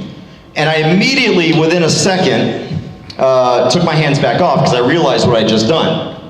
And I took my hands off. Well, in that 1 second, the officer had his gun out, stuck it to the back of my head, and threw me onto the hood of a police car.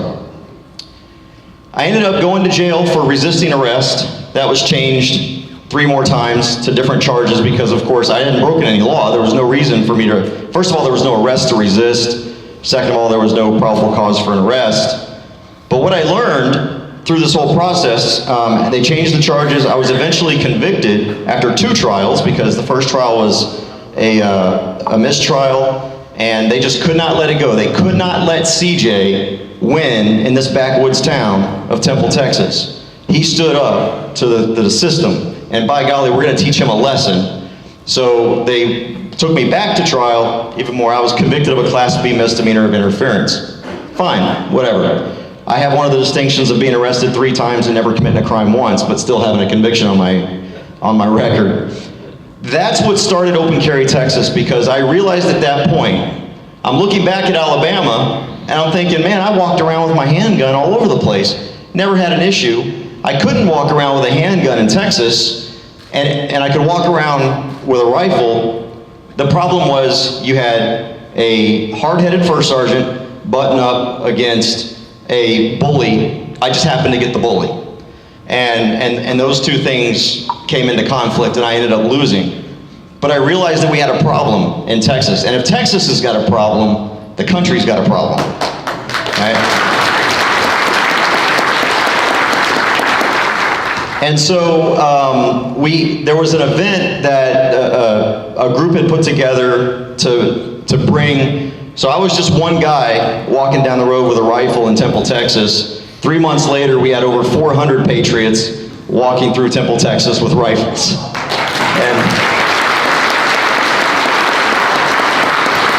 And what that's grown into is over 50,000 Open Carry Texas members carrying rifles. And the reason we did that is because we wanted to show the absurdity. So you've probably seen on the news back in 2013, 2014, all these crazed Texans walking around in Walmart and Target and Home Depot, and we're going shopping, we're doing our grocery shopping with an AR-15 and an AK-47 on our back. And who are these crazy, psychotic gun owners that are daring to exercise their rights in this way? They're making us all look bad. They're going to hurt the Second Amendment. We heard it all. I heard it all. And the reason we did that is to make a point to our legislature. I can walk around with any rifle that I own. It could even be fully automatic if I paid Uncle Sam the tax extortion fee. It could have even been a fully automatic. It could have been a suppressed it didn't matter. But if I had so much as just a little .380 LCP pistol that you could see poking out of my pocket, I was a criminal. Does that make any sense? No, not at all. That's the point that we wanted to make, and we made it. Our first legislative session, Texas went from being one of only 6 states that banned open carry to one of 45 states that allowed it. And now there's only 5 that don't. And so we've been working closely with Florida and with South Carolina. And who am I missing there? South Carolina, Florida, there's New York, California, Illinois, that's it. Who cares about those other 3 states? So I'm just working with Florida and South Carolina. But we were able to do that because people were able to take a stand. And it's kind of unfortunate that it took me a year, and I want to dovetail this into, when that happened to me, it nearly destroyed me, because when you're facing, especially a guy who's never been in trouble in his life, never had a criminal record, I made first sergeant in 10 years. That's, I mean, I love the Army. I am a straight shooter, I'm a hard worker. Everything I've done, I've worked really hard to do, and all of a sudden, boom, this happens, and now I'm a dirtbag. And had it not been for Self-Defense Fund coming to my aid and helping me through that time and through those trials, and I'll tell you, they fought their ass off. If you're not a member of Self-Defense Fund, because you wonder if you're ever going to need it. I never thought I was going to need this. I've been walking around with my rifle out in the country forever, never had an issue. I've had cops pass me, never had an issue. It just took that one time when I least expected it, that it just so happened I got thrown into the system. So don't think that just because you're a law-abiding citizen that you're never going to get thrown in jail. Don't think that because you never break the law that you're not going to have to worry about the law. Because you never know that if you're in the wrong place at the wrong time with that wrong person, that one guy that should not be wearing a badge, you're going to get tossed into this nightmare. And it was, what, $175,000 this case, Larry, something like that?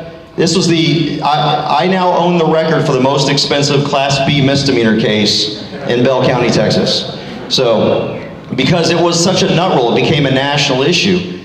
And so thankfully they came to my rescue, and what I started to learn is we got Open Carry Texas founded. In just a year, the first 6 months of Open Carry Texas, we had 24 more arrests, because this is something that in Texas people just weren't doing. People weren't going out there exercising their rights. We as gun owners had become so complacent. We just assumed, okay, well, I can carry concealed, and we don't have to so-called shove it in everyone else's faces and all that. And when you step out of that comfort zone, you start recognizing whether or not you truly are a free people.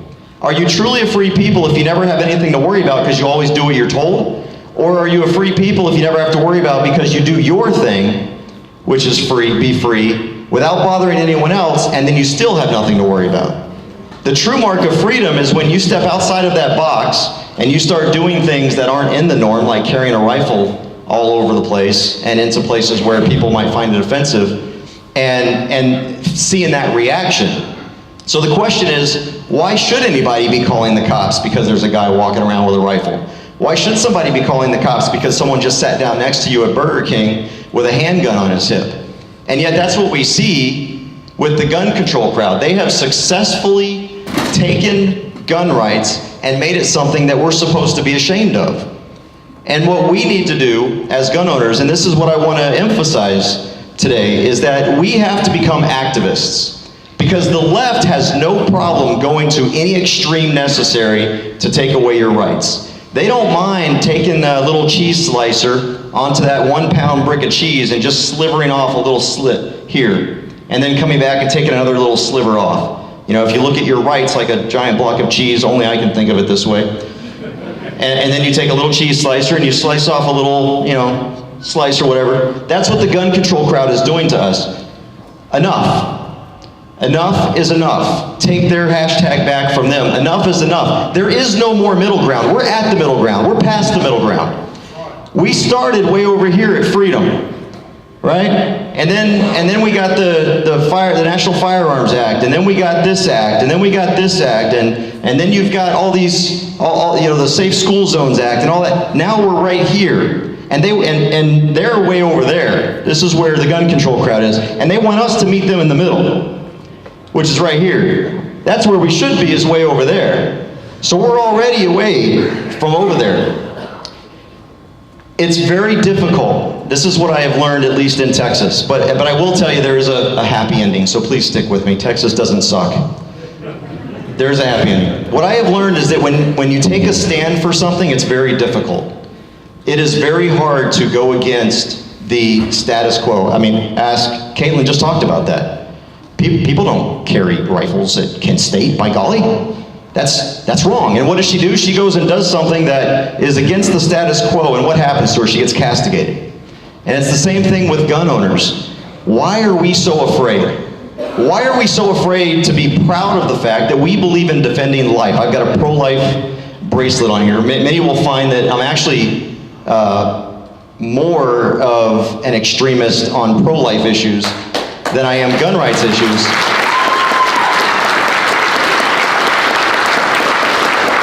But my belief in gun rights comes from my belief that life is precious and should be protected at every level. I can't use a gun to protect the baby in the womb, but I can use a gun to protect that baby once it comes out. And I can use that gun to protect myself after this baby has grown into an adult. And I can use that gun to protect the babies that I've had and help them growing up. So we have got to stop, as a combined community, being afraid to take a stand for something because we're afraid of what it's going to look like. I mentioned the fact that I came under heavy attack. Caitlin talked about being under attack too. I'm not gonna, I don't want to bash anyone in particular, so I'm not going to say the NRA's name. But I was told point blank I needed to stop. CJ, you need to tell these guys to stop carrying their rifles all over the place. You need to, and then they come out later and say that what we're doing is downright weird and scary. Okay, to who? Because there's 50,000 people, well at the time there was about 20,000, that don't find it scary. And after about 6 months of doing this, nobody found it scary anymore. And I still do bike rides all around the state. One of the things that I am kind of known for now is I'll take my bike on the back of my car, travel to some city somewhere in Texas, strap on my AR-15 on my back and go for a nice bike ride, exercising my body and exercising my rights at the same time, just to talk to people about gun rights. And a lot of times people will call the police and the police will show up, and thankfully they get it. They know that what I'm doing is perfectly legal. But if we're gonna, so as a soldier, one of the things I've learned through dealing with my own post-traumatic stress disorder when I got back from Iraq, I went through a lot of training through some very intensive PTSD programs, and one of them is immersion training and exposure training.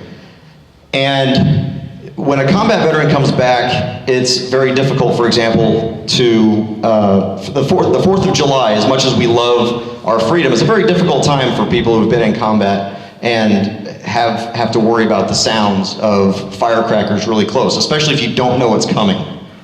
But the only way that I learned, this is what I learned, is the only way I'm gonna get over that is to expose myself to firecrackers. And so on the 4th of July, instead of trying to find some place to hide or just drugging myself into a coma until it was over, I went out and started watching fireworks. Was it hard? Did it race my heart? Absolutely, it does. It still does to this day. But I've learned how to manage that. The only way I've been able to overcome that, and I still get startled by it, but I'm not triggered by it anymore because I've exposed myself to it. This is what the left needs. The left just needs to be exposed to what they find traumatic, because all it is ignorance. Ignorance is a lack of education. And a lack of education, which leads to ignorance, ignorance leads to fear. And then fear, of course, leads to bad legislation. And so if we don't go out there and exercise our rights, if we don't go out there and show them what a good guy with a gun looks like, they're going to continue to be afraid. And if they're going to continue to be afraid, then they're going to continue to push for laws that are going to undermine your Second Amendment rights. And if they continue to do that because they haven't been exposed to it, I like to, when the police, I just had a great experience in Buda, Texas. I was out riding Tuesday, this last Tuesday. A police officer pulls up next to me. He's like, hey, can I talk to you? And I've got my rifle on my back. And I was like, oh yeah, sure. And he's like, hey, I don't have my lights on. You're not being detained. As you know, we got a call. And it was a great stop. And I told him, when I explained what I was doing, is I want to show people what a good guy with a gun looks like. Because all that the media, I apologize, all that the media shows is the negativity. They're so quick to show that, look at this, they're so quick to show the negative about the school shootings and all that. But in Texas, we just had Stephen Williford down in Sulphur Springs. Remember that church shooting that just happened recently? Well, Stephen Williford stopped that shooter from doing more damage. He killed that guy. You know how he did it? With an AR-15. But that kind of story goes away. In Houston, just a few weeks ago, 5 guys busted into a house, 5 thugs, busted into a house, 2 were killed, 3 were injured with what? An AK-47.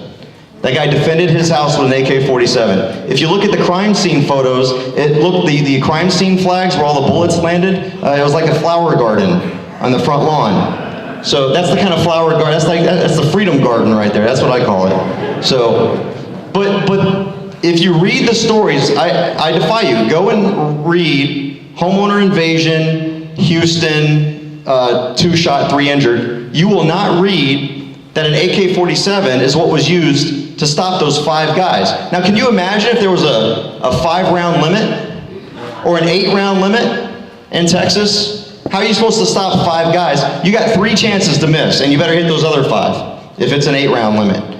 Or you've got 5 misses if it's a 10-round limit. So these kinds of things have got to go away, but you don't, or have got to be fought, excuse me, but you don't hear those kinds of things. We have got to get out there and show people what a good guy with a gun looks like. And the only way we're going to do that is by being active in our communities. And I even say open carry. I don't open carry, well, I open carry most of the time because I do it for educational purposes. But if you're not somebody that open carries all the time, just try to find some times here and there. And because here's what's interesting.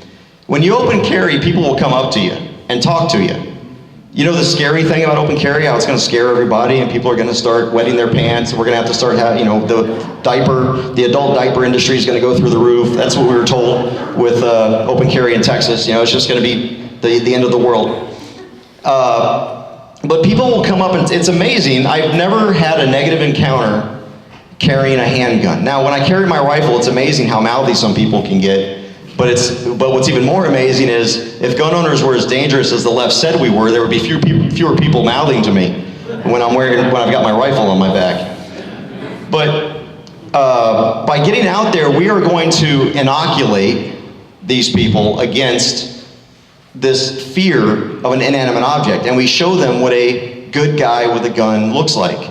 So that's the main message I wanted to bring. But it's hard. It's really hard. Last year, almost a year ago, so I don't know what it is about me in March, because it was 6 years ago in March that I got arrested and that started Open Carry Texas, and it was last year in March that I went to Olmos Park, which is a San Antonio suburb. And what had happened was this was sort of a continuing escalation in the city. And it started with what they call First Amendment auditors. These are people that go around with their cameras and they film government.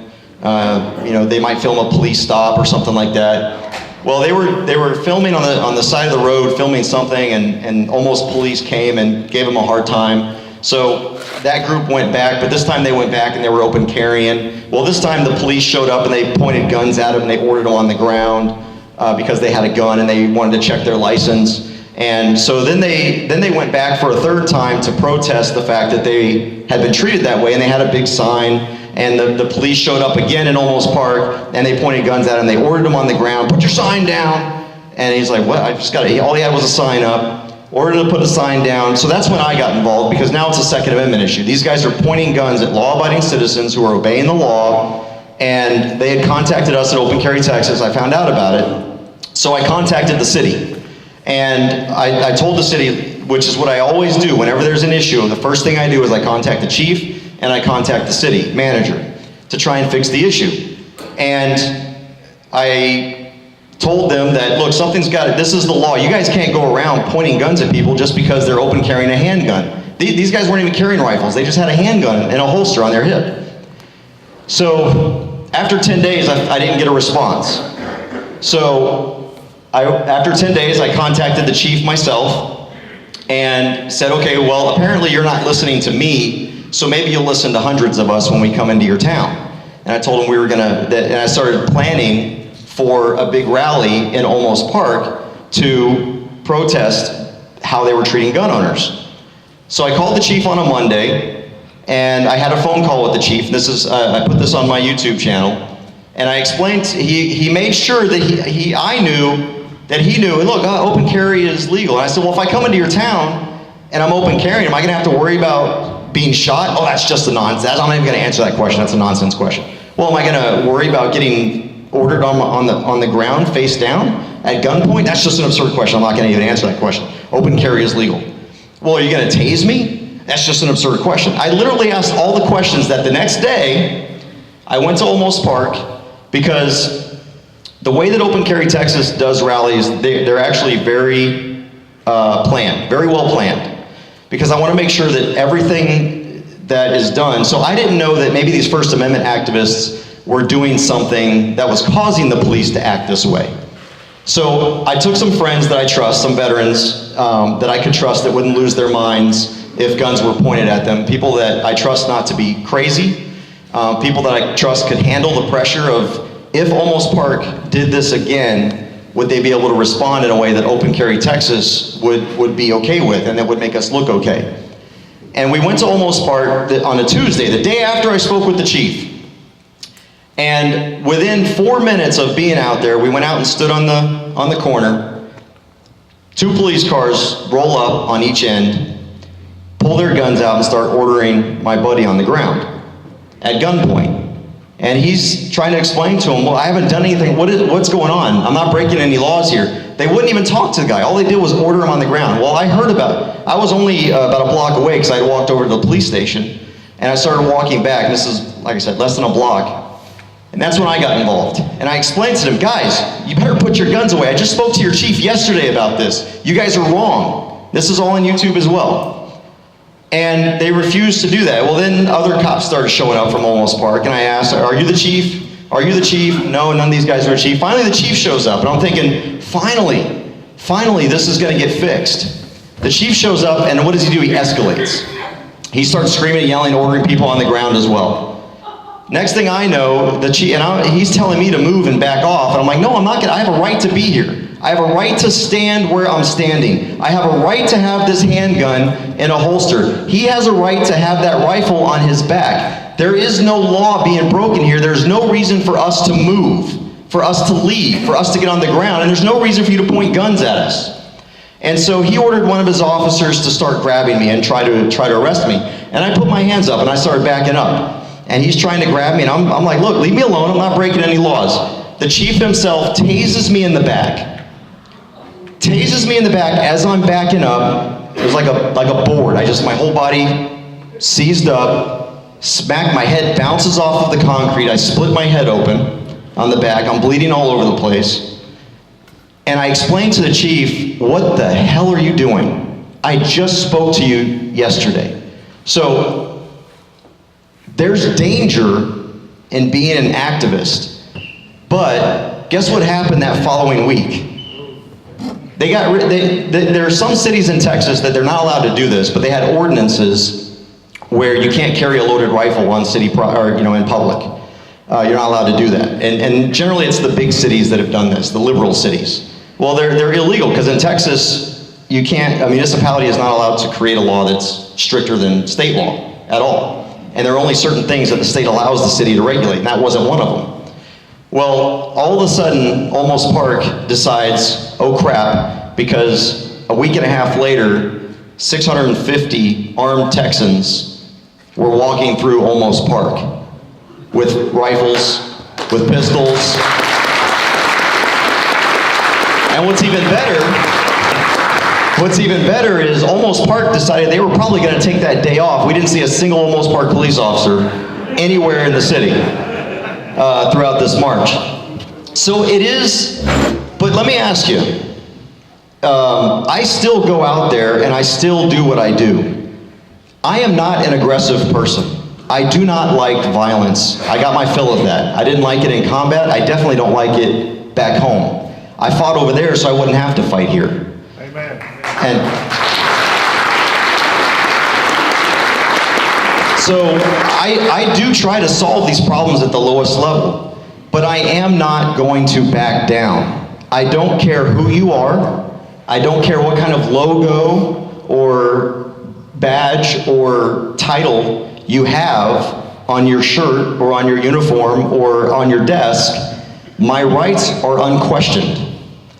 And I'm going to take a stand, and I'm not going to move. And is it going to hurt me? Yes. It has cost me friends. It has cost me family. It has cost me money.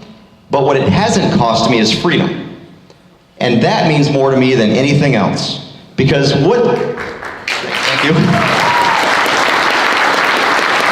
What good is all of those things if you're not free to enjoy them?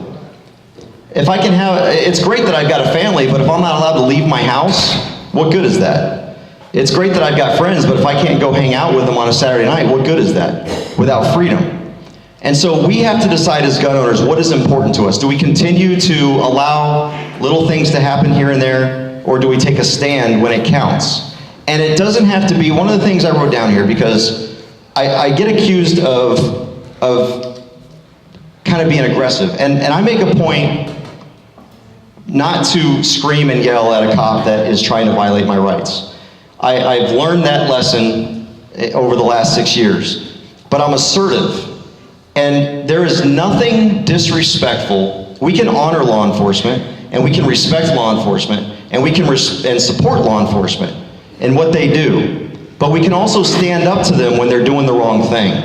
There's nothing disrespectful about that. As a matter of fact, there's nothing more respectful than holding a government official accountable to the Constitution.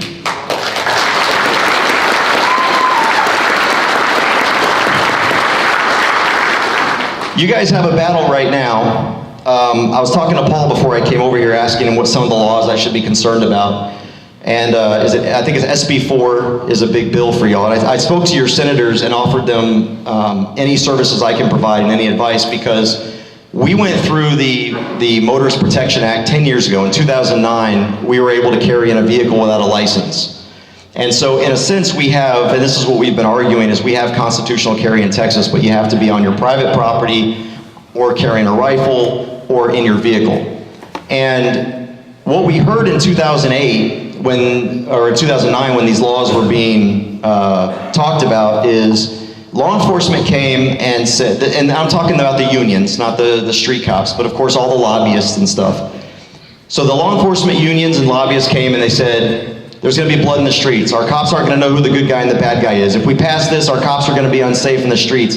We're going to have so many dead police officers because we don't know who's carrying in the vehicles because you don't have to have a license. It's going to be mayhem. Cats are going to start loving dogs. It's psycho. And what has happened in the last 10 years, because this is the 10th year, is nothing. I told the legislators, you know how many complaints we had? 0. And that's something that we can help you guys with. That's what I wanted to bring from Texas to here. As you fight these things, you can say, when you go and talk to your legislators, say, look, Texas already passed this 10 years ago. We heard the same arguments you guys here in Alabama are hearing every day. And then what I take back to Texas from Alabama is, I just went to Alabama and I was open carrying everywhere I went, and I didn't need a permission slip from the government to do it. Why do I need a permission slip here in Texas? Texas is one of only 14 states that requires a license to carry at all. That's it. We're one of 14, because 35 or 36 states don't require a license to open carry, and of those now, we've got 15 or 16 states that don't require a license to open or concealed carry. All right, he said I've got 2 minutes, probably down to 1. That was my message about activism. Get out there. Don't be afraid. Stand up for liberty. Stand up for yourself. It's not disrespectful to say no. When someone tells you to do something that you're allowed to do, that you have a right to do and not to do it, tell them no. Take a stand for it. I promise you that no matter how many people tell you you're hurting the cause, that you're setting the Second Amendment back, that's the exact opposite. What we're doing is we're making it great again, the Second Amendment, by going out there and exercising our rights. So thank you for having me. I'll be over here as well, and I appreciate the opportunity to be here and for listening. You guys take care, God bless, and be free.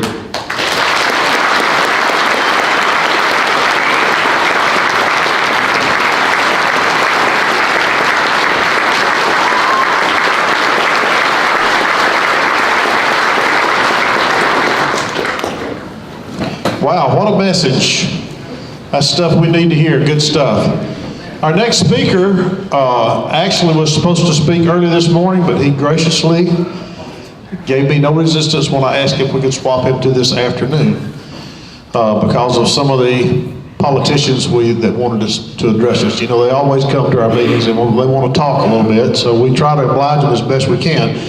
I will just be as perfectly honest with you as I can. The first time I saw Mark, he was addressing the council in Greensboro, North Carolina. And it was on a video, and I was sitting in front of my computer, and I just about came out of my seat. I thought, my gosh, does this guy get it or what? How many of y'all saw that video? Wow. You're a hit already, Mark. You're a hit already, buddy. You know, the guy ate the council's lunch, sopped the plate. If he'd had an Alabama biscuit, he'd have really sopped it good. Sopped the plate, they had dessert, and he ate that too, and they cleaned up the mess. I'm telling you, I was just about brought to tears because unscripted sometimes is our best when our guts come out. That was really a bad word, wasn't it? I'm sorry, ladies. Sometimes our innermost feelings come out, and that's the best speech we can give because our passion. And I'm telling you, the few conversations I've had with Mr. Mark, this guy's got a passion. And we all ought to take some of this home with us. Come on up, Brother Mark. Y'all make welcome Mr. Mark Keith Robinson.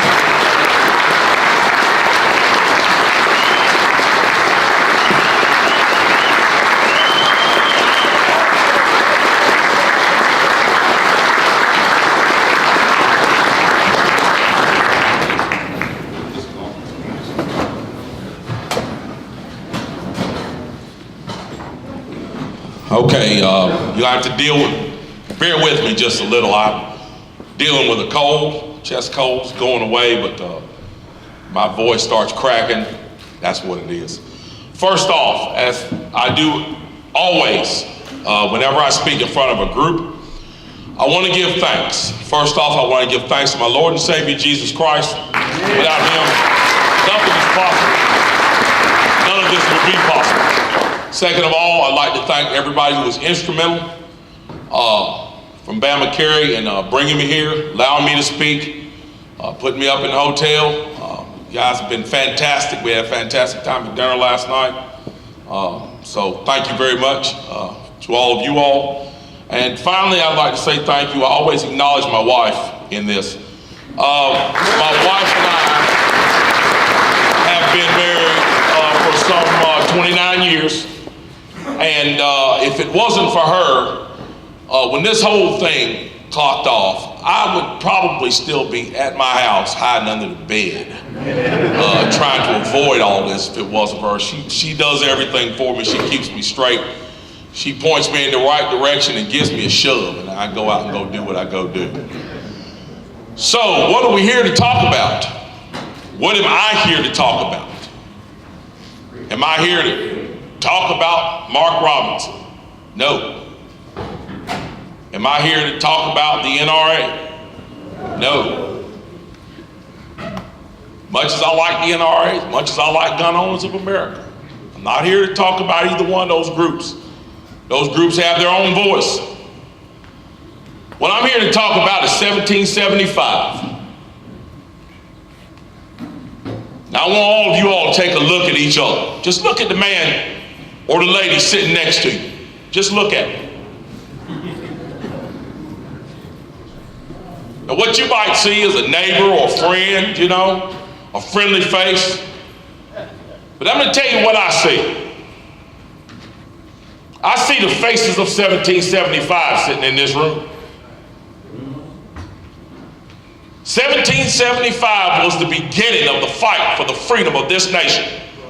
And where did it start? Why did the British Army set foot on this nation to begin with? They came here with the purpose, the express purpose of disarming us. They didn't come over here to shut down the newspaper. They didn't come over here to take the quill pens. They didn't come over here to make Thomas Paine shut up or Thomas Jefferson shut up. They came over here to disarm us because they knew that was the first step to tyranny.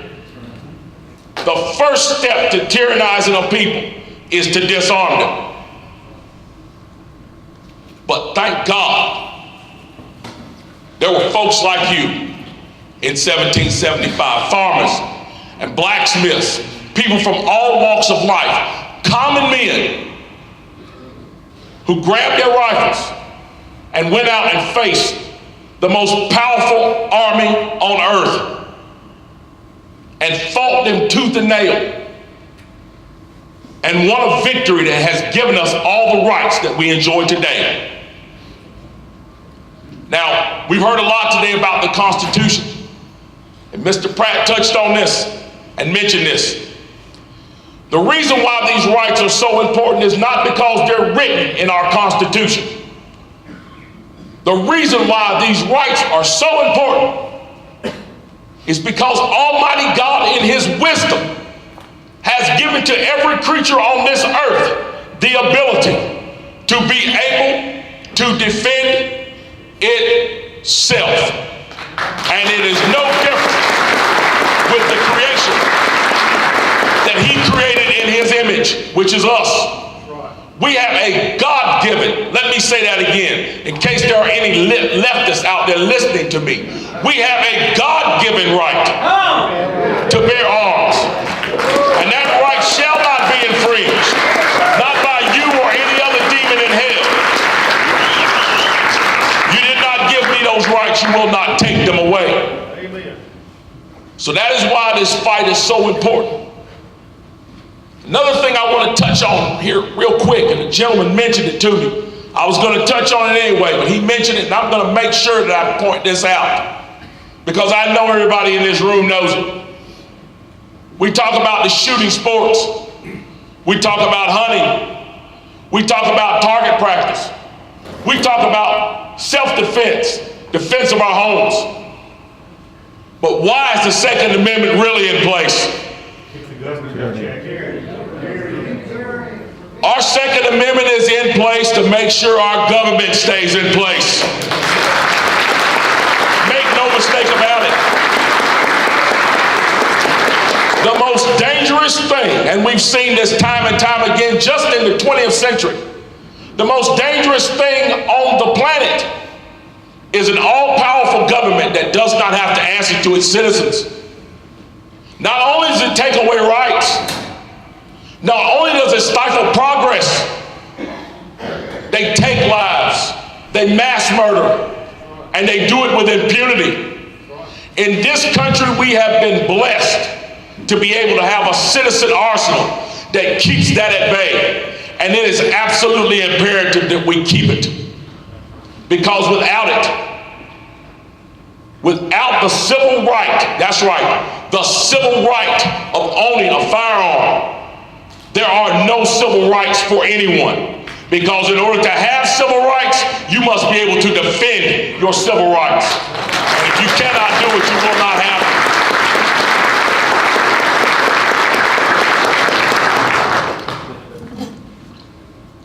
People ask me all the time, because I am a Christian, I am a conservative, I'm a Christian, I'm an American, I'm a conservative, and I'm a Republican. And people ask me all the time, how in the world as a black man can you be all those things? Isn't that some type of oxymoron that you're all these things? Absolutely not. Absolutely 100% not. I put it to you this way. There are many people in our society right now, of all races, that are simply brainwashed. They have been brainwashed into buying into this scenario that being a Christian, being just an American, not a hyphenated American, not an African American, not an Asian American, not a European American, just an American is a foreign concept. Some strange ideal that only radicals would adhere to. I'm not one of those people, folks. I can assure you this. If an ugly mugged, hairy chest, broad-shouldered man can proclaim himself to be a woman, then by God, I can proclaim myself myself to be just an American.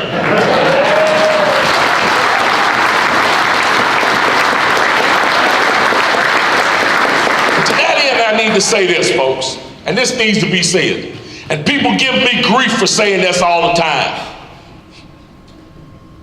But there really is a class of people in this country that needs to stop being afraid of who you are. We tell women they can be proud to be who they are. We tell black people you can be proud of who you are. We tell Latinos you can be proud of who they are. But for some strange reason, people of lighter complexions are not allowed that right.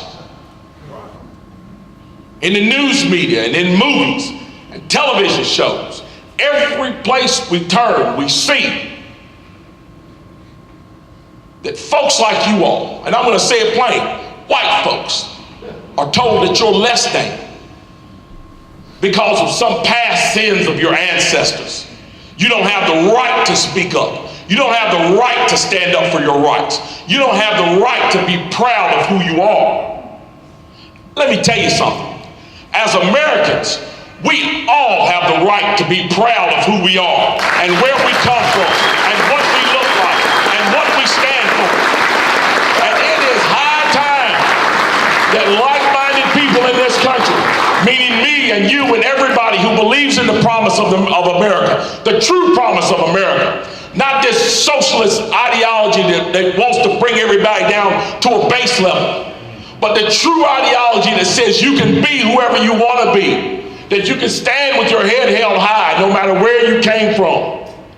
It's time for us to stand up and be proud of who we are and no longer be afraid to tell these leftists, by God, I am who I am, and I'm proud to be who I am. And I'm going to preach my gospel because my gospel is a gospel of truth and freedom. It's not a gospel of degradation and oppression. It's not a gospel that is rooted in the socialism that has destroyed so many countries and murdered so many millions around the globe. Our gospel is rooted in the time-tested principles of freedom and equality that has built this nation into what it is. And we need to stop being afraid to stand up and proclaim that. You know, we talk a lot about the problems in this country and where those problems come from. I'm a firm believer that those problems come from one place. They start with that old man downstairs, the one we call Satan. And it takes many different machinations. But the machination that is taken in this country today is called socialism. And there's no other word for it, whether it be National Socialism, Marxist Socialism, Democratic Socialism, it's all the same thing. It is a doctrine that says that you must bow down to the state and give yourself to it. The only thing that I will bow down to is the cross and Christ who hung on it. I will not bow down to Karl Marx, Frederick Engels, or any of their tenets. Because if you look at the roots of socialism, if you look at the tenets of socialism, the tenets and the roots of socialism, its mantra is rooted in a spirit of Antichrist. It takes everything that is good and decent and turns it up on its head. We see it in our society now. We see how good children go off and go to college and come back home confused, not even knowing what gender they are and what bathroom to use. We see it in the twisted minds of the people that some of our youth looks up to. These singers and these movie stars that are drug addicted and sexual deviants. We see it in that. Socialism is the root cause of everything that is wrong in this country today. It is what we are fighting. And it is what is so desperate to destroy our Second Amendment because they understand. They've learned from other countries. They learned from Mother Russia. They learned from Nazi Germany. They learned from China. They learned from Cambodia and Cuba that in order to bring a people to their knees, the first thing you have to do is take their guns. Just like 1775, we've got to disarm you so you can't fight back. So each and every person in this room right now, each and every one of you are all part of the solution. No matter what our differences in this room may be, no matter what our differences may be socially, it doesn't matter. We all believe in the same principles. The principles of our founding documents. The principles of our Lord and Savior Jesus Christ. We need to stand together. We need to stand strong. And we need to make a strong stand and make a strong showing. Not just for ourselves, but for our future generations. There is no worse nightmare that I can think of.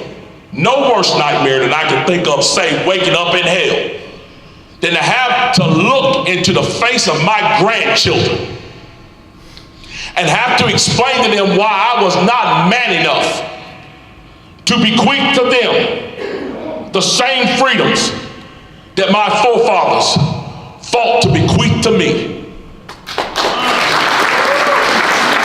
I do not intend to leave this planet and leave this nation in any worse shape than I found it in. In fact, I'm going to do everything in my power to leave it in even better shape.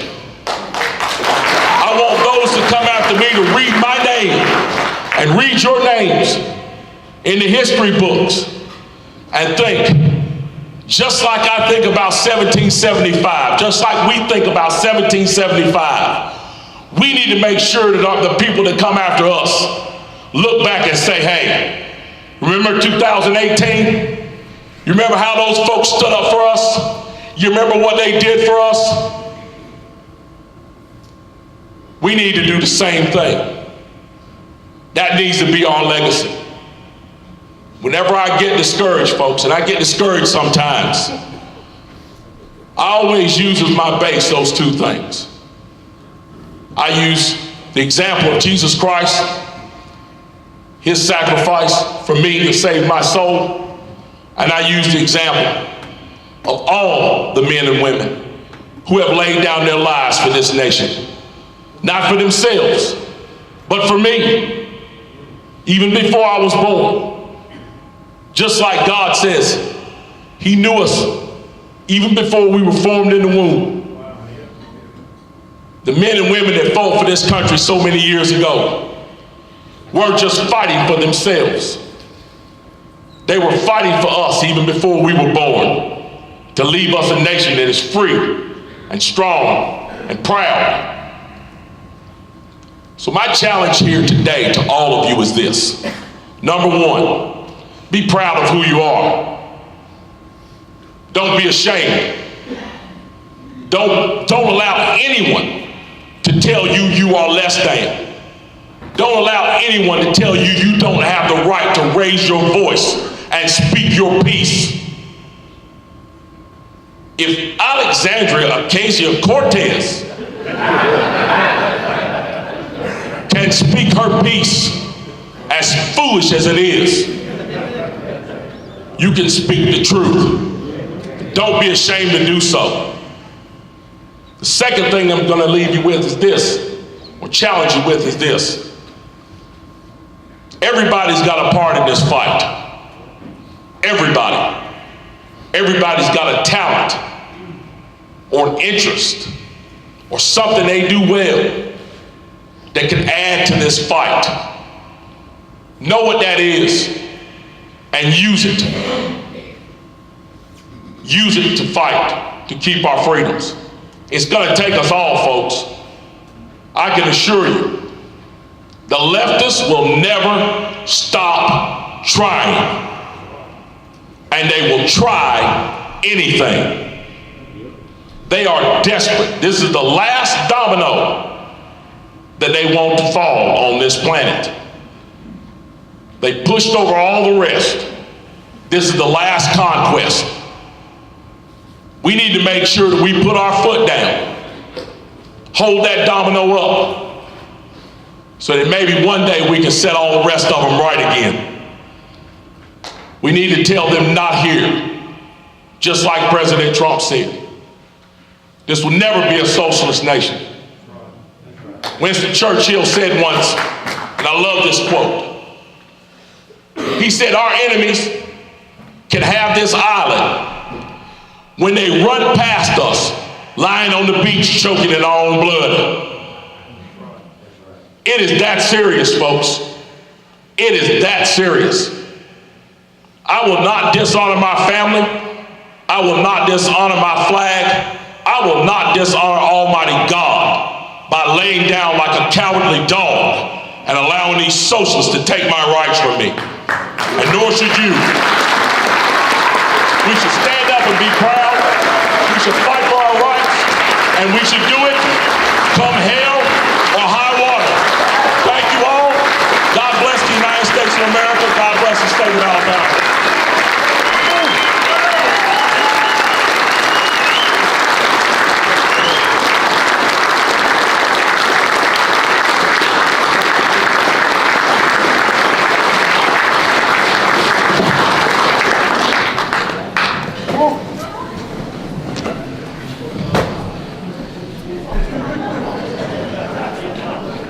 Praise God.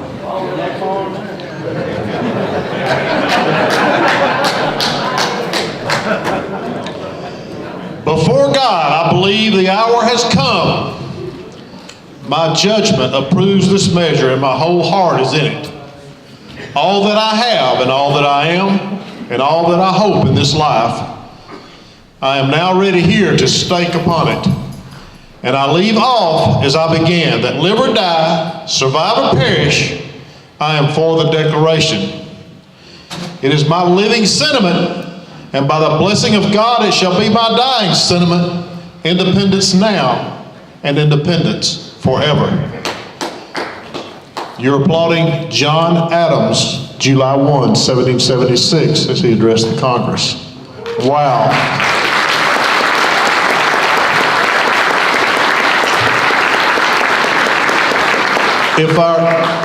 If you're a group leader, would you please stand up? We have not recognized our group leaders. If you're a group leader, give these guys a round of applause. I'm telling you, these guys are what makes BamaCarry tick. And without them, we wouldn't be anything. I can promise you that. I appreciate all the hard work and money. I say again today, for those of you who may not know, nobody in BamaCarry is compensated. We're a completely volunteer organization. If I got a shirt, I pay for it. If I get a hat, I pay for it. I just got my 5-year membership. So if our board members would make their way forward at this time, you can't leave, Bruce. Give them just a minute to get down here. Hey, Paul. Okay.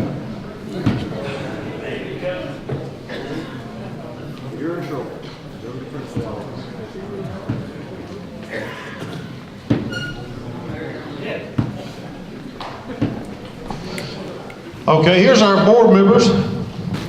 We have over here Mr. Bruce Wade, Chuck Wright, Stephen Mizell, and Paul Arnold.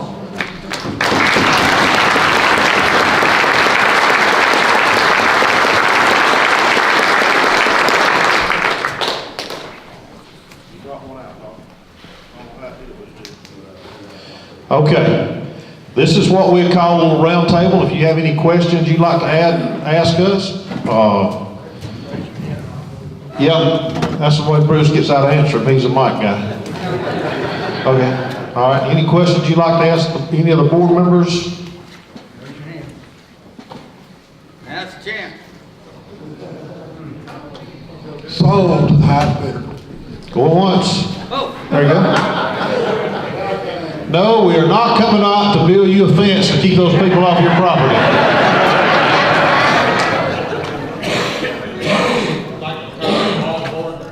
The board member, anybody in here, I've never seen such a program as this in my life. And if you don't believe it, all the people that give testimony here have been fantastic. I tell you, it's been a great revival to me as far as seeing what the problem is. I didn't realize it was bad. But it's been great. You guys have a great program. Great. I've known him for a while, that means a lot. Anybody else? Anybody else? By the way, while I'm thinking about it and y'all are thinking, and they're getting the mic over here to Cal, I'm gonna tell you what, we couldn't have had a better lineup of speakers. I mean, everything just fell in place. And Mark and I have on my stage in class, brother, but you wouldn't count them at all. I appreciate that.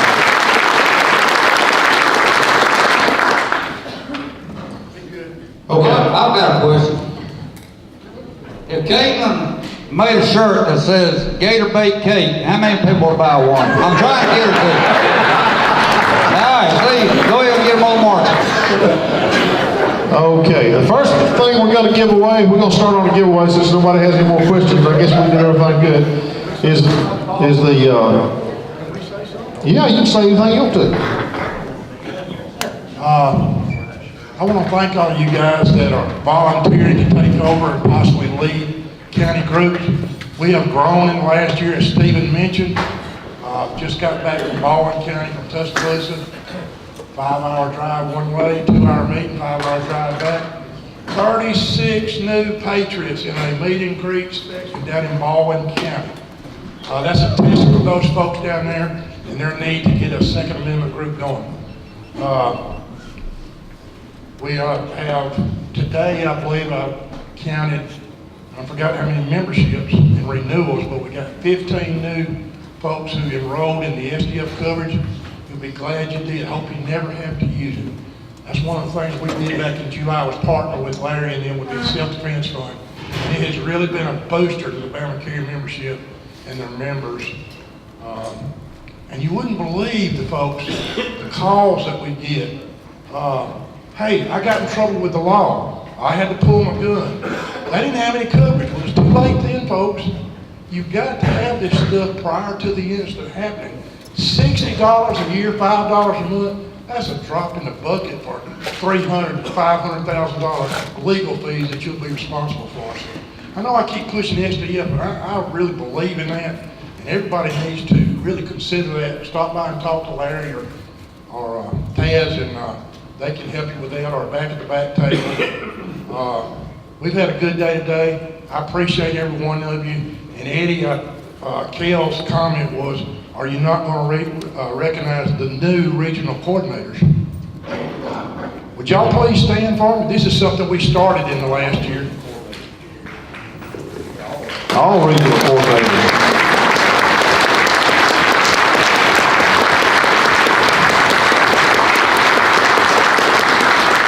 We drafted and set up 7 different regions in the state of Alabama. We've got 6 of the 7 areas covered with regional coordinators. We're still working on Region 6, which is Mobile, Baldwin, those counties right down there in that area. And each region has anywhere from 9 to 11, maybe 12 counties. And those guys are coordinating all the counties and the meetings enough to get some of the load off the board members, so we can focus our attention to other things like these legal things going on, and supporting the GOA and SDF and those folks. That's all I got. I appreciate you guys. If we can help you in any way, just holler at me. We'll be glad to help.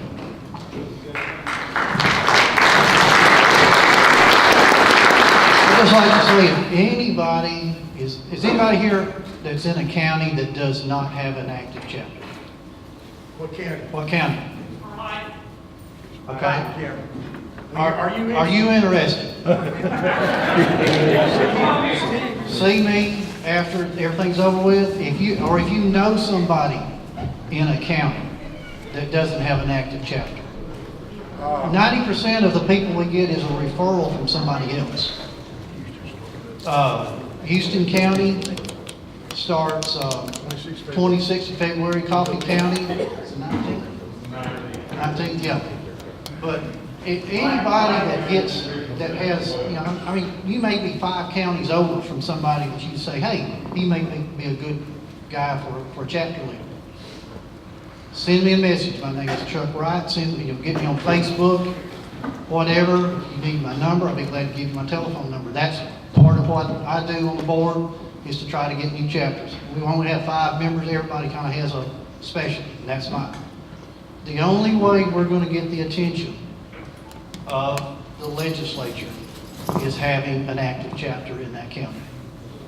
I can go down where Todd and Chris is down in Geneva. I can call their rep down there, say, hey, I want you to vote for this bill. He's going to say, you live down here? Well, no. Well, hey, I ain't worried about that. If he comes to a meeting and he's got to face Chris and Todd, he's got, wait a minute now. I've got these folks looking at me. They're wanting to know why I did not vote for that bill.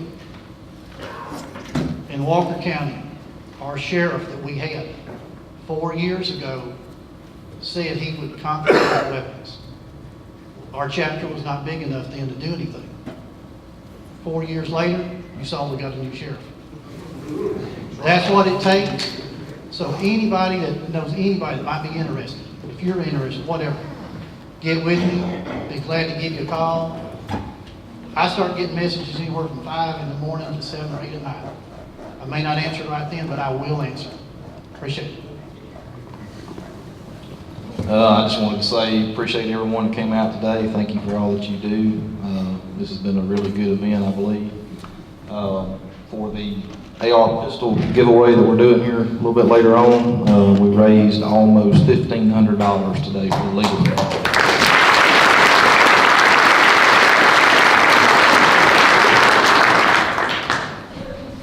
I'd also like to thank every one of y'all for coming out. Those of us been in this fight for the last, 8 years? So it's a wonderful thing to see everybody come. It's like the fruit of all your work, seeing everybody here. But what's more important is getting back, getting involved. Facebook is a wonderful thing. Get off Facebook, go knock on some doors, sit there and make phone calls. You got local representatives, you got the county representatives and statewide. Let them know who you are. Let them be the face that they don't want to see. Go up there, get involved, and let's get something done in Alabama this year. Thank you. And I forgot, along those same lines, I forgot to mention one thing. If you are interested in helping with a legislative action committee, see Billy Denton or one of the board members. We want to get a committee formed who's going to keep up with all the bills going through the legislature. We want to be in touch with the representatives who are sponsoring these bills so we can stay on top of this in addition to our lobbyists that are going to be working for us. That's all I got. Yeah, let me just say one thing to back up what he was talking about on the group leaders. I had a phone call from our NRA rep not too long ago, and he asked me something that was going on in Mobile County, and I said, how am I supposed to know what's going on in Mobile County? I said, there's 67 counties. There ain't no way a guy like me can keep up with it. But Chad knew. I sent him to him, and Chad took care of business. Did that not happen? The NRA guy said, I know somebody that does know what's going on there, and he did. So that's another reason we need group leaders to stand up and be involved. Okay. All right, I say let's draw for the safe. One quick question. Did anybody drive over 100 miles to get here? 150? 175? 175? Got two of them. We're about to Google it. 200. How far away did you come from?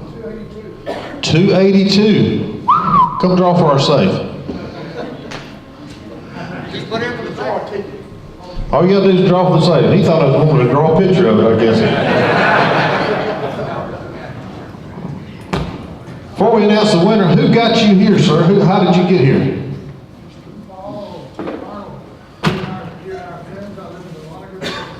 How about that?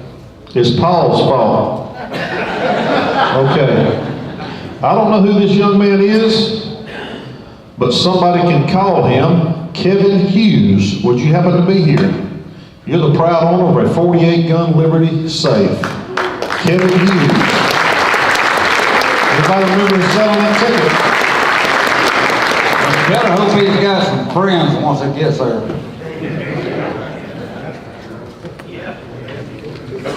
Okay. All right, what we're gonna do these door prizes is we're gonna draw for everything except for the 2 handguns and the $500 GOA membership. And before we draw for those, we're gonna put everybody's ticket back in, so everybody will have a chance on the 2 guns and the GOA membership. So, you got somebody can draw a ticket out, you wanna do it? Spinner runner? Yeah? Thank you, Ralph. No, I fixed that. You got tickets fell out everywhere then when you open it up. You gotta turn it the other way. Paul does good with the hard stuff, but the simple stuff, he really has trouble with it. Underneath. Ralph, did you get us a garage sale, Ralph? Another one there. Gee. That might be the winner.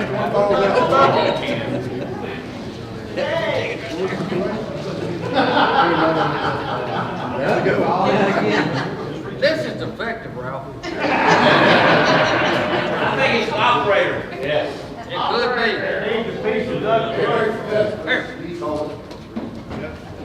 Okay, we're gonna just call the last 4 numbers. It's number 517. 517. What's he get over here? We need to pick that out first. 517. Come on down. 517. Bruce said that ain't 517. That's 517. I don't know. Same thing.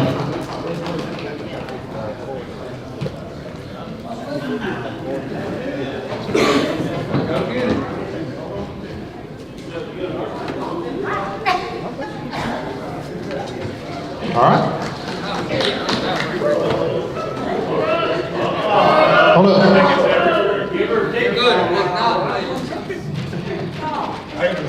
What's the other part of it? 571. Oh, yes, 517. Sorry, you got 571. We're looking for 517. Oh, I hate that so bad.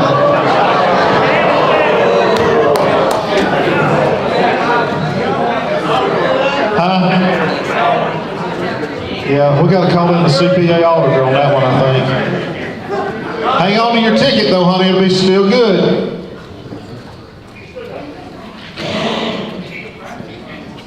We got a PMAG. Let John get your picture. Just smile over there. AR-15 PMAG 559. 559. 559. Come down and get a. There you go. No, right here. Put it in my hand.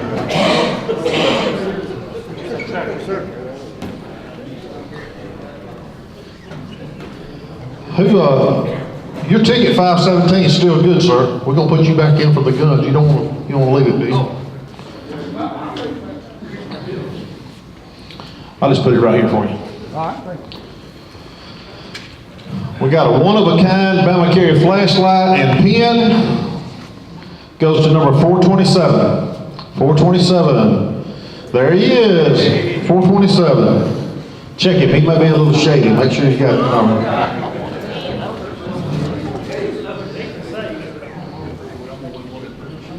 All right, we got some Winchester, a box of 100 Winchester 22 long rifle, number 633. 633.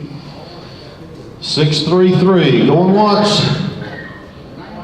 Going twice.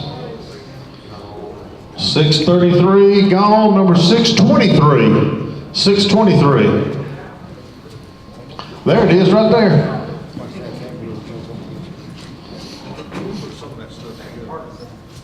Here's a target stand. This is donated from the Madison County group.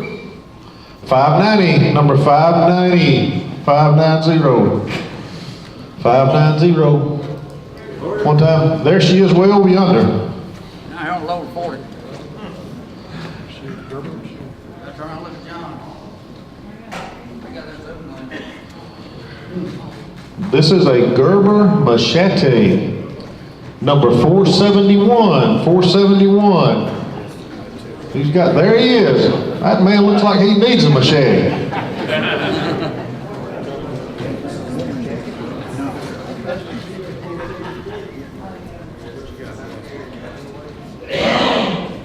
This is donated from the Coleman County group. This is a BamaCarry GOA membership. And if you're already a member of BamaCarry, we'll just extend your membership. And if you're a member of GOA, we'll just extend that. This is number 512. Oh, he's right over there, he is, yep. Okay. That's the judge's husband. You can't say. I got a couple of forms for you to fill out over here for me. He'll get them to you. He needs to fill out some paperwork. You fill out this paperwork, we can make it work. Long range photography, John. What we got? A box of double aught buckshot for number 12 gauge 493. There you go. 493. There he is. You may need that down there with that council you work with, David. We got a genuine BamaCarry mug, 433. 433. There he is way over yonder. Some of these door prizes I can't remember who brought them. I do know this one comes from Madison County. Al Neary, or Mark as we call him, 573, donated this, 573. There she is, look at there.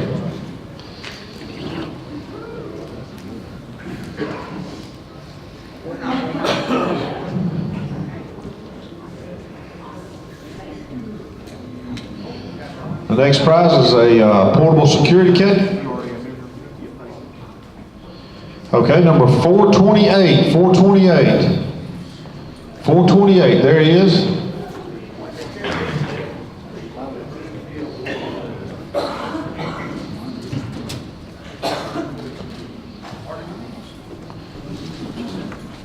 All right, we got an Arctic, what do they call that? Just a can? Arctic can. And you put your can in that, keep it cold, number 441, 441. 441. Right there, my friend, Mr. Gerald Moore. You got a box of 556 MO, number 578. 578. Moving right along here. 578, there she is.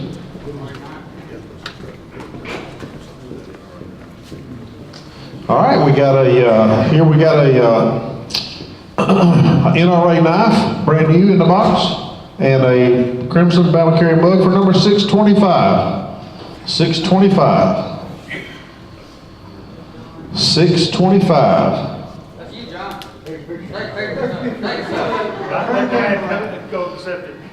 Diane accepts it. She'll take it for him because Smokey won't let him get up right now. Okay, this is. We've got a photo bomber over here, okay? All right, this is also from the Madison County group, Mr. Mark. This is number 444. If you're the 444, you can carry this. There you go, this hanger home with you.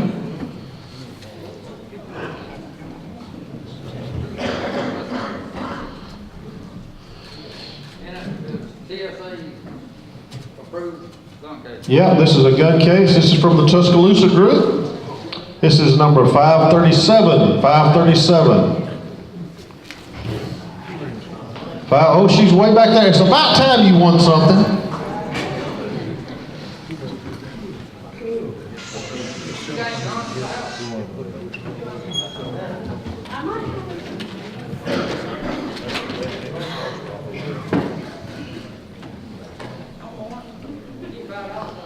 You got it. 531 wins a BamaCarry Cup and a key ring. BamaCarry Cup and a BamaCarry key ring. Who? Kale got it, okay. And we got another one just like it for our ticket number 474. Don, you come all this way. You know you can drink coffee all the way home, buddy. Or whatever you want. All right, buckshot and a key ring and 12 gauge, 459, 459. Way back there in the back, way back there in the back, number 459.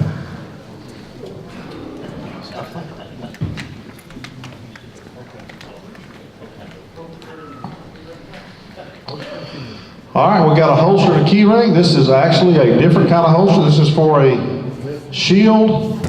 Where's Steve at? Shield, right? Yes. Shield, left hand cross draw, 633. 633, where'd he go? Number 633. Going once.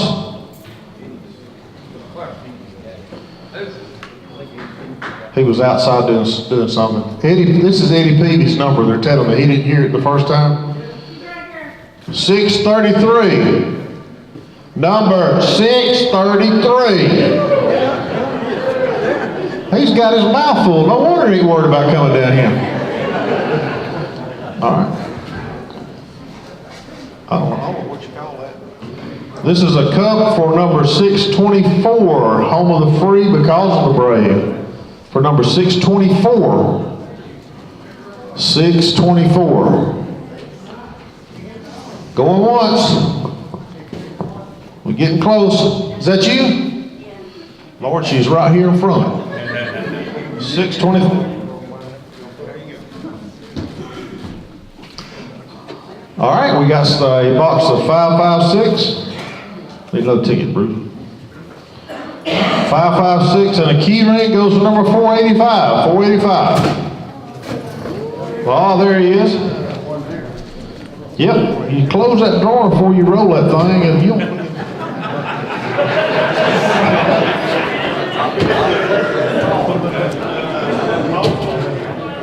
Certificate for 175 or up to 175 bucks at Gulf Firearms LLC. If you're headed to the beach for a vacation, you can call this guy right here. It's basic handgun and others. I can't read all of them, but it's this goes to number 533. There you go. Road trip, road trip.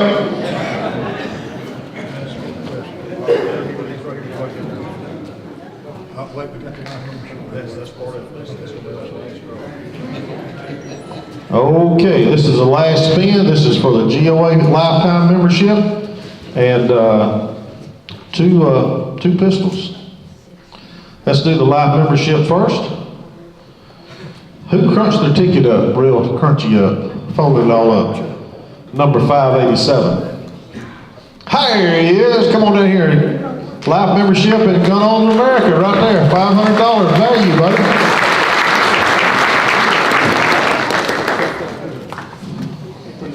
You see those guys right up there? Eric, you take care of that over there? Thank you. All right. Congratulations. This is for a Smith & Wesson.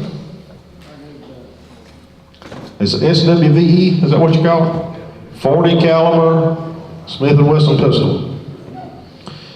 Now, if I won this, I would probably jump up and scream and holler a little bit. Nobody has shown much emotion today. It's fine.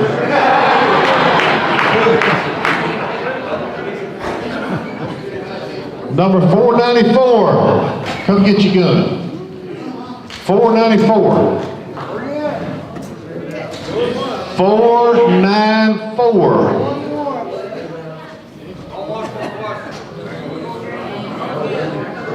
We're going to give a little time on this one because this is a good prize. 494. The Office Max. 494. There ain't no guys outside got that number, have they on the security team or nothing. 494. Going once. Going twice. All right, I'm gonna hold up that thing from the flashes where y'all don't forget this number. Okay, everybody forgot that number, so now you can't hold them accountable for it. We're gonna try again here. 459. Come down and get your gun. 459. Oh, look at it back there. Make your way on down here. 459.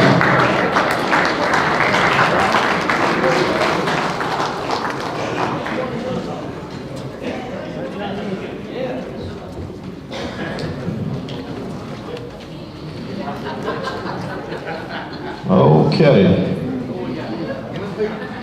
Walk around, strut a little bit. You know they do that kind of stuff. On second thought, just stay over here and be still. Okay, this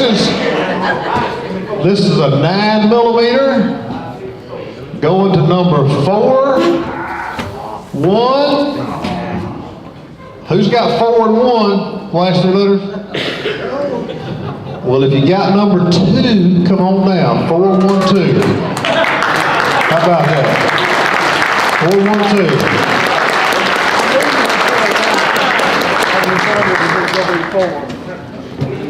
You got to cut that open.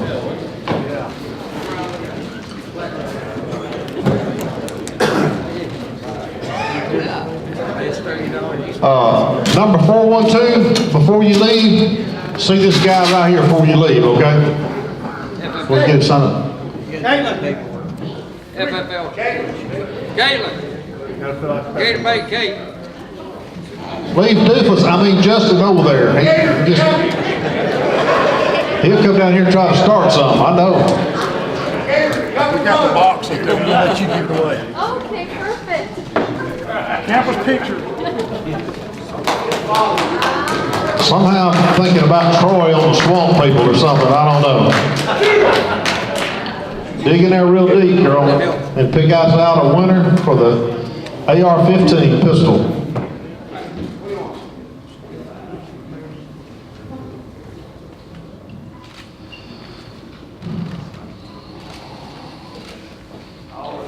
Well, let's see. They got their name on the back of this one, but I can't read it, so I'm gonna read the number. The last 3 numbers of this ticket is? Blue ticket. Huh? Blue ticket, it's a blue ticket. Number 245.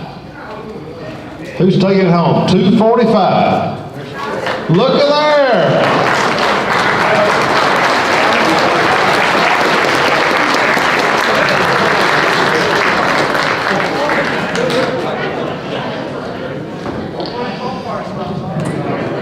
There you go. How many tickets did you buy? So you got a AR-15 pistol for $50. I'd say it's your lucky day. Stand there and let me get your picture.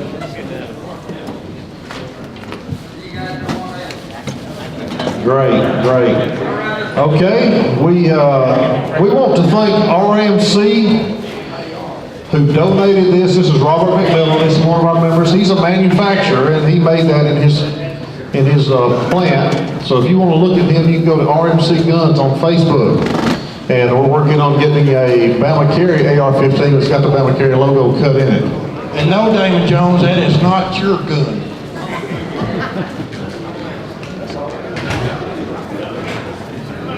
Well, guys, some of y'all already figured it out. Before you leave, ladies, there's one thing I need to ask of you ladies.